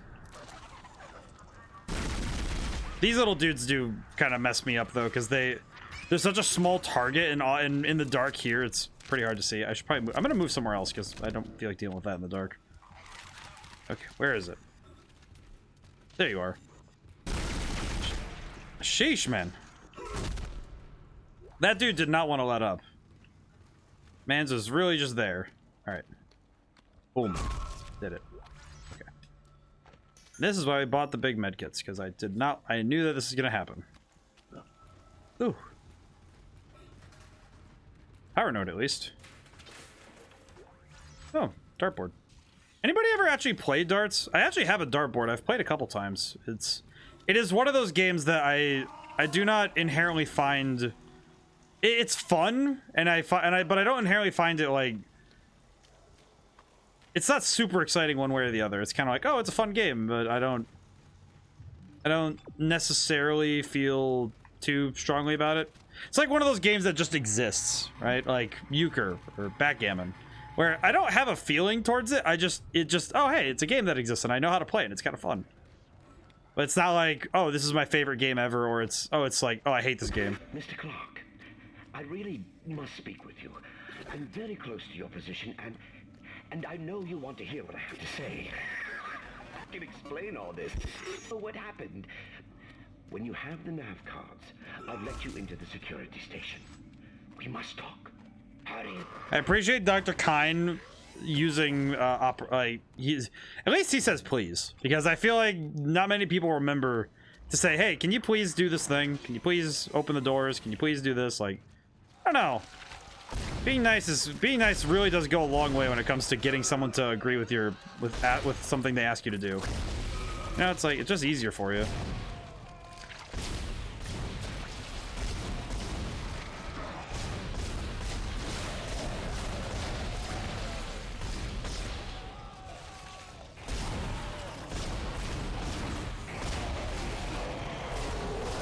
I think my brain is starting to go a little bit more numb with all the gunfire, though.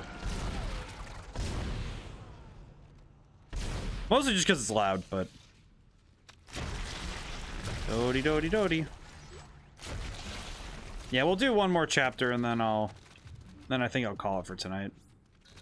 We'll finish this up, and we'll call it. I think my brain's ready to take a break. It's interesting how much you don't realize stress builds up. I think this game also doesn't really mention it, but I imagine that the stress of having to deal with this situation would probably be enough to cause someone to just lose it.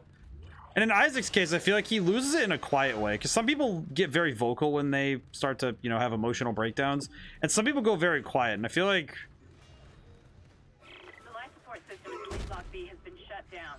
You'll have to I feel like find an he's... override nearby to get to the door. I feel like he has a very weird time with it, because he just kind of clams up. Which would explain why he doesn't talk, right? You know, like, the beginning of the game, it's like, oh, he's just, you know, whatever, but... I feel like that actually is, to me, like, the reason why he doesn't talk too much in this game. Hi. Ow.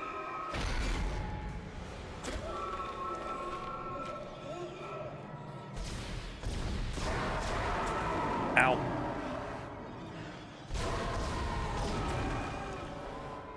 Where am I aiming? Oh, there we go. Whew. I was kind of worried that I was gonna go into there. We've entered the dark. Oh man, I can only fathom how much this place must smell. I feel like that's something that I'm happy in video games nobody's ever thought that would be a good idea, was making an olfactory sense, like making something that lets you smell.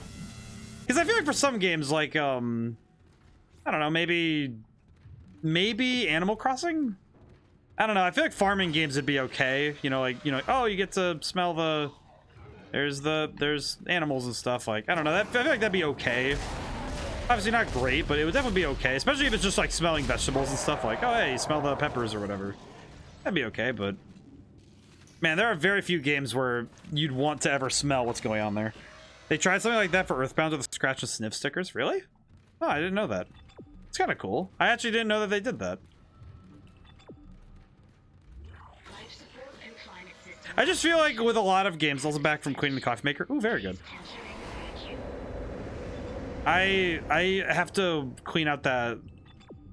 It's not often I have to clean it, but sometimes my coffee machine is just kind of like, oh, well, it's trying its best. There are things behind me, and I will deal with them in due time, but I will deal with that when I'm ready. And I am. Oh, fast.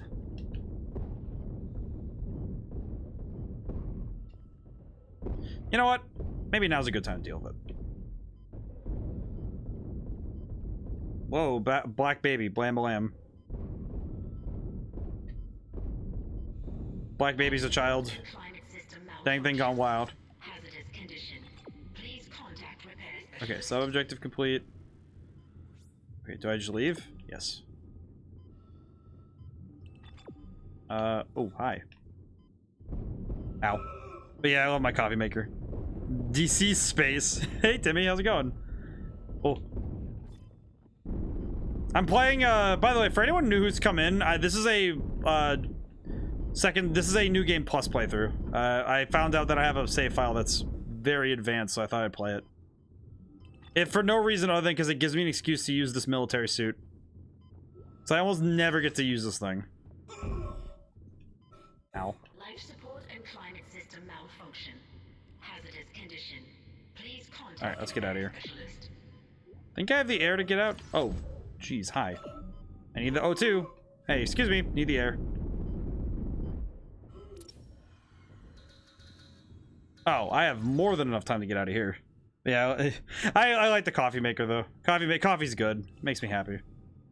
The deceased space is the deceased space. I am happy I get to explore once more. Super quick to brew.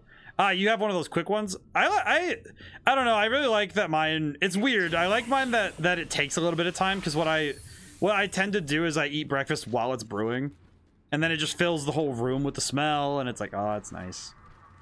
To me, the act of brewing tea or coffee is a ritual, and I feel that interrupting someone's ritual when they're doing that kind of thing, that's the kind of thing you don't interrupt, you know? Like, oh, like their coffee, oh, they're making their coffee, or they're making their tea. You don't interrupt that. That's not how you don't do that. Also, Timmy, how you doing, by the way? It has a tank that keeps water hot. Ooh. You got a fancy one. Mine's got the, you pour the water in, and then after you're done, it does the water. Like it does the, like it takes the water and filters it through. Good, thanks. How about you? I'm doing pretty good. Feeling good. I'm a little tired, and but I'm happy that I am going to take tomorrow morning a little easier. So I think I need it. Oh, hi.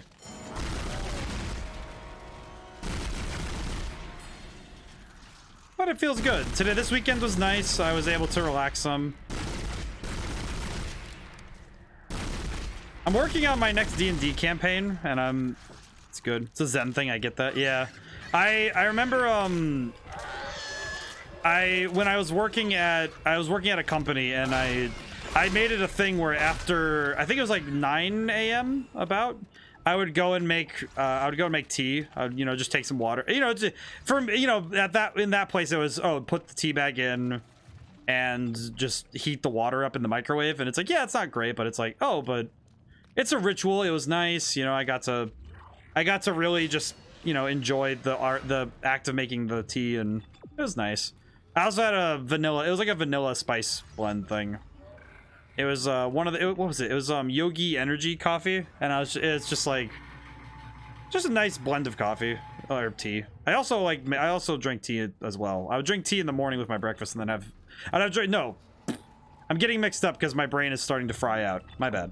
I drink my coffee with my breakfast, and I had tea after the fact, where I would like have it after.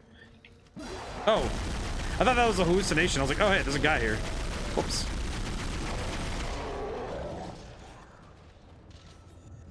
All right, cool.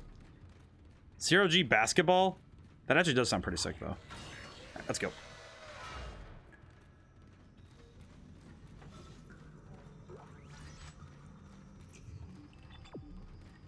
I should probably grab that. Don't really need it, but I like grabbing it. But this weekend has been nice. And also, I think there's a certain point, though, where my brain just kind of turns off. And I think I went well beyond it, but I think it's nice. It's nice that I have recognized the outer limits of my experience, you know, where it's like, oh yeah, you know, entering zero gravity.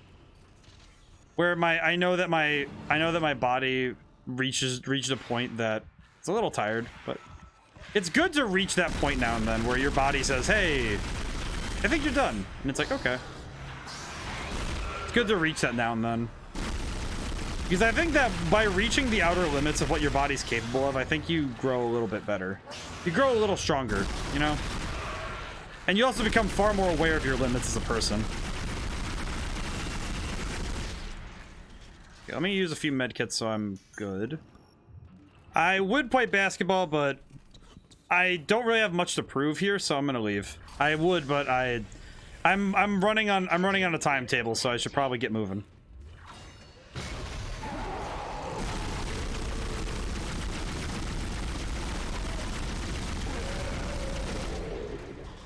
All right then. I feel like the only reason I've been using the pulse rifle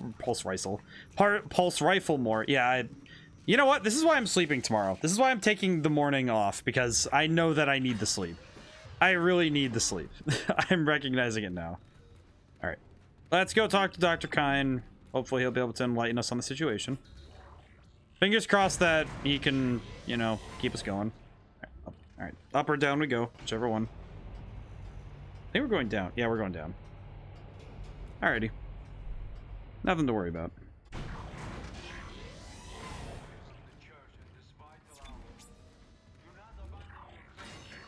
What's happening in the colony is not a tragedy. God, this truth is even more fantastic. On the planet below us, we have found a formula. God's plan is unfolding, and we are its inheritors. I feel like anybody who's religious once they go to space like this is... Unitology is truth. I feel like when you're at this stage of religion in space, I feel like that's when things get a little worrying.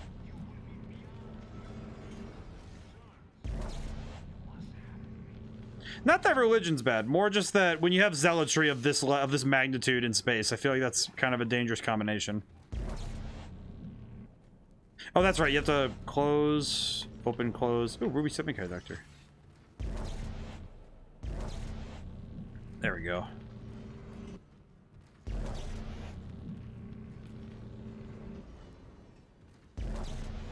Try to imagine sleeping in something like this where you just get slid. You could just get slid around by someone with a stasis thing, or kinesis. My bad.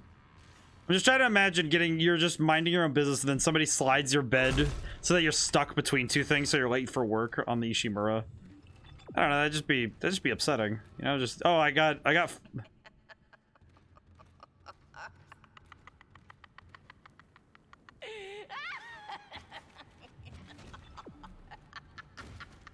same. Not really. I feel like have been most resourceful up until now, but my creation is free, reborn in the fierceness of life itself.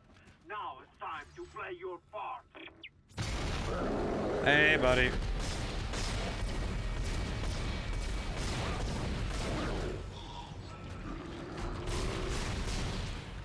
Okay, I need to remember where to go. Oh!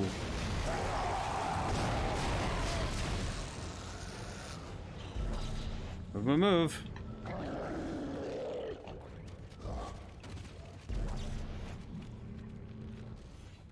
Forget where to go, but oh, please no. I don't know where I'm going, dude. Where is he? Okie dokie. I feel like this is legitimately scary for the wrong reasons, because now I'm like, oh, hello. Alright, just stay right there for a moment, would you? I need to figure out what I'm doing. Hey, move out of the way.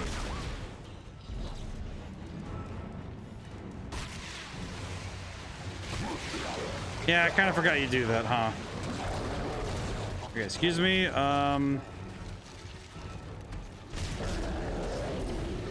uh-oh.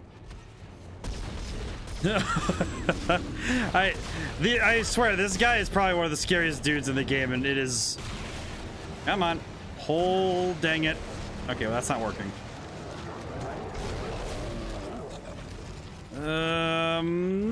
Kind of forgetting which way to go. I am lost. Understandably, I am lost. Okay, stay over there for a moment, would you? I don't know where I'm going yet.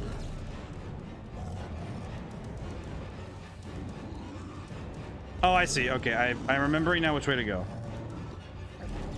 At least this idiot's blocked by a single door. Okay. Whew. I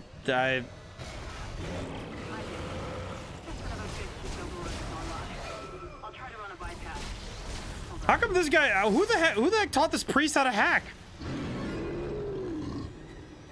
The heck did he go to college? They taught theology and computer programming. My goodness.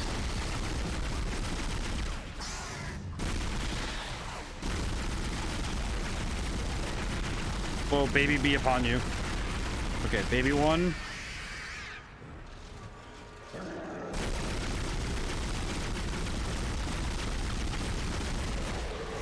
Ow.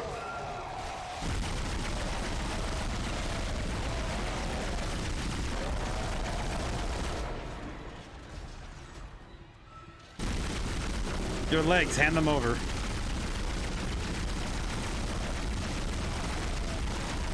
At least this fight's not too bad. Hope it's fun for you guys, because I haven't... Like, I'm having a fair bit of fun. I just don't know how it feels when you're watching it, you know? Where it's like... Oh! Huh, running out of ammo, huh? Ow.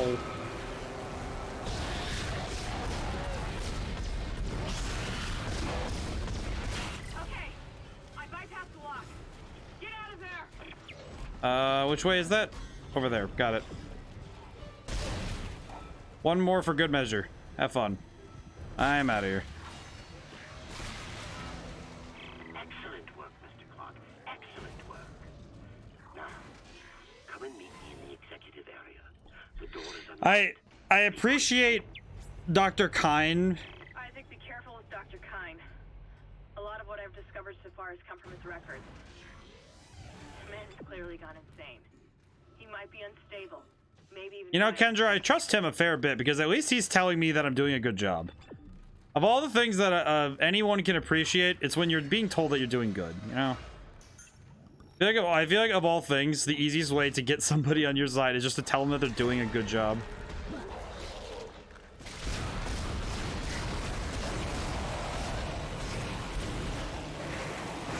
You know, I got a lot going on right now. Ow, ow, ow, ow, ow, ow, ow, ow, ow, ow. You know, just to make my job a little easier.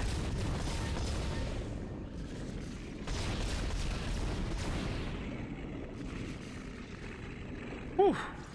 Okay. Well, that was painful. Oh, hey, the store. Whew. Not too bad. Okay. I need pulse rifle ammo because we are out of it. Rubber blades, fine racks, plasma energy, stasis packs. Why do we have so many of these? We can keep one of them. Okay, and then we need ammo.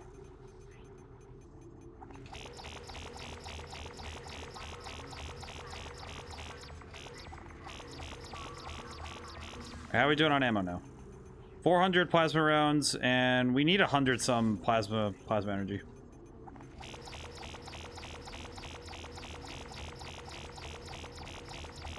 All right, we're good.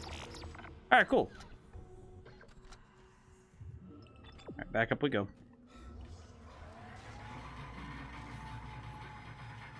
I can appreciate the mood lighting here. I'm gonna leave though. Trying to remember, is the last chapter, the second to last chapter, I think that's the one. Oh, hey, Dr. Kine. I forgot you were here.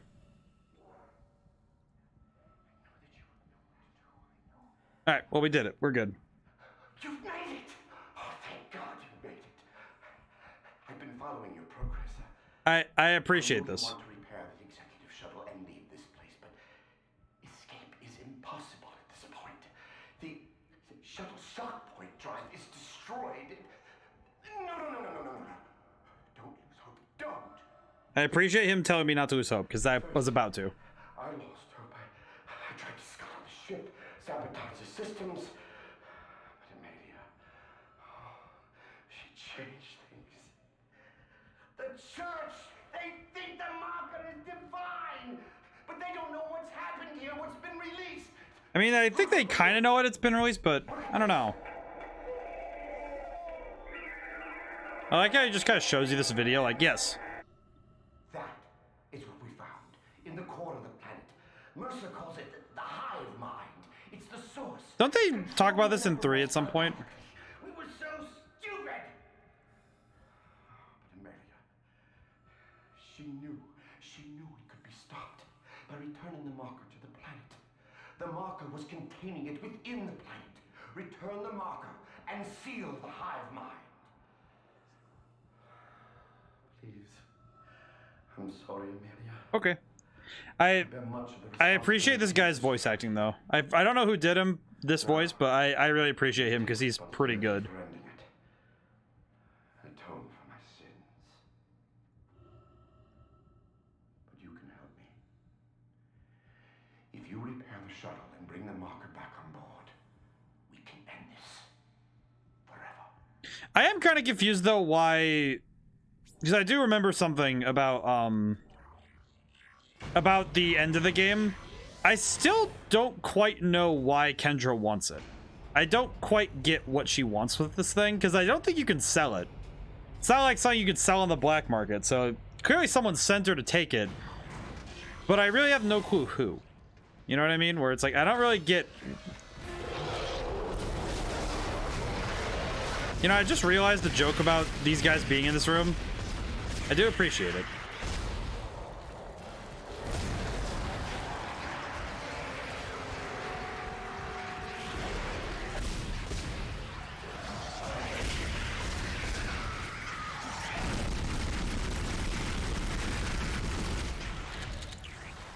Ow, ow, ow, ow.